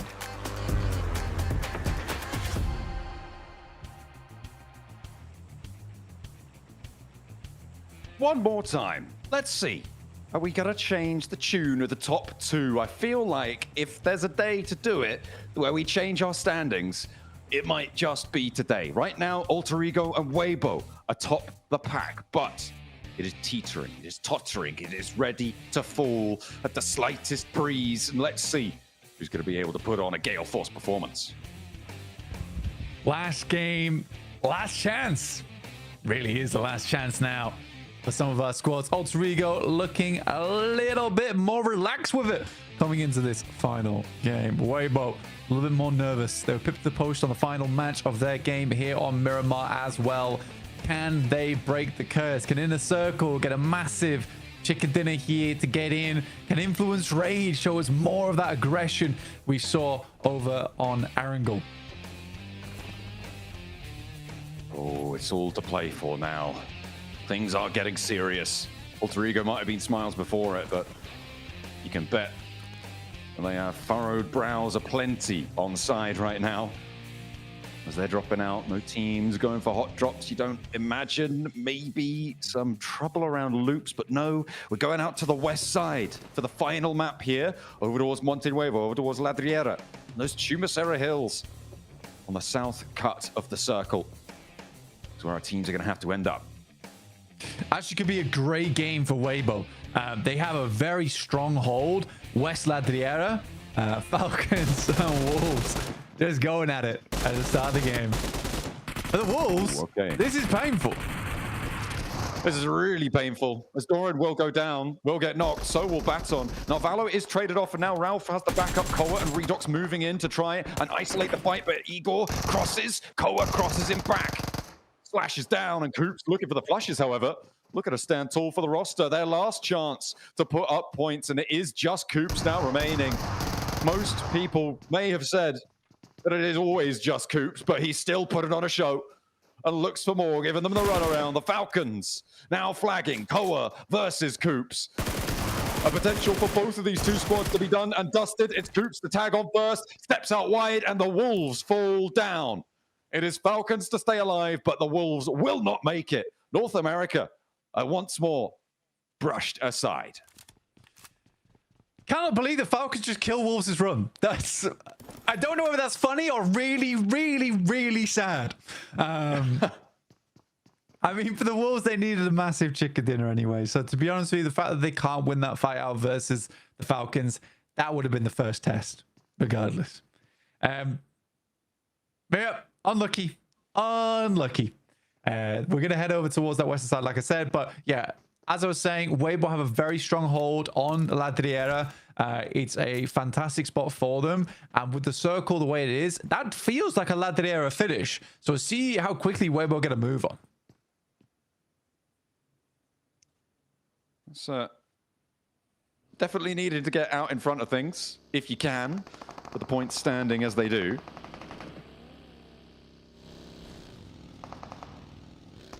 And now Gen G trying to move on past its north side. I mean, it is too late for Gen G. 39 points, they're not going to make it, but the Falcons... well, it's too late for them as well. They've got 4 points, but only 2 players. And no prizes right now. It is an unhappy end for them. Loops, the only team in Montenuevo. I mean, there is the most distant. There is the most outside of chances that Loops could make it. But it needs like 22, 23 Elim chicken dinners in order for them to do it. And yeah, I don't know if that's going to be on the cards. With enough teams just taking chunks out of each other, like we've seen, I don't think that number of Elims is going to be available to anyone. Yeah, for Arcred Loops, that's like game of the year level. For Alliance, Inner Circle, way more believable. Like, I think for Inner Circle, doable. Alliance, believable. But it really is that top 5 that is fighting out for the top 2. With only 2 points to sit between Alter Ego and Weibo. It's a crazy finish. It's a crazy finish for our day here. And Miramar always is a really slow start. So it does give us a little bit of that tension to go off. Influence Rage currently looking to rotate past La Cobreria on that top side, wrap down on the west, similar to Gen G. But Weibo's very slow to this, which is curious to me. Usually they're very fast towards the center of this circle. I think that this is almost a change of playstyle from Weibo to more of an edge sweep, considering I think what they've seen today is a lot of teams trying to go for center. I wonder if there's going to be a lot of adjustments like that in this last game, though. Because it is, as you said, the last opportunity, and teams have kind of been feeling the heat so far today, so that could be a widespread adaptation at the moment. We'll have to wait and see just what unfolds here, but last match is a sobering experience, and maybe it's going to knock some sense into some of our IGL calls and some of our player calls coming on in. The rotations may get tidier just by virtue of the fact this is their last chance to do them. I don't think it's even the rotations being untidy. It's a case of teams having to force center because they know they need a big game. And what's the best way to do that is to try and confirm a central position early, get some strong shots out towards the side. I think in my head, the reason that Weibo isn't going for this initial push here and has been playing more towards the edge all day is because they've been much more safe than a lot of our other squads. For Weibo, obviously, much more safe means 4 points ahead of the Flash and 5 ahead of Influence Rage. But yeah, you're just hoping that they make mistakes here. For Weibo, that's not like a confirmation on a finals ticket, but it is the safer of the two.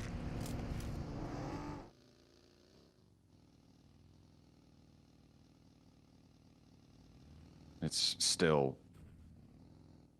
no real safety on either approach at this point for anyone. Could all come crashing down. Alter Ego on the south side, near to Arc Red. still leaving Puerto Paraíso. I mean, if Alter Ego go down early, right, that is big, big news.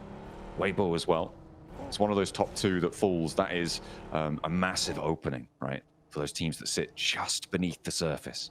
Influence Rage now sending down the western side on the western road, close. A wide Gen G split right now. Okay, I thought that was onto Influence Rage, but it was a Burmese ghoul. Don't worry, he's going back to the grave. Unknown ends his tournament. Yeah, unfortunate.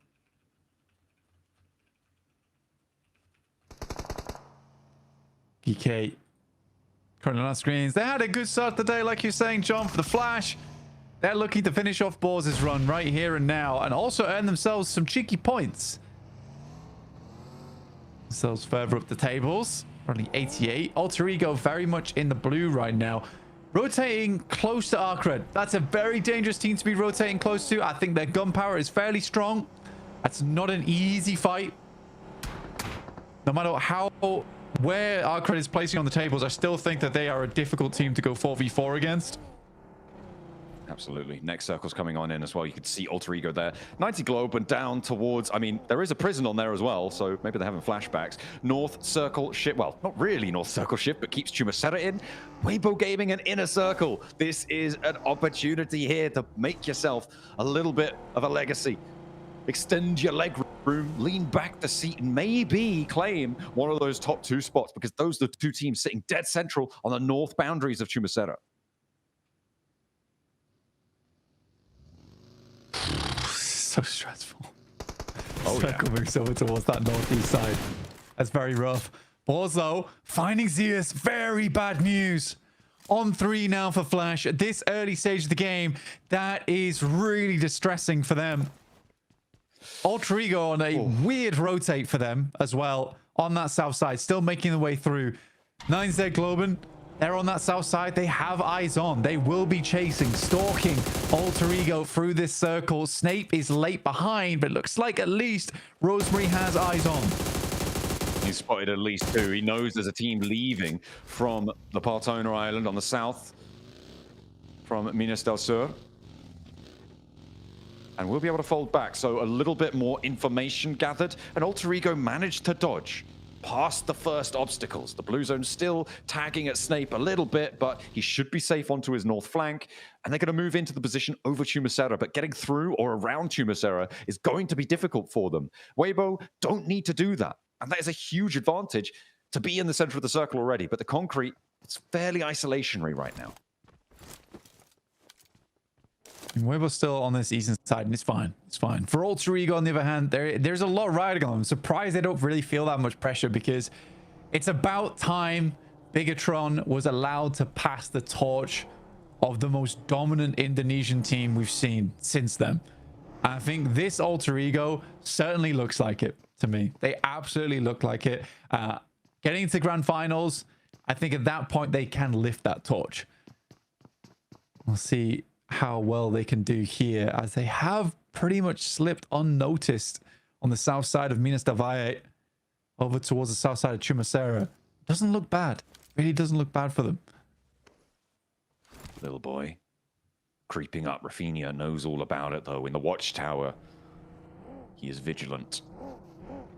And Rafinha, I mean, Neil Zada pulling some stunts over on the sand dunes in the distance, and little boy maybe more preoccupied with that. Rafinha has a nade in hand, and he knows this roll-up's coming in. I don't think they quite will know exactly who it is, though. 9Z Globen, they're moving out to the east side. Blank, the next circle's coming through in about 10 seconds. The west side for the Falcons and Alliance could get a little bit messy. It's one of those long arms of the Ladriara Hills. But both teams not really in a position to do much. Well, Alliance, to be fair, with a big game, definitely could. But it is very much an outside chance. Yeah, I'd say so. Like I said, for Alliance, it's believable at best that they make it in. Redux gets taken down by Gen G. And Flush leaving one player alive now for the Falcons in co-op. This is bad news for Influence Rage. You're losing a player again for both the Flash and Influence Rage. Oh, no. Dear me. That's another. Dragged down by Loops. their countrymen. The pain inflicted, personal at this point, and now Loops are looking to try and convert for a couple more points, but Federal is on the hunt at range. Vitin is knocked, is flushed now as well. Barato Boy runs down Law, breaking all sorts of speeding regulations there. Going over the course of his countrymen again. Over to Federal. There's the spot they were looking for. And Influence Rage are drawing to a close. The sunset on their ascension is here. One player off on a mission. Diego, with not much more he could do. But let's hope. Let's pray that he can find it. At least we can say no collusion. Very true. But that is horrendous. That is horrendous. I'd be big mad. I would be big mad of the game. But them's the rules. Them's the rules. That's nasty stuff, though. Diego as a solo. I mean, Loops are almost certainly coming down this angle as well. May very well be that they're on the hunt entirely. Weibo now with Arc Red to their south. Potential for Arc Red to want to push on in as well. But they may actually prefer to go through Chumacera, go a little bit further west. Weibo are really balled up in this one, so a difficult crash if they want to go for it. Not likely to be super third-partied, though. Again, we've had some pretty messy fights towards the beginning of this match, and it's starting to slow down again a little bit. It really is going to start to pop off as we get through to stage 5, stage 6. Most teams are way more concerned with getting those higher placings, so they're less likely to go for these pushes. Now, Arcred again versus Weibo. Another fight that I think that Arcred could win. Especially with Sook making some weird rollout over towards the blue. Some apparent reason. I mean, I guess he knows what he's doing.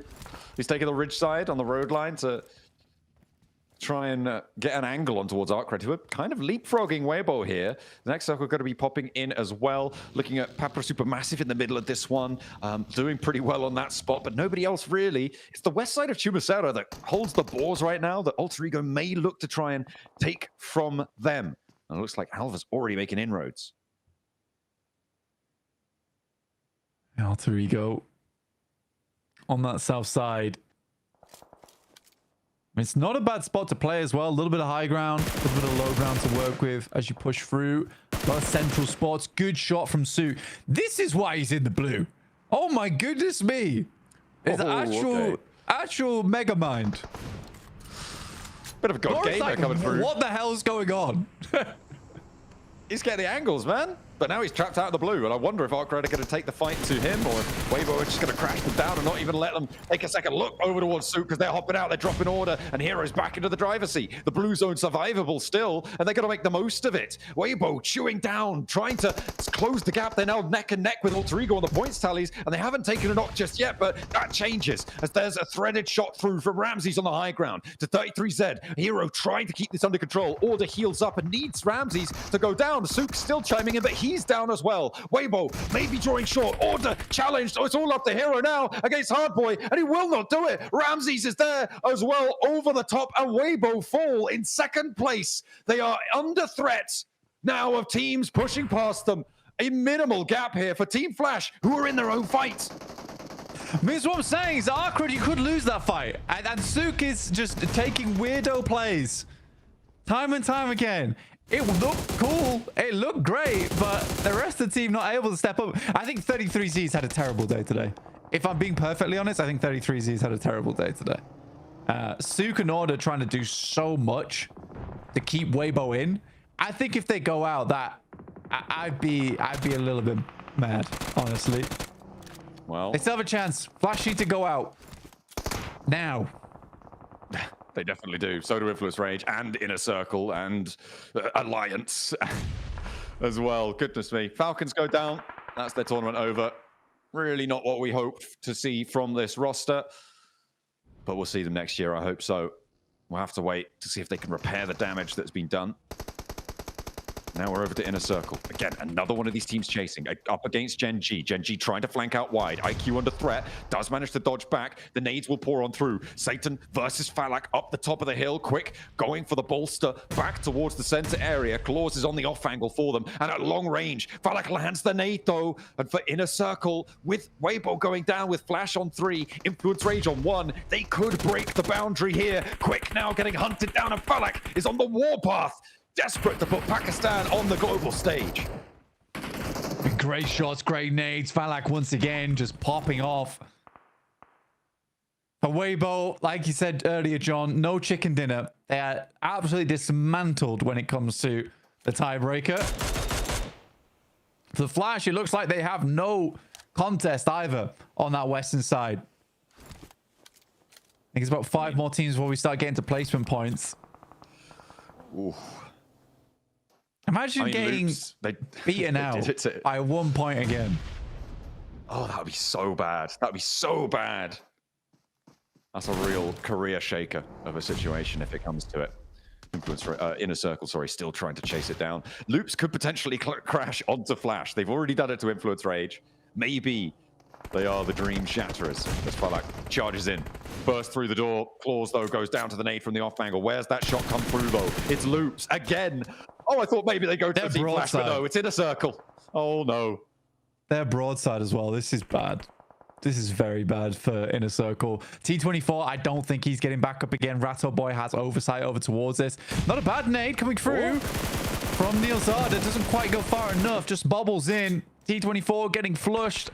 We'll find it. That drops Inner Circle down to 3, and their chances are dwindling now. Noki's going to have to leave in the vehicle, abandoning Falak to just try and escape with burnt rubber on the ground.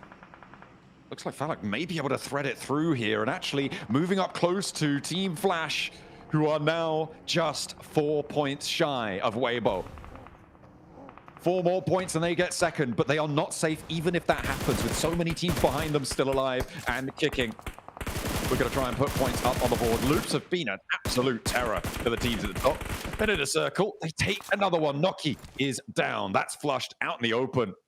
And with 2 players in a circle, do manage to find a little bit of sanctuary. In my mind, that's GG for Inner Circle. Unless we can pull a Zuxi, it's not happening. It's really not happening. But for Inner Circle, I think for Pakistan, that might be the end of the run there. Just a little bit sad, to be quite frank. Diego becomes neighbors. Alongside Inner Circle, 4th, 5th on the tables. Flash biding their time. Next circle will push them out, though, likely. Right? Oh. But there aren't many angles looking their way. I mean, I was looking at Alter Ego, and 90 Global were actually sending in. I thought that the backstop for Alter Ego was going to get caught out, but they regroup away from it. They're 2-2 right now, up and down, Loops. Playing the foothills beneath them. GK, Burmese Ghouls. Having a scrap on the northern edge. No one really going to flex out for the third party on this. Potential for Inner Circle to steal away a point or 2 if they can get a shot over towards Burmese Ghouls. But we'll see if they can do it. Rosemary has been spotted, and that is what I was waiting for. 90 Globen crashing over. Alva's low as well. Are we going to have 2 teams on 93 drawn a little bit short? That could open the door for a lot more manipulation on the tables towards the final moments. Snape with the door shut, slammed in the face of Loops, who have moved up as well. A fight on 2 fronts to keep themselves alive. They do have Weibo behind them, but that's not going to be comfortable. Alva is down and Loops bearing down upon them. Every team at the top of the tables has taken a tussle with Loops, and they have all been found lacking so far, and more nades pour on in. Seems like Loops is the final sword in the stone, right? If you cannot pull through Loops, you weren't meant to be the king at the top anyway. Krypton heads out, finds the first, but the shots from behind from 9ZG. I think this is Alter Ego going down on 93 points, tied up with Weibo. Oh my goodness me. And those silly faces really do feel silly now. I mean, this is so huge. For Team Flash, this is a massive opportunity, Blank. 2 teams now sit before them. It's Weibo who will be pushed out first. The question for me is not is anyone going to overtake Alter Ego? It's who's going to join Team Flash up in the top 2 on this match. I mean, the placements are kicking in soon. They are 4 points behind on the bubble. I'm not sure about the tiebreakers right now either. But 9Z Globan looking to try and slow them down. The teams at the top can't do it. Maybe a team from underneath can. Loops causing all sorts of havoc. Can Loops make it? No. No, they can't. No. They need so much more, right? Yeah, they need a 23-point game to have a chance. Ooh. So 23 Elim game, sorry, and a chicken dinner to verify. It's not in the possible. midst of all of that. Yeah. And, yeah, I was going to say, in the midst of all of that, Inner Circle did go down. They are dropping to no players left. And that will be the end of their run. In the midst of Loops, taking a tag team fight with Alter Ego. This feels very dangerous for the Flash. Pretty open area, but right now, Alliance is still sharing a building with Papra Supermassive. But yeah, we are looking to get towards placement. Nico finally flushed out. So the Alliance can step forward now. Flash is spreading across this zone, looking to hold out Alliance as they move in. But it's Geeky to find win from the Flash. Oh no. Team Flash maybe just being pipped to the post here. 2 players still alive. At 4 points, Blank, it's so achievable. They only need 3 at the moment to be able to jump up. They lose the they win the tiebreaker rather with Weibo, so they would be in top 2 if they're able to jump up there with 1 chicken dinner already on the cards. But it is the balls to go down next. And the placements start to add up. Team Flash have been spotted again. They're so close, Blank. 3 points is all they need. And desperately, they'll cling to life with Tops the last to go. He's been Diego spotted as well, looking to do the same thing. A little bit further, they need to find. But Tops is on the dash. Geeky, can they even step forwards here against Arcred? Against 9Z Globan? It's down in the bush. He is feeding on absolute scraps right now. Tops, desperate. This is so rough for Tops. I think 9Z Globan might have an angle on him shortly from his south side as well. Diego might be able to take shots too. It might be down to placement points, John. It might be down to placement points, but I don't see him living that long. I mean, Diego might. Maybe he does. Diego might, and Tops might. Oh, this is crazy stuff coming on through. 3-point gaps needed to be made on up. That's 4 points on placement total needed for Team Flash. That comes down to, what is that? That's 4th place necessary to earn those points. Influence rates need a lot more. If Tops can steal an Elim here or there, it's huge. Diego as well. The 2 teams chasing side by side on the screen. Yeah, this really does feel like last chance with 2 solos. But I think Geeky knows where he is. They have a rough idea of where he moved across to. He's making great use out of this crate for the time being. But it could all come crashing down any second. Any second now. He's got so many angles he needs to clear away from.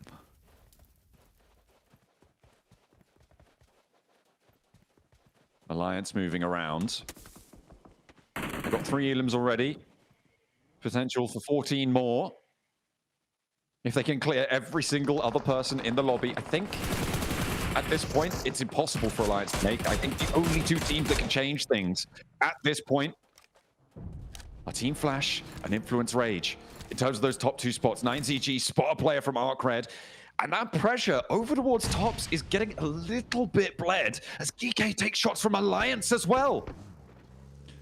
They're sending in. They don't look towards the crate here. And honestly, you could have some big shots over towards them and steal away.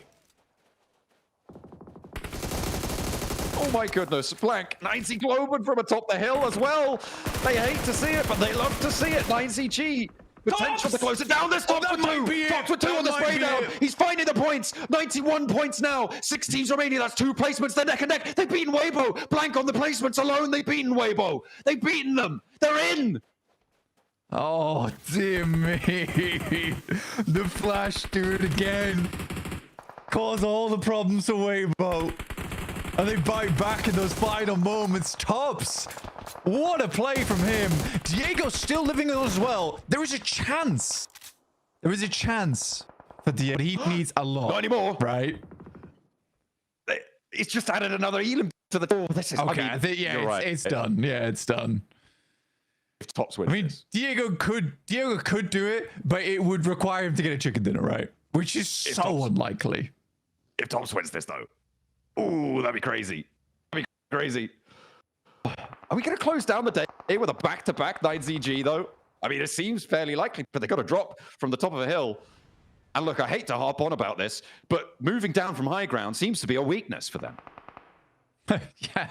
Launch themselves off the cliff top, drops out. I just take it. I just absolutely take it. 100%. Go on, then. This guy is doing so unbelievable work right now for the Flash. Oh, wow.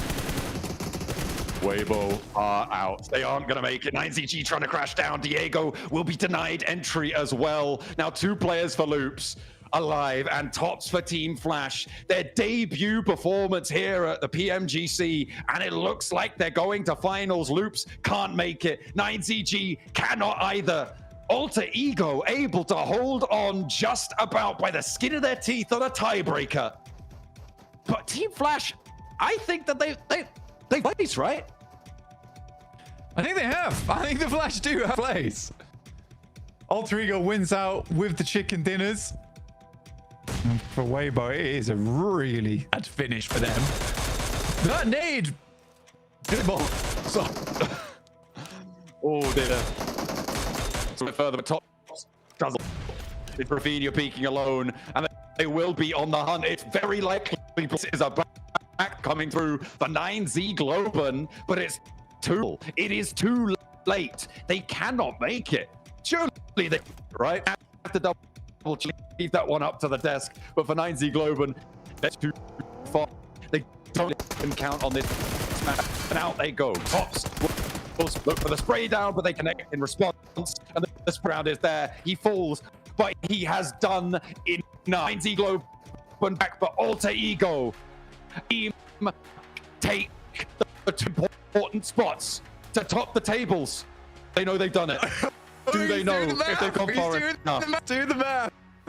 I mean, for the Flash, it's such a great game from Tops. It is an amazing game from encapsulate being last chance. He's gonna do it with one fella hiding on a crate in the middle of the zone, stealing away Elims wherever you. That's what you do. And we'll wave goodbye. Weibo as well blank their final miss. Can't bite the flashbacks of 9Z Global running inside prison is going to be team new go in the time. Who's done it? Oh, the referee's putting his hands up. He's not telling, and his nerves are completely. And there they go. The news delivered. And Team Flash know they've done it. Oh, should be aware as well. I'm not a little scared though, because if the Flash is above them, who else is? There you go. They should get. They should know. There you go. Relief on the faces. And on a tiebreaker too, I don't think we broke the century. It might have just been 100 points just for our first place. It was me for top 2 the whole time. Fought and in the blood spilled. Here we go, and shot a debut performance, aimed it down to close the last chance. The set. Let's at the desk.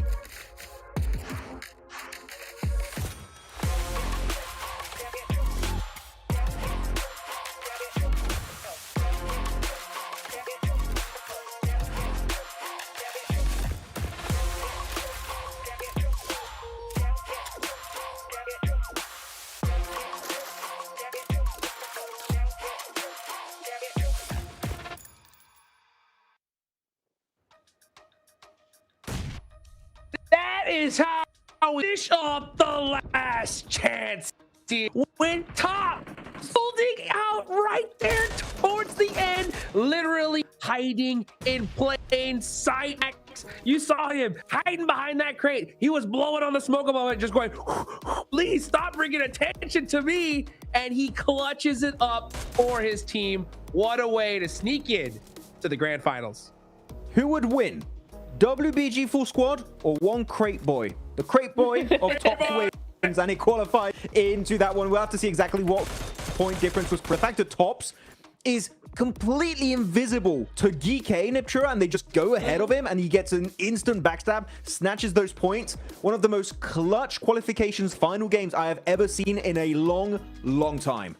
Oh, absolutely. And it goes to show you that there is power in the solo, right? The game is not over just because you're alone, just because your team got taken out early. Flash did not have the beginning of the game they wanted, not the beginning of the game we were looking for, and yet they still do it. They still get a second place. They still get into grand finals. They are through, and it's all thanks to Tops.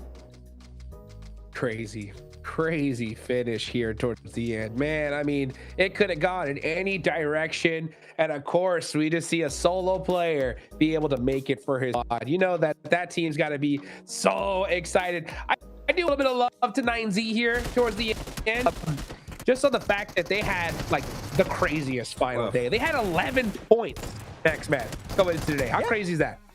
Yeah, and good day from 9Z Globan. Woke up a little bit too late, but in the early stage was also wild. Falcon hot dropping onto Wolves. Instantly, the run of Wolves was down in the first 2 minutes of this game. Madness happening from the very beginning of this match until the very last few seconds. He's drifting over there, getting himself a little bit of a Tokyo Drift moment.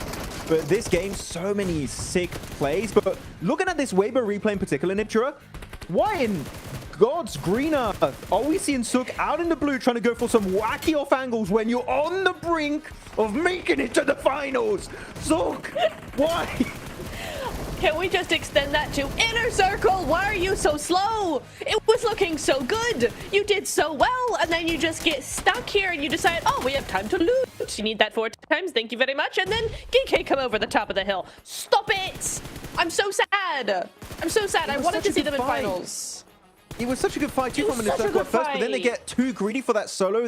Or you go for the solo earlier, or you just let the circle do its job.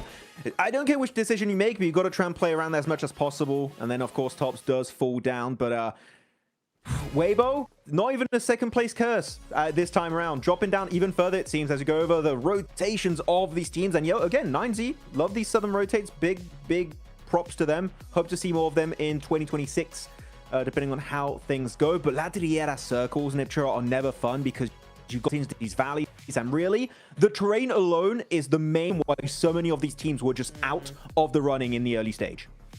Yeah, I mean, when I was talking about in the beginning of this match, right, is like, you want the Miramar to have more points. There's more space to actually rotate, right? Here, the circle goes to the part of the map where there is no space. It's all hills, it's all mountains, everybody's got an overlook on you. So actually, this is a more compact end zone than any of the Erangels that we saw. So it's really unfortunate that the zone does go this way, and I think that's all got to do a lot with it, is like these teams just didn't have the space to play their game. Oh, what a crazy way to end things out here. Flash, 12 points. 6 placement points, all due to a solo. And then, yeah, looking down on the leaderboards, Inner Circle, another 4 points. What a rough way to end things out for the squad. So much hope after that Rondo, just not able to represent, get things done towards the end. And you know what? I got to give it to Phallic, man. That guy really making it happen for his squad. You see him always with those initial engagements. I just think, the rest of the team could get a little bit more experience, handling pressure and being able to move during those moments. I think they'll have a lot more success. I think it's just getting more time for sure. What do you think, Max? Yeah, I would agree. It's more about finding consistency. Oh, colleague out twice in a row. Oh, GG. But it's definitely very impressive how Phallic plays. We want to see more consistency from the rest of the squad. But the leaderboard, all right, after this graphic, Hot Jukes, we kind of know the result. But how close really was it? I don't know. I don't like it. It's going to be right there. It's going to be right there. Once again, right? We've seen it so many times where it's decided by just 1 point. What is it? Oh, it's a tie! It's a tie! What? The whole team! Push, combo with the 2 chicken dinners. Are Yeti and Flash to win this? They take it. Weibo have the worst time with SEA teams. They lost out on the grand final slot to E-Arena, and they were still behind Flash because in the group stage for Group Red. And now in this one, they lose it out to 2 other SEA teams in Ultra Ego in the tie, and Flash that snatched it away last minute. Weibo, they're going to have going into 2026 with SEA because, oh my goodness, was it close. Are you kidding me? As a matter of fact, if Influence Rage would have got 2 more points, they would have made it. Oh my goodness, because yeah. they beat out Alter Ego with placement points. Oh, 2 points. Yeah. 2 points. I think, is it safe to say this is the most intense league stage we've ever had at a PMGC? Certainly that I remember. I love Last Chance. It's never been so close. Just, it's cut all the way up until the last final second. Unreal. Flash pushing up, becoming our champs just like that in the last second. I mean, they weren't in first place all day today. Yeah, it was a mad one. Also, John is bringing up some numbers. Oh, Delhi MVP is... No! Why are you doing this to us? Ow! I don't know what to say. So I know I should be talking. It's my job, but I don't know what to say about this. This one hurts. Pain. This one really hurts. No, wait. Phallic is going to be MVP of Last Chance. I can feel it coming. I think it might be. Oh, even more pain. Or maybe even 33Z one of Weibo. It could be. Oh, that's a heartbreak if you have MVPs of that stage and you still don't qualify. Dude, one point again. 1 point curse. Unreal for Weibo. I'm honestly so sad I'm not going to see this team during the finals. They did so well here. And it's the last chance. Sook doubling it down and heading home. Unreal. Oh, it's all pain. It's all pain. No explosive titles. He's got 2 average limbs. That's crazy good. And the entire team was doing great, but you got too wacky with it, Sook, at the end. No. I don't know what to say. I literally have no words. This is... yeah, which is rare for me normally, but absolute insane levels of sadness for this team. Missing out on the biggest finals of the year. Oh my word. Well, here we go, guys. These are going to be your participating teams during the grand finals live in Bangkok, Thailand. You can see the squads that made it into the group stage. And finally, right here in the last chance, Team Flash, their first PMGC, and they are headed to the finals. What a way to wrap things up. Yeah, very happy for Team Flash. They were my underdog team of the entirety of this year's PMGC, and you know what? They delivered, even taken away in a very odd fashion by Tops with that crate at the finishing moments in Miramar. You know what? They are still definitely deserving of it, and very happy to see how they're going to perform in the grand final. Oh, wow. Wow, guys. What a crazy way to finish out the last chance. But you know what, guys? It's time to take it on over to the stage with the 7 Worlds Gaming to wrap things up and wrap up the last chance.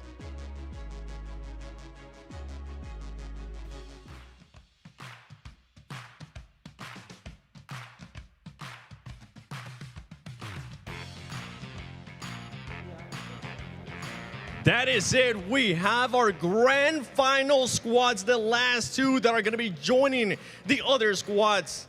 Alter Ego Aries from Indonesia and Team Flash from Vietnam. We're going to start with Rosemary because your squad ended up being tied with WBG, but thanks to your wins, that was the tiebreaker. Now, I'm going to switch it up because you were telling me something that I thought it was true, but you were able to confirm it for me.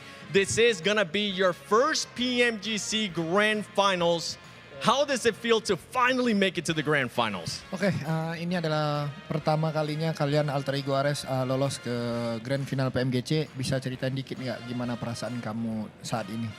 Jujur kalau ditanya tentang perasaan kali ini sih jujur sangat senang banget karena di mana juga kita lolos dengan tiebreaker bisa dibilang kayak itu dikasih rezeki sama Tuhan yang sangat gila banget sih menurutku karena ya intinya dengan dedikasi kita yang sangat wow sih pasti hasilnya pasti bakal memuaskan lah buat kita lah gitu aja sih. So of course, if you ask me how I feel, I'm very, very happy. And even though we qualified through a tiebreaker, but then I still think that the God give us such a blessing, like a blessing moment for us. And I think it's a fit for us to qualify to the grand final and performing at the grand final as well. I mean, and being able to overcome this stage, last chance, it's so tough, too, to be able to be in the top 2 out of all this amazing 16 squads. Now, knowing that you're going towards the grand finals, do you believe that your team has what it takes to lift that PMGC trophy? Oke, sekarang memandangkan kalian udah lolos ke grand final, apakah kalian ngerasa kalian itu punya semuanya untuk mengangkat trofi di grand final nanti? Jujur kalau ditanya punya semuanya sih, gue yakin banget dengan tim gue yang ada, dengan player-player gue semua, gue yakin banget dengan mental kita yang sekarang udah teruji. Ya gue berharap kita bisa mendapatkan hasil yang maksimal dan kita yakin banget kita bisa mendapatkan hasil yang inilah memuaskan lah buat kalian semua yang selalu support kita di belakang layar. Itu aja sih. Yeah, of course. I mean, I believe in my lineup. I believe in myself. Even though through all the hardship that we went through, I still believe that we have the opportunity to lift the trophy, and I will try to prove to everyone that keeps supporting us that we can lift the trophy at the grand final. And the improvements you guys have made has been impressive, and I'm hoping it's going to continue on towards the grand finals. Thank you so much, Rosemary. And now I'm standing here actually with Team Flash Tops. Tops, before I even ask you questions about the grand finals, I want to know what was going through your mind in those final moments, knowing that you needed to stay alive, knowing that you needed to clutch up for the squad. Chào Topsy, thì cái trận vừa rồi á, khi mà mình là người cuối cùng sống sót và mình biết là mình cần phải sinh tồn cũng như là cần phải có một sự bứt phá, thì không biết là lúc đó trong đầu của mình có những cái suy nghĩ như thế nào, cảm xúc như thế nào? Lúc đó trong đầu em cảm thấy rất là hồi hộp và lúc đó rất là áp lực và có phần hơi run, nhưng mà em lấy bình tĩnh bằng cách là em niệm Phật. Well, to be honest, at that moment I felt palpitated. I was very nervous and stressed, but I regained my composure by chanting. Oh, okay. Great composure, too. And the thing is that you have been in this moment before. During group stages, you were almost within the top 3. Did that help you experiencing that in group stages here, especially in Last Chance? Trong kể cả phòng bảng thì các bạn cũng đã từng trải qua những tình huống như vậy trước đây rồi, là mình cũng kiểu nằm trong top 3 sinh tồn cuối cùng như vậy. Thì không biết là những cái trải nghiệm đó có giúp ích cho bạn trong cái trận đấu vừa rồi hay không? Sau đợt vòng bảng thì team em cũng rút ra được nhiều kinh nghiệm hơn và để khắc phục lại trong vòng last chance này và để có kết quả như hôm nay. Yes, we got a lot of lessons and we learned from our experience in the group stage. Those all helped us in this last chance. Not bad for a team that's making their first appearance at PMGC and now heading to the grand finals. And last but not least, for everybody currently watching in Vietnam, is there anything you want to tell them as you do finish last chance in first place? Bây giờ thì các bạn đã kết thúc vòng last chance và cũng nằm trong top đầu. Thì không biết là mình có lời nào muốn gửi tới những người xem ở Việt Nam hay không? Em xin cảm ơn mọi người đã ủng hộ team em và đón xem giải đấu. Và mong mọi người sắp tới sẽ ủng hộ tất cả các team ở trên đấu trường thế giới lần này. Well, I want to say thank you so much for supporting and watching us so far, and please continue doing so for all of the Vietnamese teams in the international stage in the near future. Well, there's definitely some surprises out there in grand finals. And before I let you go, Rosemary, it's been a while since we've seen an Indonesian team being able to fully perform and actually win a championship internationally, going back to Bigatron with the Twins in Macrobo, and the rest goes on and on. Anything you want to tell the hopeful viewers from Indonesia right now, hoping that Indonesia lifts the trophy once again? Ada nggak sedikit kata-kata buat fans-fans yang di Indonesia yang membuatkan kamu bakal bilang kayak kamu bakal mengangkat trofi ini?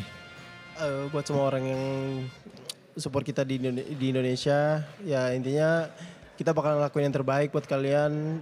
Kita juga bakal belajar dengan masalah-masalah yang kita dapat di dalam in-game, dan intinya kita bakalan ngelakuin yang terbaik lah. Intinya bakalan mencoba untuk bawa pulang pialanya untuk kembali ke Indonesia lagi.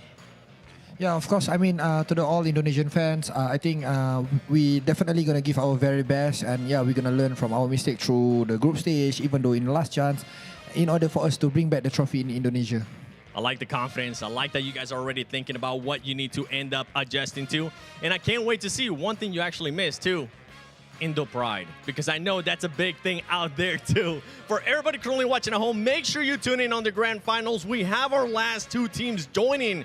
4 teams will go home. I mean, it is over. This is it for last chance. Let's see what will happen in the grand finals of the 2025 PMGC.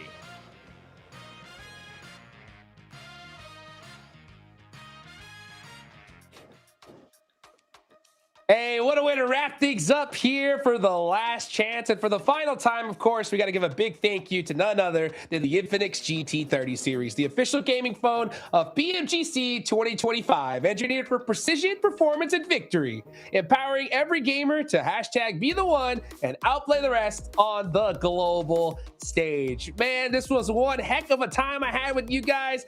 Let me get your final thoughts. Max, I'll start with you. I mean, this year's PMGC, I think the league stage was the toughest to qualify through. I mean, the insanity of Gauntlet, each group stage, going into last chance, it was so close to the wire, and you know what? It's getting me even more pumped up for how things are going to go down for the grand finals. Can't wait. What about you, Neptura? I have just loved every single second of the league stage. I agree, it's been the most intense we've had ever at PMGC, and I cannot wait for the finals, Cheeks. Well, that's it, folks, here for the league stage. We're going to be headed to the grand finals live in Bangkok, Thailand in just a few days. I can't wait to see you guys there. On behalf of myself and all the production, thank you.